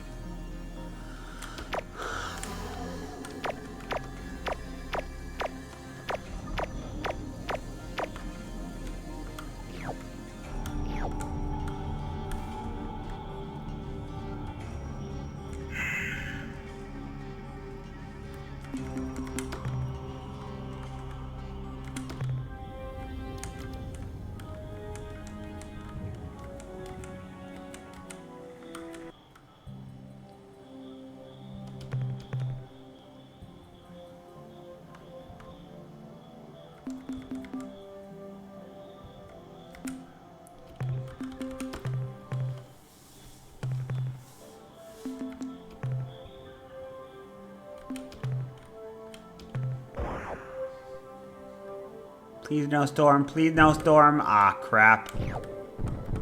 It's got explosions.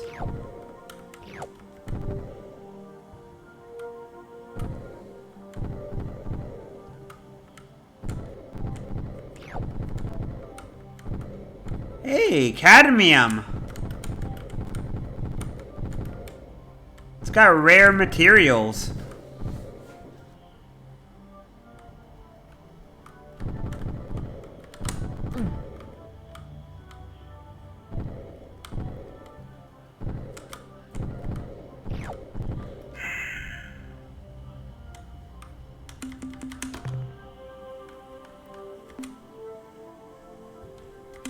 You know what? Let's not do that.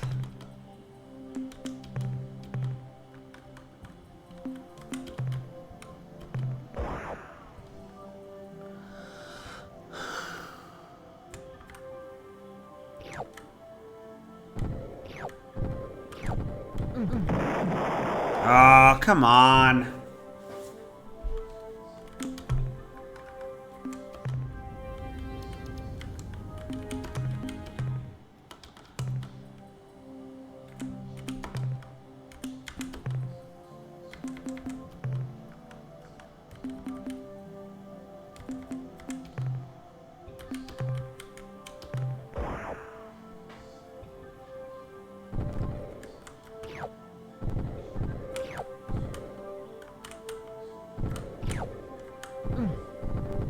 Come on.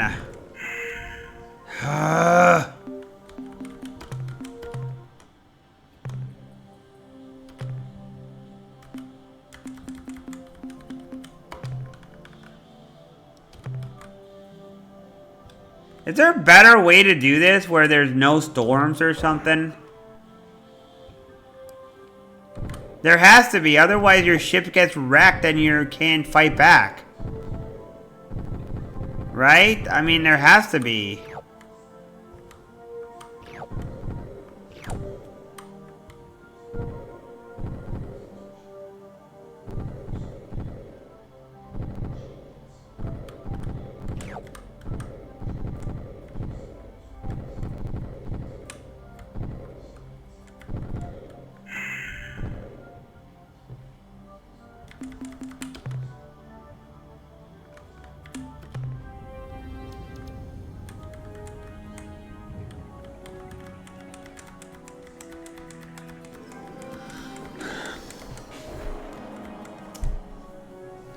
I also have no opinion on the Spider-Man game because I have yet to play a Spider-Man game, so I can't comment.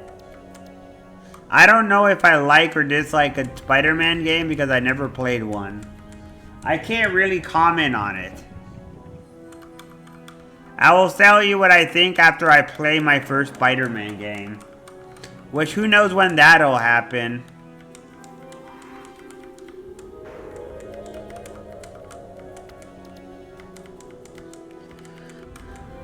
I'm sure it's a long ways away because I haven't even gotten close to beating this game yet. I just started. And when that is done, Dot Hack is going to be a long game. I'm sure that'll take an eternity.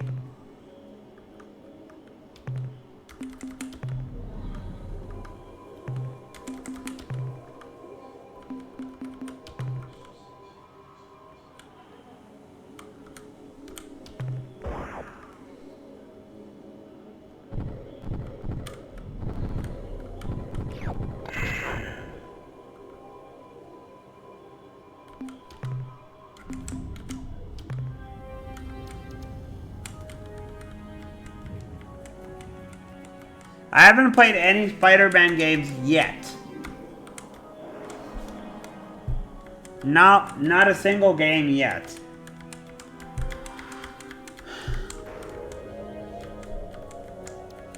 I've seen the movie, but I never played the games. I don't know why. I guess I just kind of... I pick and choose what games I play.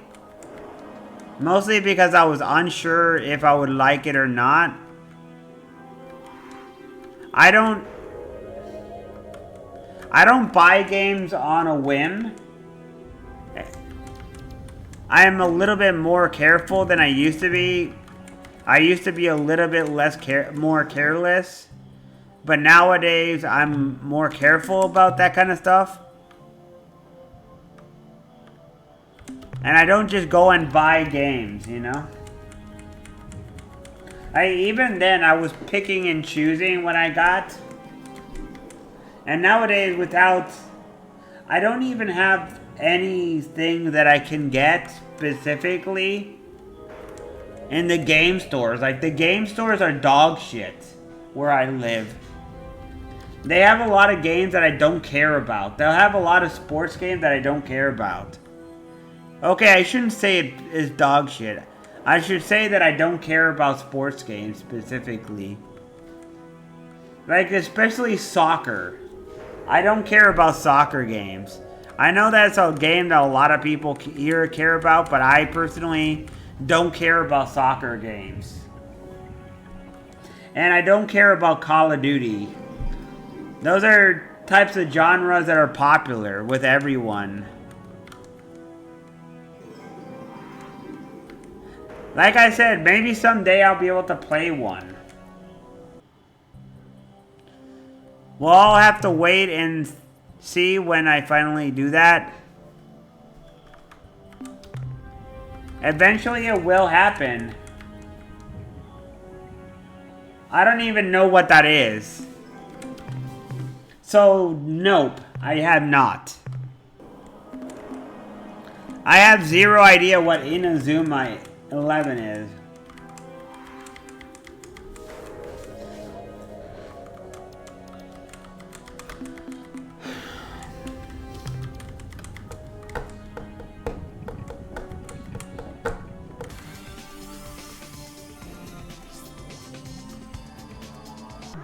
Oh, great.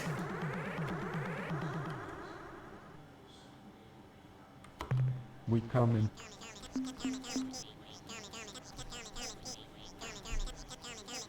Mission description follows. Traverse space reporting data. Seek materials for replication. Contact life and priority over and replications. And drive.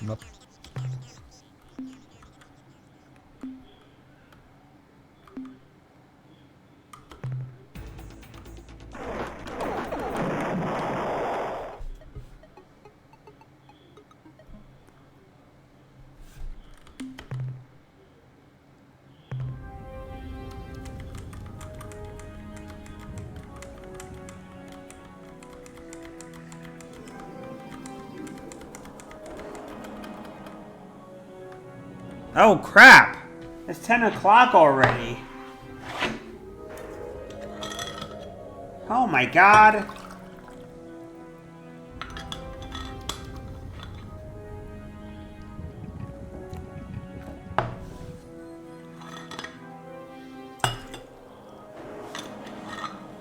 Even now, I tend to go less for mobile game, or not mobile games. I buy less games for handheld than I do for other stuff. And right now, I'm more interested in getting... If I'm going to buy handheld, I'm more specifically looking to increase my games on my Switch, specifically because...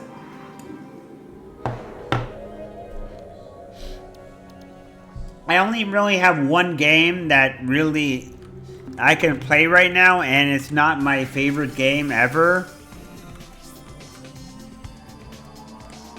The one game I have is Zelda Tears of the Kingdom, which is good, but it's underwhelming. This road is...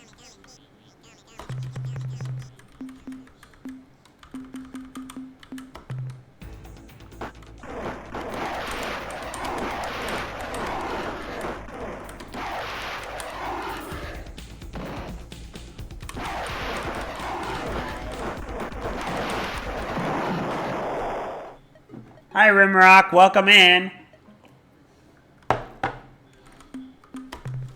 Energize.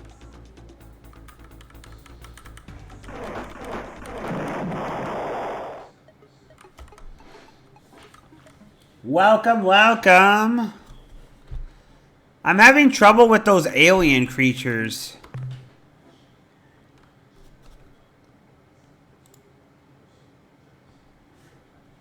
I can't seem to beat them at all, ever. They're impossible to win against. They're so fast. Those probe enemies are impossible to win.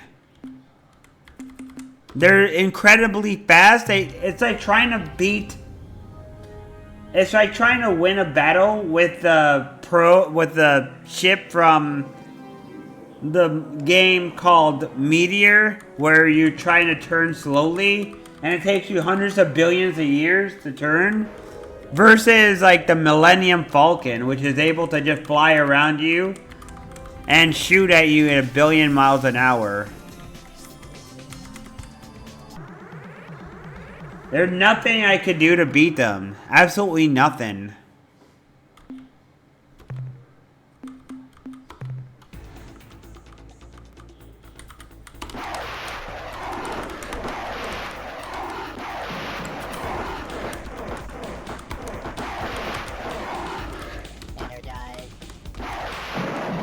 Got it! Hey, Fire, welcome in.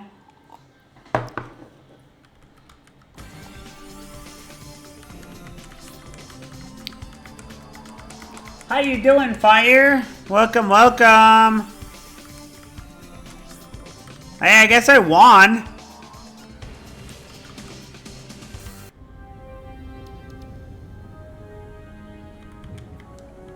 Oh.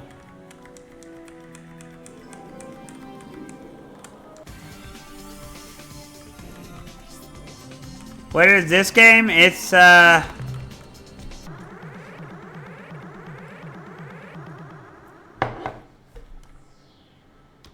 We come in peace. Remote pro. Must break prior, must prior, remote, must. Oh, crap, it's these guys again. Ah! I can't beat them. Ugh.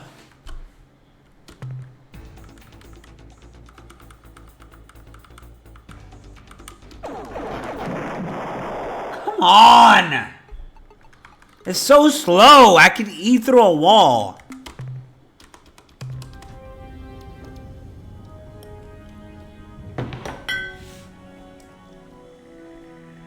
What do I have to do? I have to fight hostile aliens.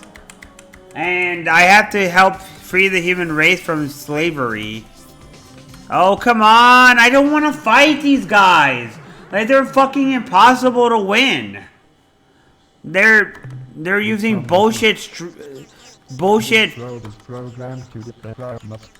They're using bullshit cheat tactics that are impossible to win against.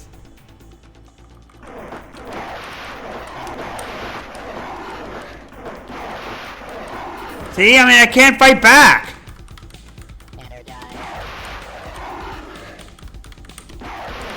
Ah, I can't win. Come on.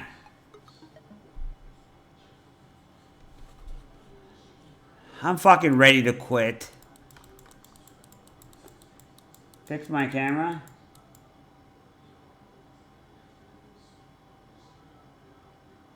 I've been trying to do that, but I can't get anywhere. Every time I try, the alien, this stupid probe aliens are impossible to beat. They keep on killing me, and I can't make it anywhere. It's impossible to win. I can't beat them. It's impossible to beat them because the ship is terrible.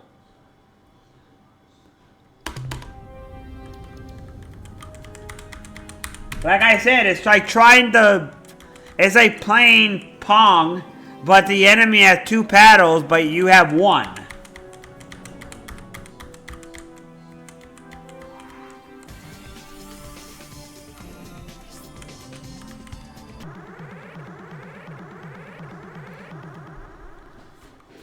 They're way faster and they're way better at maneuvering than I am.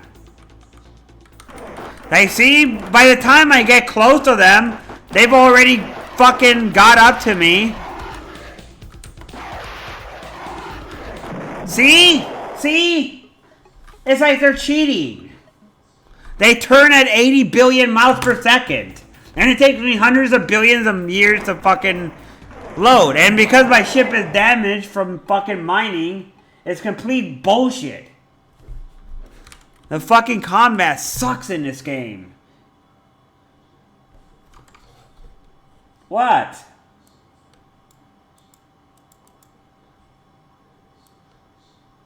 Oh.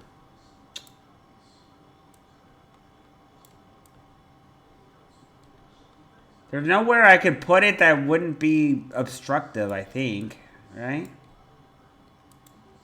Yeah, well, I don't know where to put it.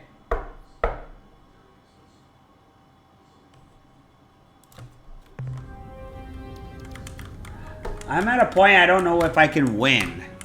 I don't know if I can beat the stupid probes.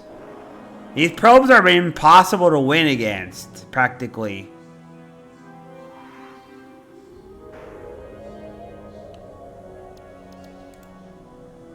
How the fuck are you supposed to kill the probes?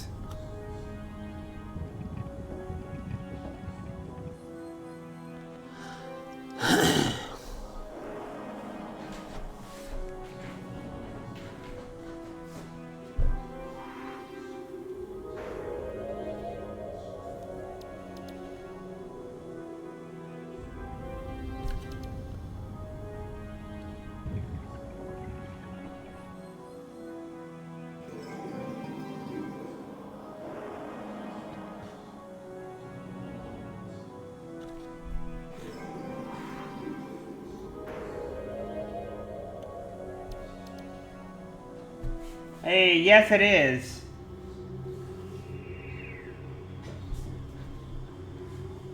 Let me find out if I can figure out what to do with about the stupid probes.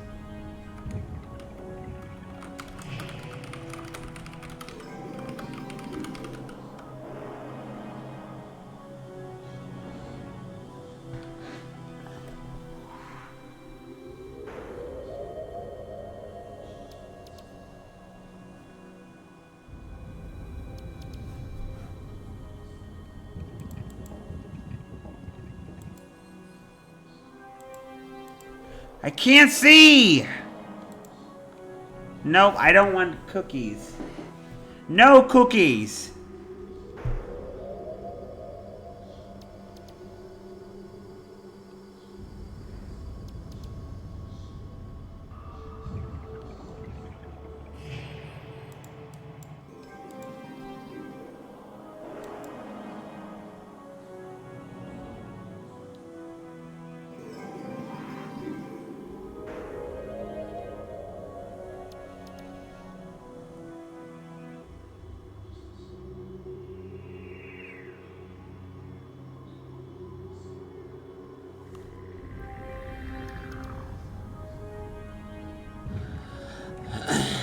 I see.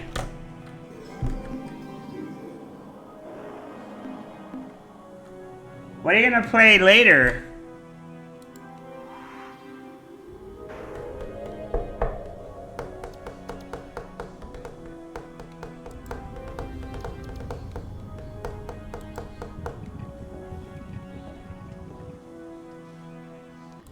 Alright, so maybe I'm supposed to outrun the Slylandro. I guess they're called Slylandro.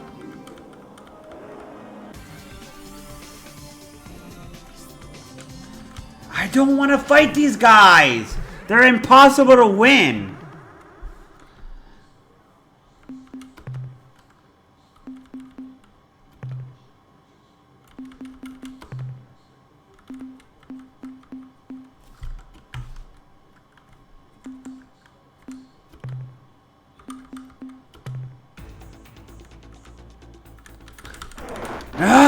I can't move. I can't fight back. It's not fair. I can't fight back. I can't fight. I can't fight. Oh, I'm so done. I am so done with this game. I am so fucking done with this game. I hate these.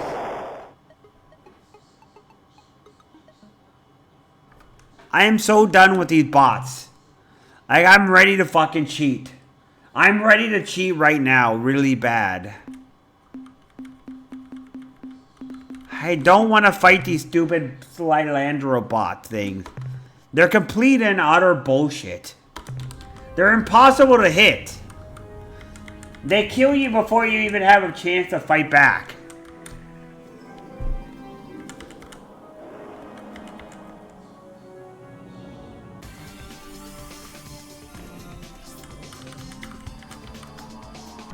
Like, it takes 1,000,000 years to turn.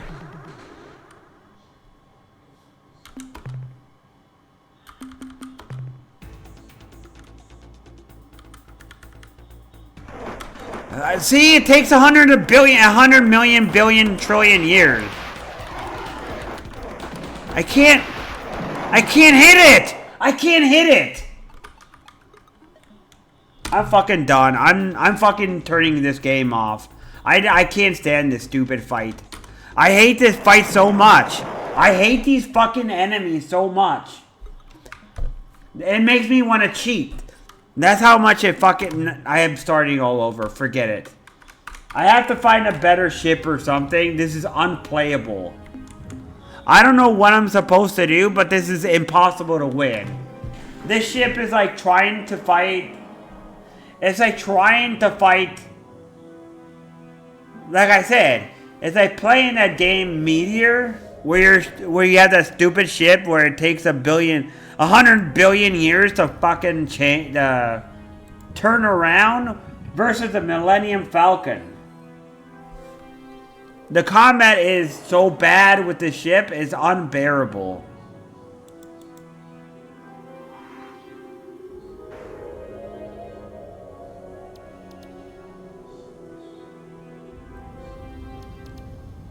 I was trying to do that, but I can't outrun these guys.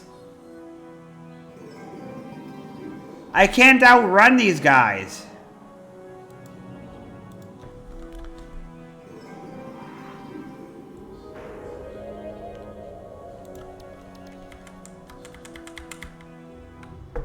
And that's the biggest problem, is that I can't outrun them. I'm stuck with this bullshit. Like this ship is terrible. This ship is shit. Like, it is complete and utter shit. Combat-wise, this guy is shit. There's no way you can fight the stupid quan with this shit. Attention. Blah, blah, blah, blah, blah, blah. I don't care. I'm done. Don't care.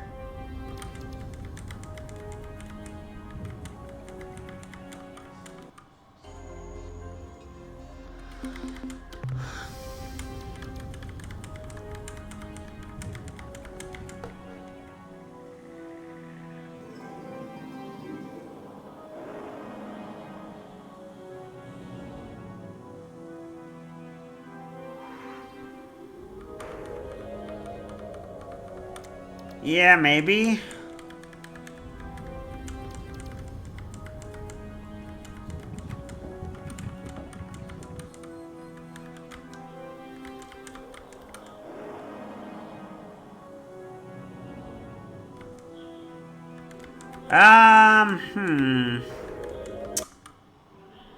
It's like trying to fight Akuma from Street Fighter 2 with your hands tied behind your back.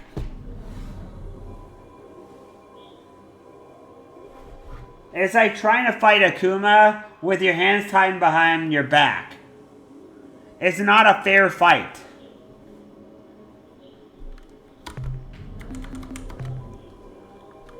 And you know how much that is bullshit. Try beating Akuma with your hands tied behind your back.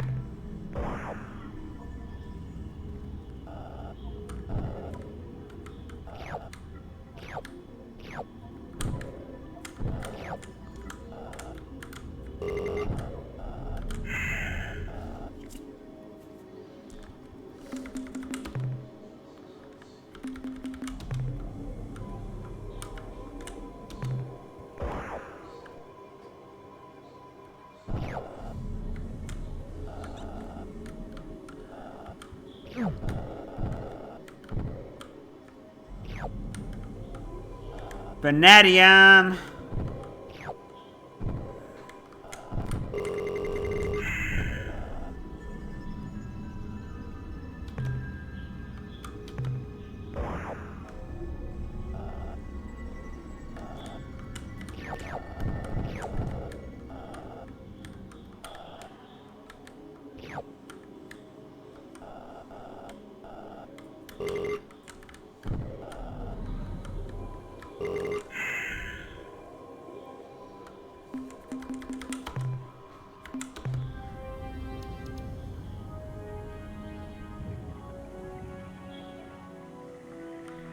Wow, Daniel's mad.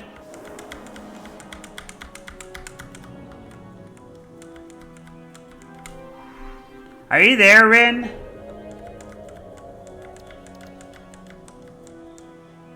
What's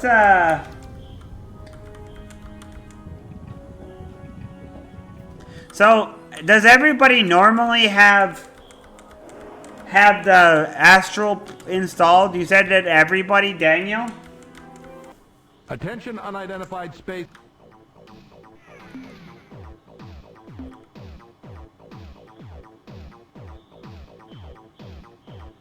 Look, I don't know who you are or why you're here. Right now, the only thing I'm worried about is saving the lives of men. Right now, you're our only hope. I can't keep them. If you don't have any radioactives on board, please get some.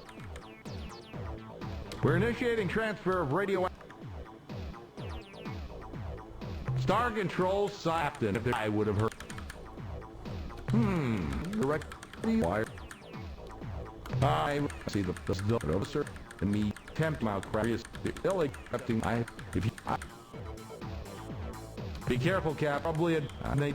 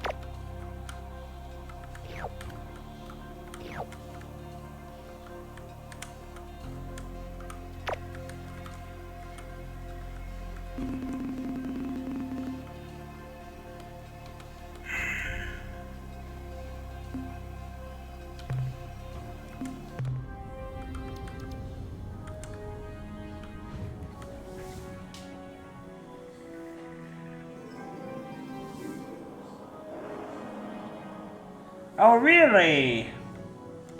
Huh.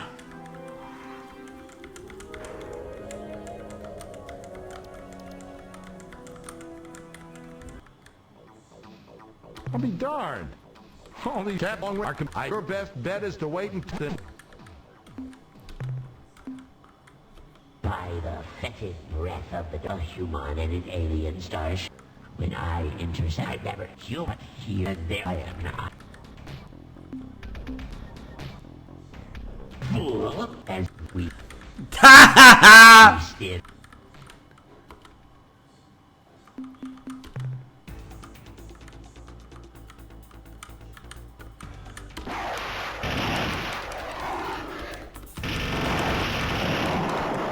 Oh no!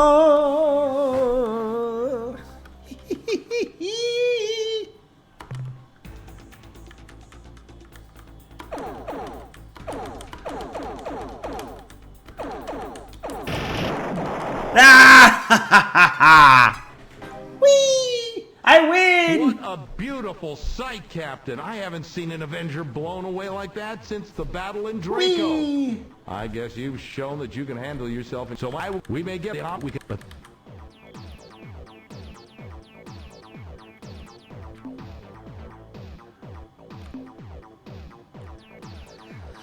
A sensible plan. Sensible. Okay, that's now, Cap. Take it.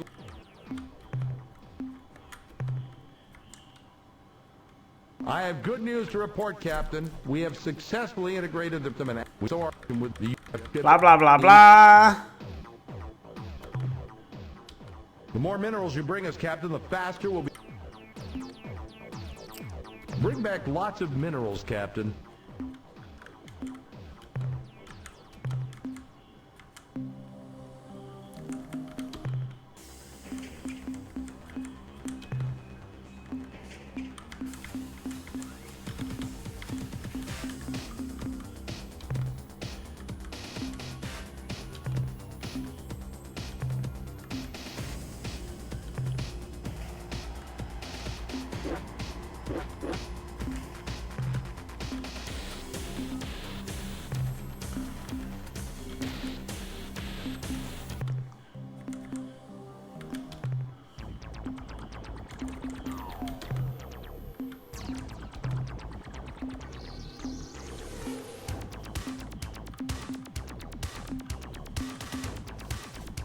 What is this iron bolt gun? What is that?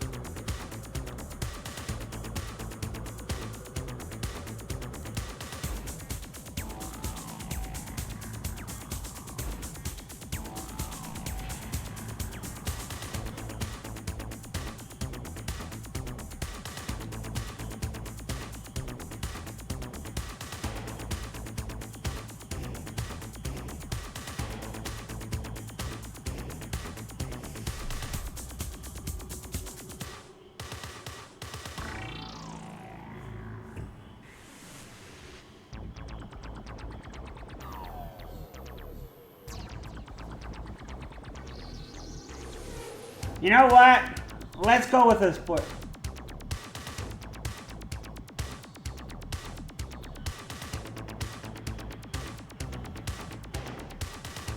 Ah, that's a good idea.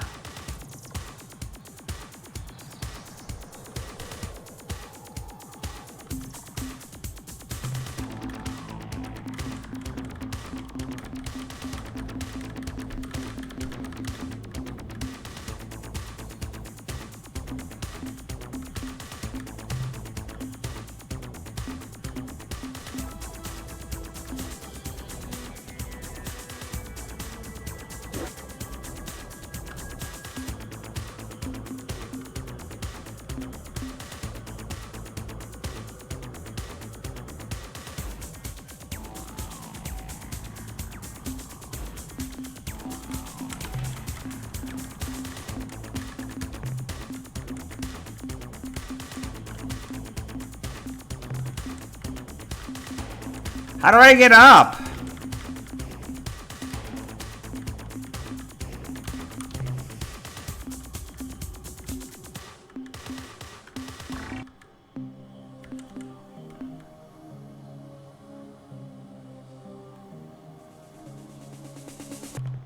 Wait, where are the thrusters and antimatter?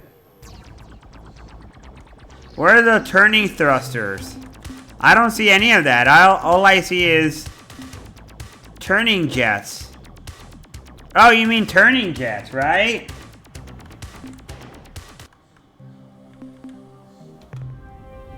Alright, I need to go mine a little bit more.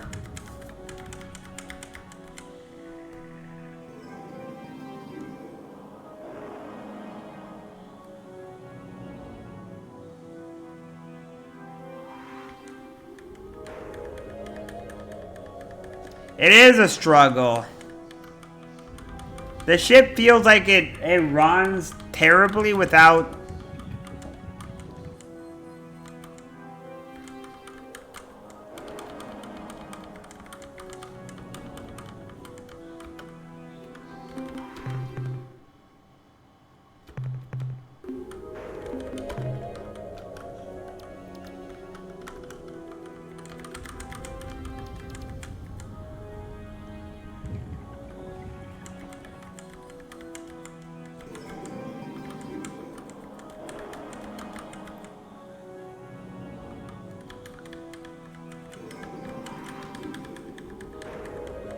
And you can see that it flies around. It doesn't have any thrusters to turn well.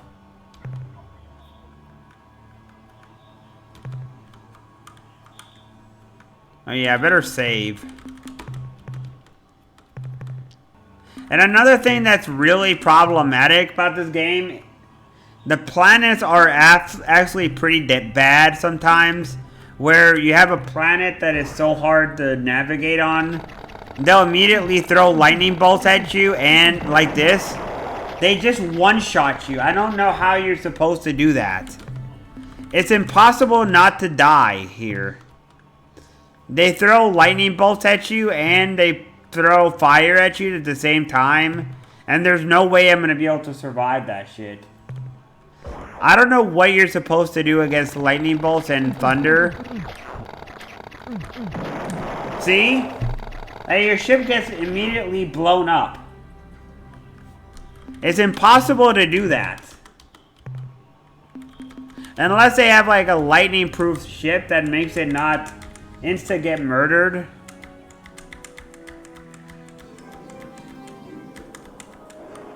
I don't know what you're supposed to do with that. But that's impossible to survive.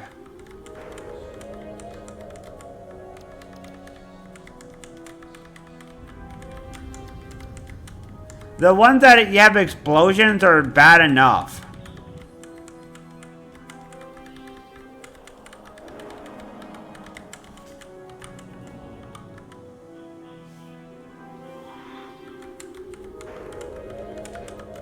Although the moon one should be pretty good, I haven't mined the moon yet.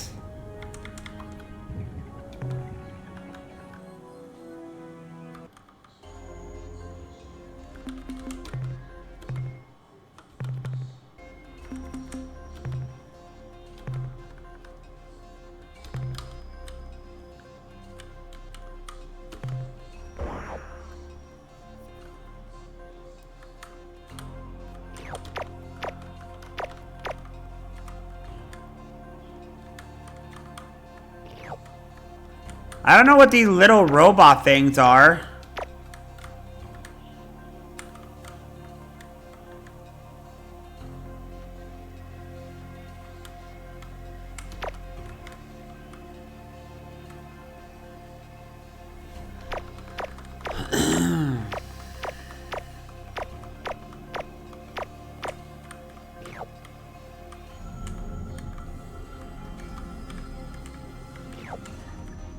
I guess the game doesn't want you to mine on certain planets.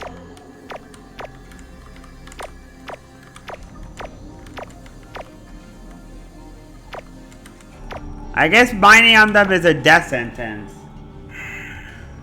Otherwise, I don't know what else you're supposed to do.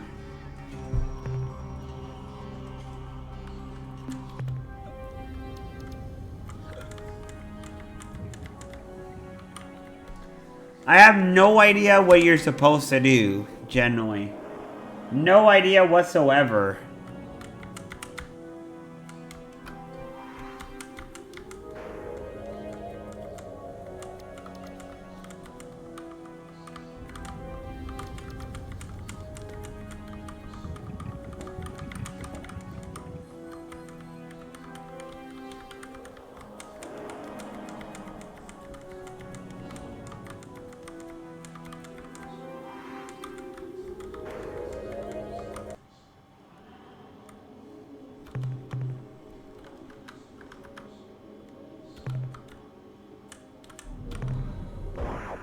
Alright, this is going to be a fire level.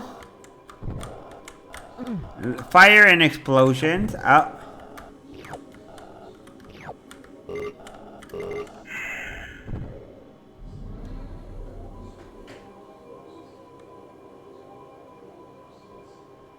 This game was free on Steam. Fire. This game was absolutely free on Steam.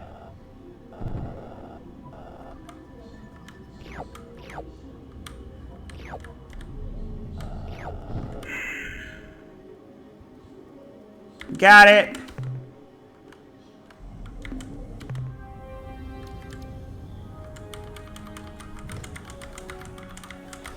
All right.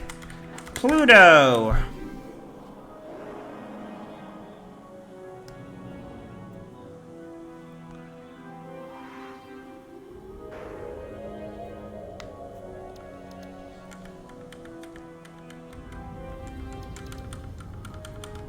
No, I don't want to.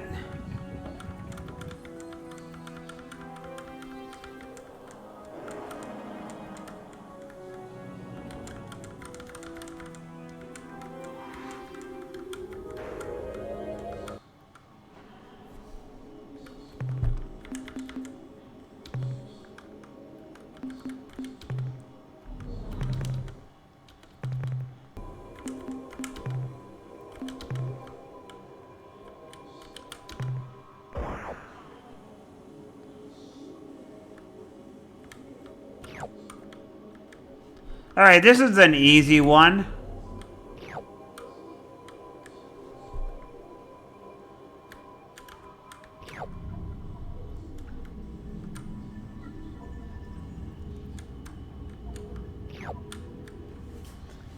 Rhenium.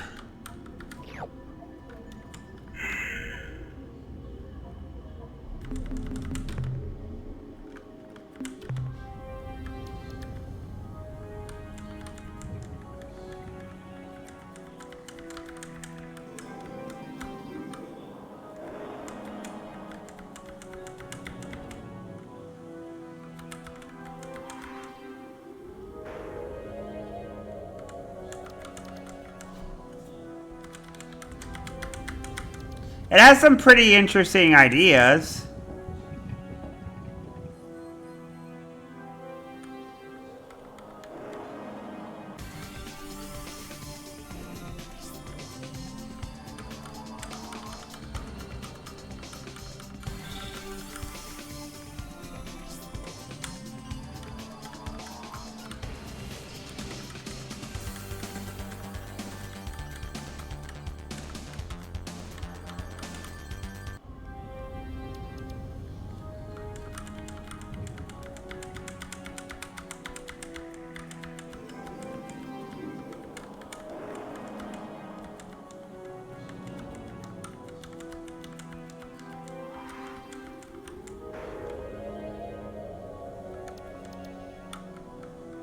Let's not fight, guys. Let's all try to get along.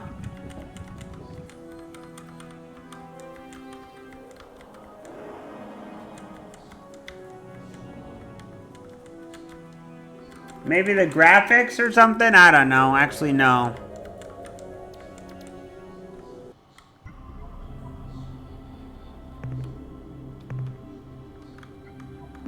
Hey, Saturn!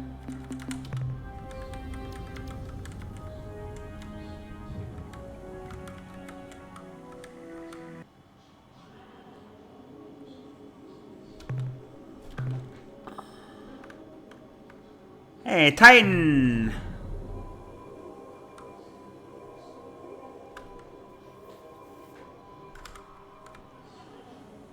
This game has voice acting too.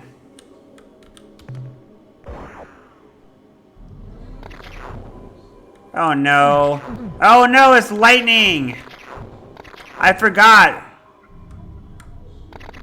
It has the shitty lightning bolts.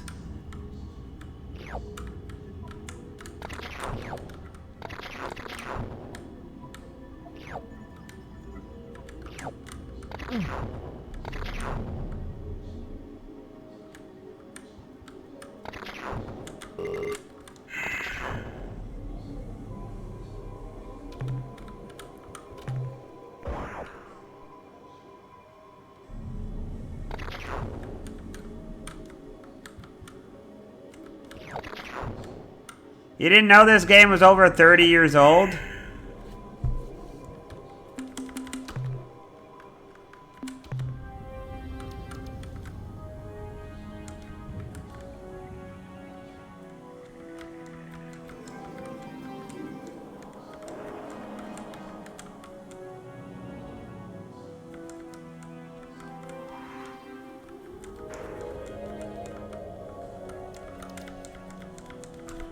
I'm working towards it. I'm working towards finding the planetoid.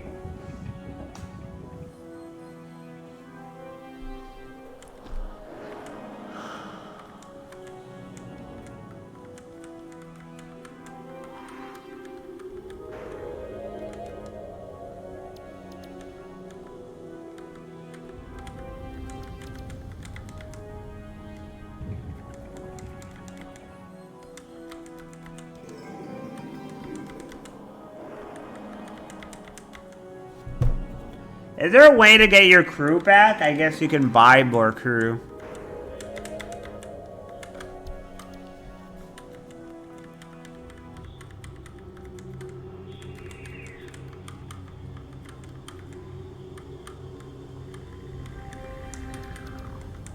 No, I don't want to leave the solar system.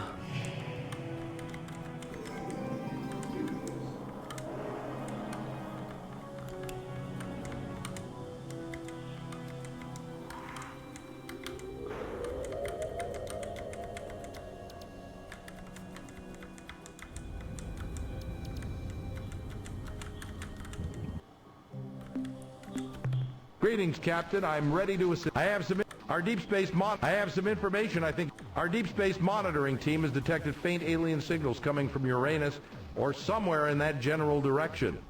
The emanations are definitely being generated from within the solar system and could represent the presence of a hierarchy spy.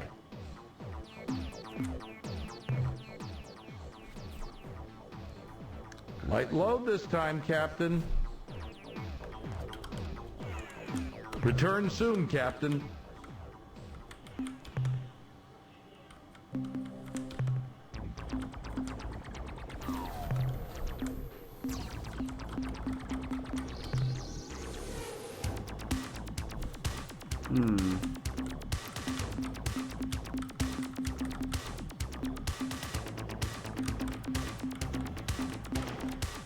Do I want to have... How many thrusters... How many of the other thrusters? Where... Wait.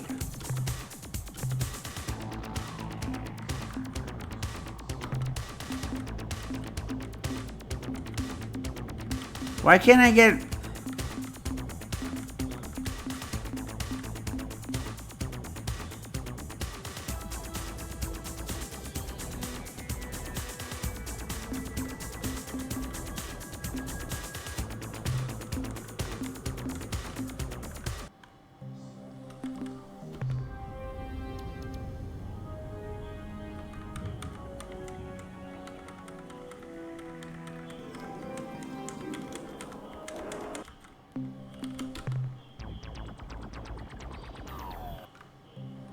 I need to use the restroom. Be right back.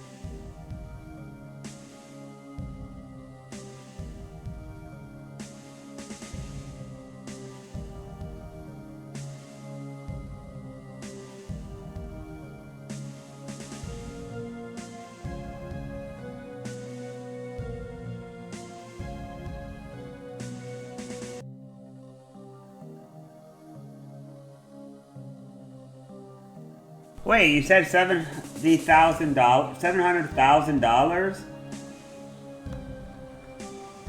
Alright, so what next? So what do I do next then, huh? Like, I got 2 thrusters. You start out with 2 thrusters in this game. But they change direction really slow. They go really slowly in directions.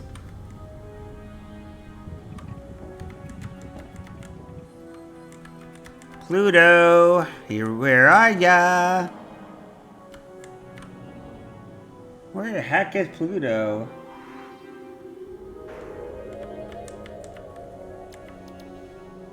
That's not Pluto, that's a different planet entire. That's Neptune. The moon of Neptune and Neptune. Okay, where am I going? Nope, I don't want to go to Venus. That's Venus, most likely.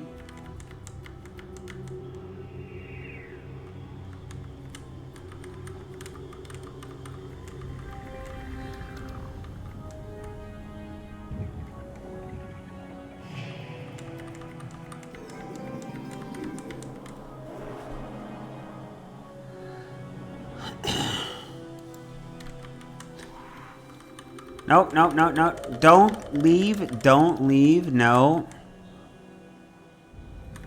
It should be around here in the back. Venus is very small for sure. I mean, Pluto, I mean. Pluto is very tiny. That's Pluto. That should be it. It's right at the edge of the solar system.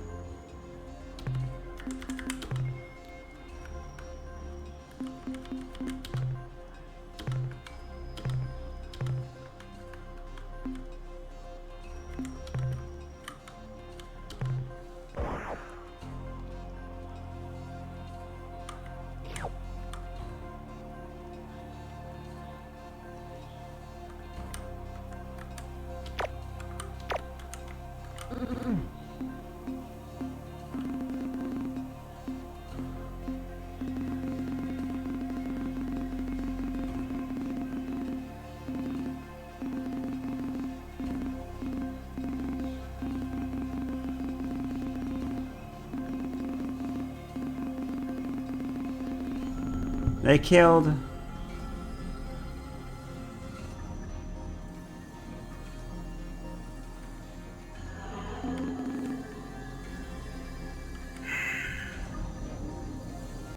Attention, a big, mean, hostile alien vessel hovering overhead in an obvious attack posture. Please stop the Captain Whistle. I know you are going to torture me, so let's just get this over with right now. The coordinates of my homeworld, Spatewa, are 241. Well. 368.7, and the ultra-secret Spate cipher, which is known only by me and several billion other Spate, is Happy Muffy Duffy. Sorry about that little mistake with your landing gear. The coordinates of my homeworld, Spatewa, are 241.6 by 368.7, and the ultra-secret Spate cipher, which is known only by me and several billion other Spate. The coordinates of my homeworld, 21 are 241.6 by 368.7, and the ultra-secret Spate I'm writing down all the... only by me and several billion other Spate is Happy Muffy Duffy. Sorry about that little mistake with your landing vehicle. I was sorry. The ultra-secret Spate cipher, which is known only by me and several billion other Spate, is Happy Muffy Guffy. Sorry about that little mistake with your landing vehicle. I was so startled when it approached my vessel in a threatening manner that my automated defense systems fired on it when it got her. I was sorry about is Huffy Muffy Guffy. Duffy. Sorry about is Huffy Muffy with an I. Duffy. Sorry about that little mistake with your landing vehicle. I was so startled when it approached my vessel in a threatening manner that... You did say wait. My ship is happy Yeah. about that little mistake with your landing vehicle. I was so startled when it approached my vessel in a threatening manner that my automated defense systems fired on it when it got too close. I hope nobody got hurt. Hey, this is the coward race. I was told about this race.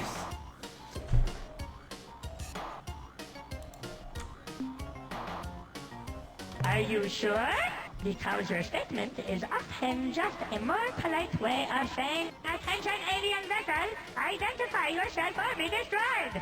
In any event, I am Spotty Captain Rico of the void ship Star Runner, based here in this planetary system as part of the powerful Earth-powered Star Force, which our master, the quan, established here to make sure the Earthlings don't do anything tricky.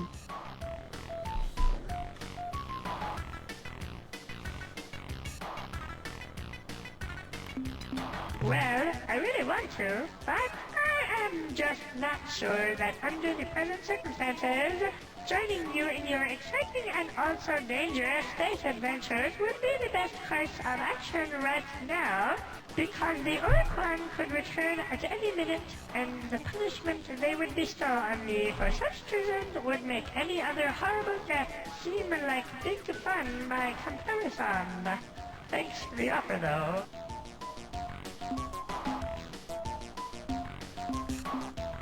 About 20 years ago, this region of space was dominated by a loose confederation known as the Alliance of Free Stars, which was composed of the aliens native to these parts who did not want to be enslaved. They made a valiant effort against the superior Urquan forces. It even looked like they might miraculously defeat the combined Urquan armada, right up to the point at which the Urquan totally defeated, indeed annihilated them.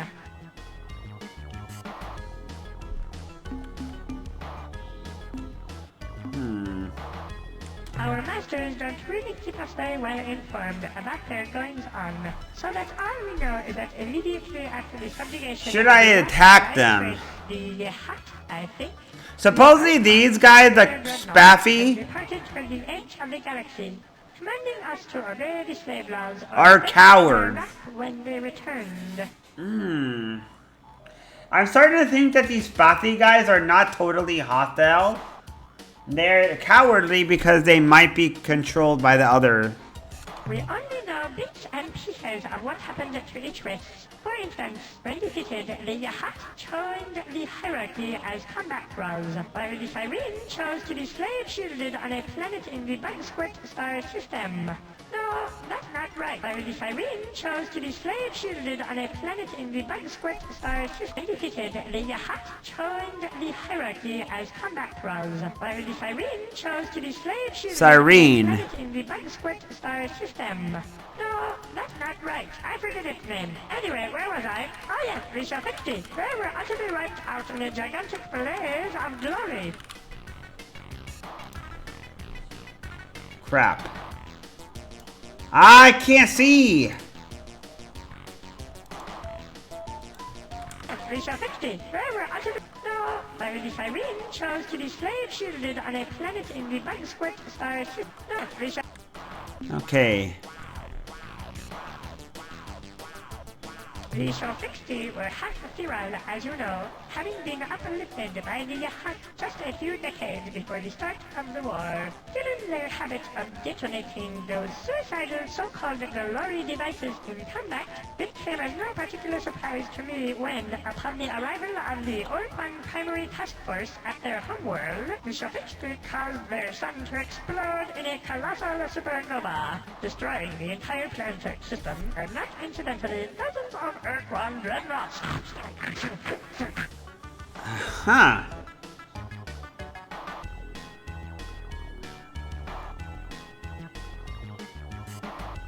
Maybe they're related.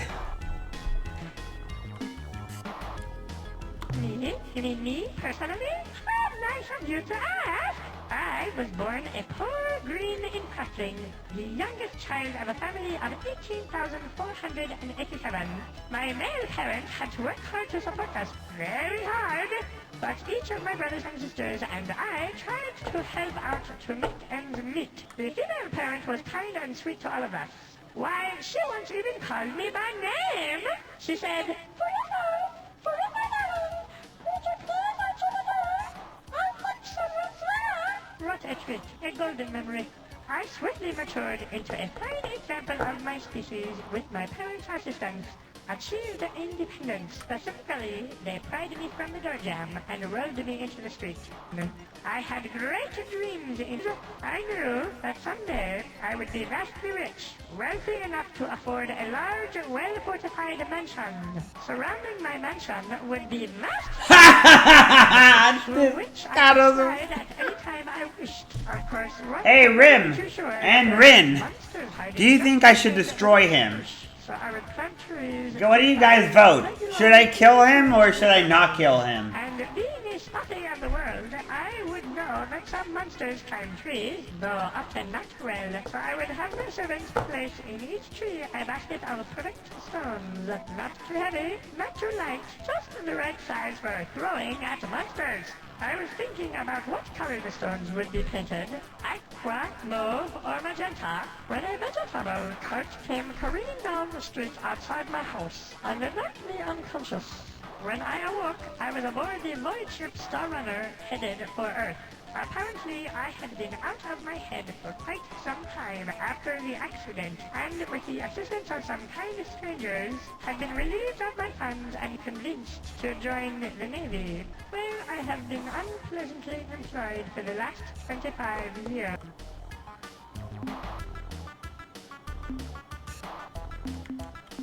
You build a strong case, Captain. Here I am, alone and undefended on the surface of a hostile alien world. Above me you hover in orbit, encrusted with beam guns, missile launchers, and other more dreadful weapons. So I think to myself, for whistle, is it prudent to remain here, as vulnerable as a moleling on a skillet? No, I answer myself. Join me, human! He is kind and good! But then a wicked voice whispers, Beware, the human is tricking you. If you join him, you will die alone in the cold of space. and for reasons beyond my understanding, Captain, this voice overwhelmed her, and so I must remain here.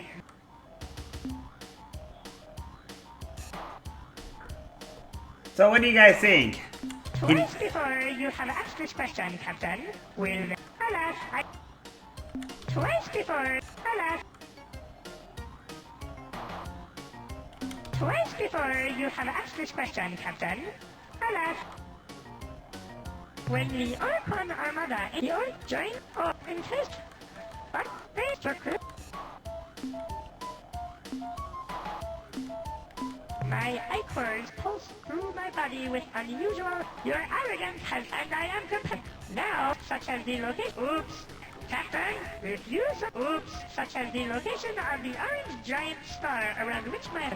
Now, you shall never learn my important secrets, such as the location of the orange giant star around which my home planet orbits. Oops. Dang, you made me give that away! Captain, if you somehow survive my attack, I have one sincere hope. That you may soon be devoured slowly by an ugly... That you...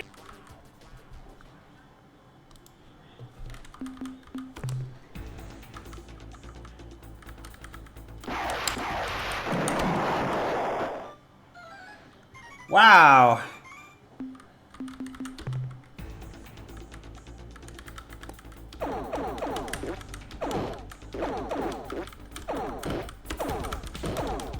I can't move.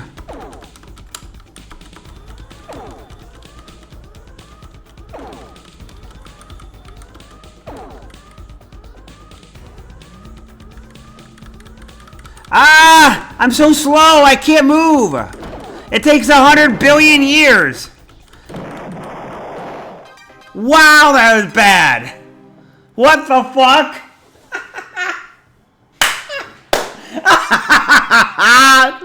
What was that? What was that shit? I killed that alien race and he destroys himself. What the fuck was that shit? Did you see that?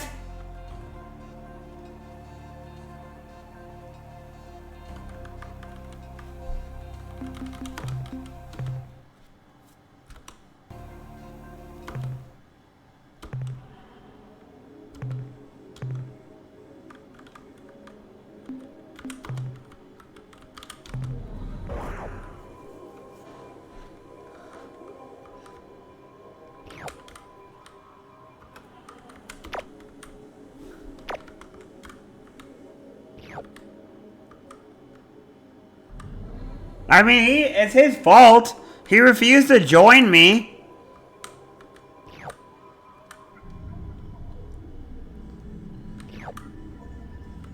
I talked with him 3 times and he refused to engage me.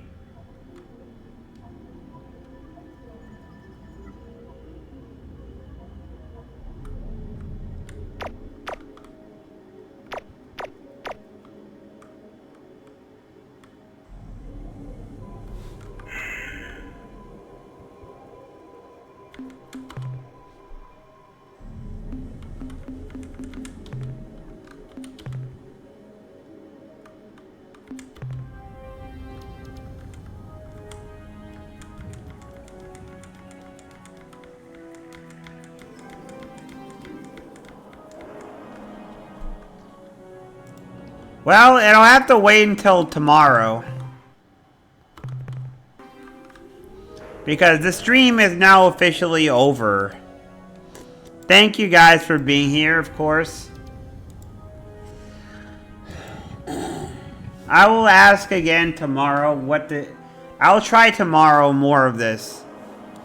I'm gonna see who I can raid. Someone just as small as I am. Like, I don't know. Out of the Closet Games. He's the Inuyasha guy. You know what? I'll raid Inuyasha guy. He's been here. That's a good idea. Raiding Inuyasha guy. And I'll see you guys tomorrow. Farewell, guys.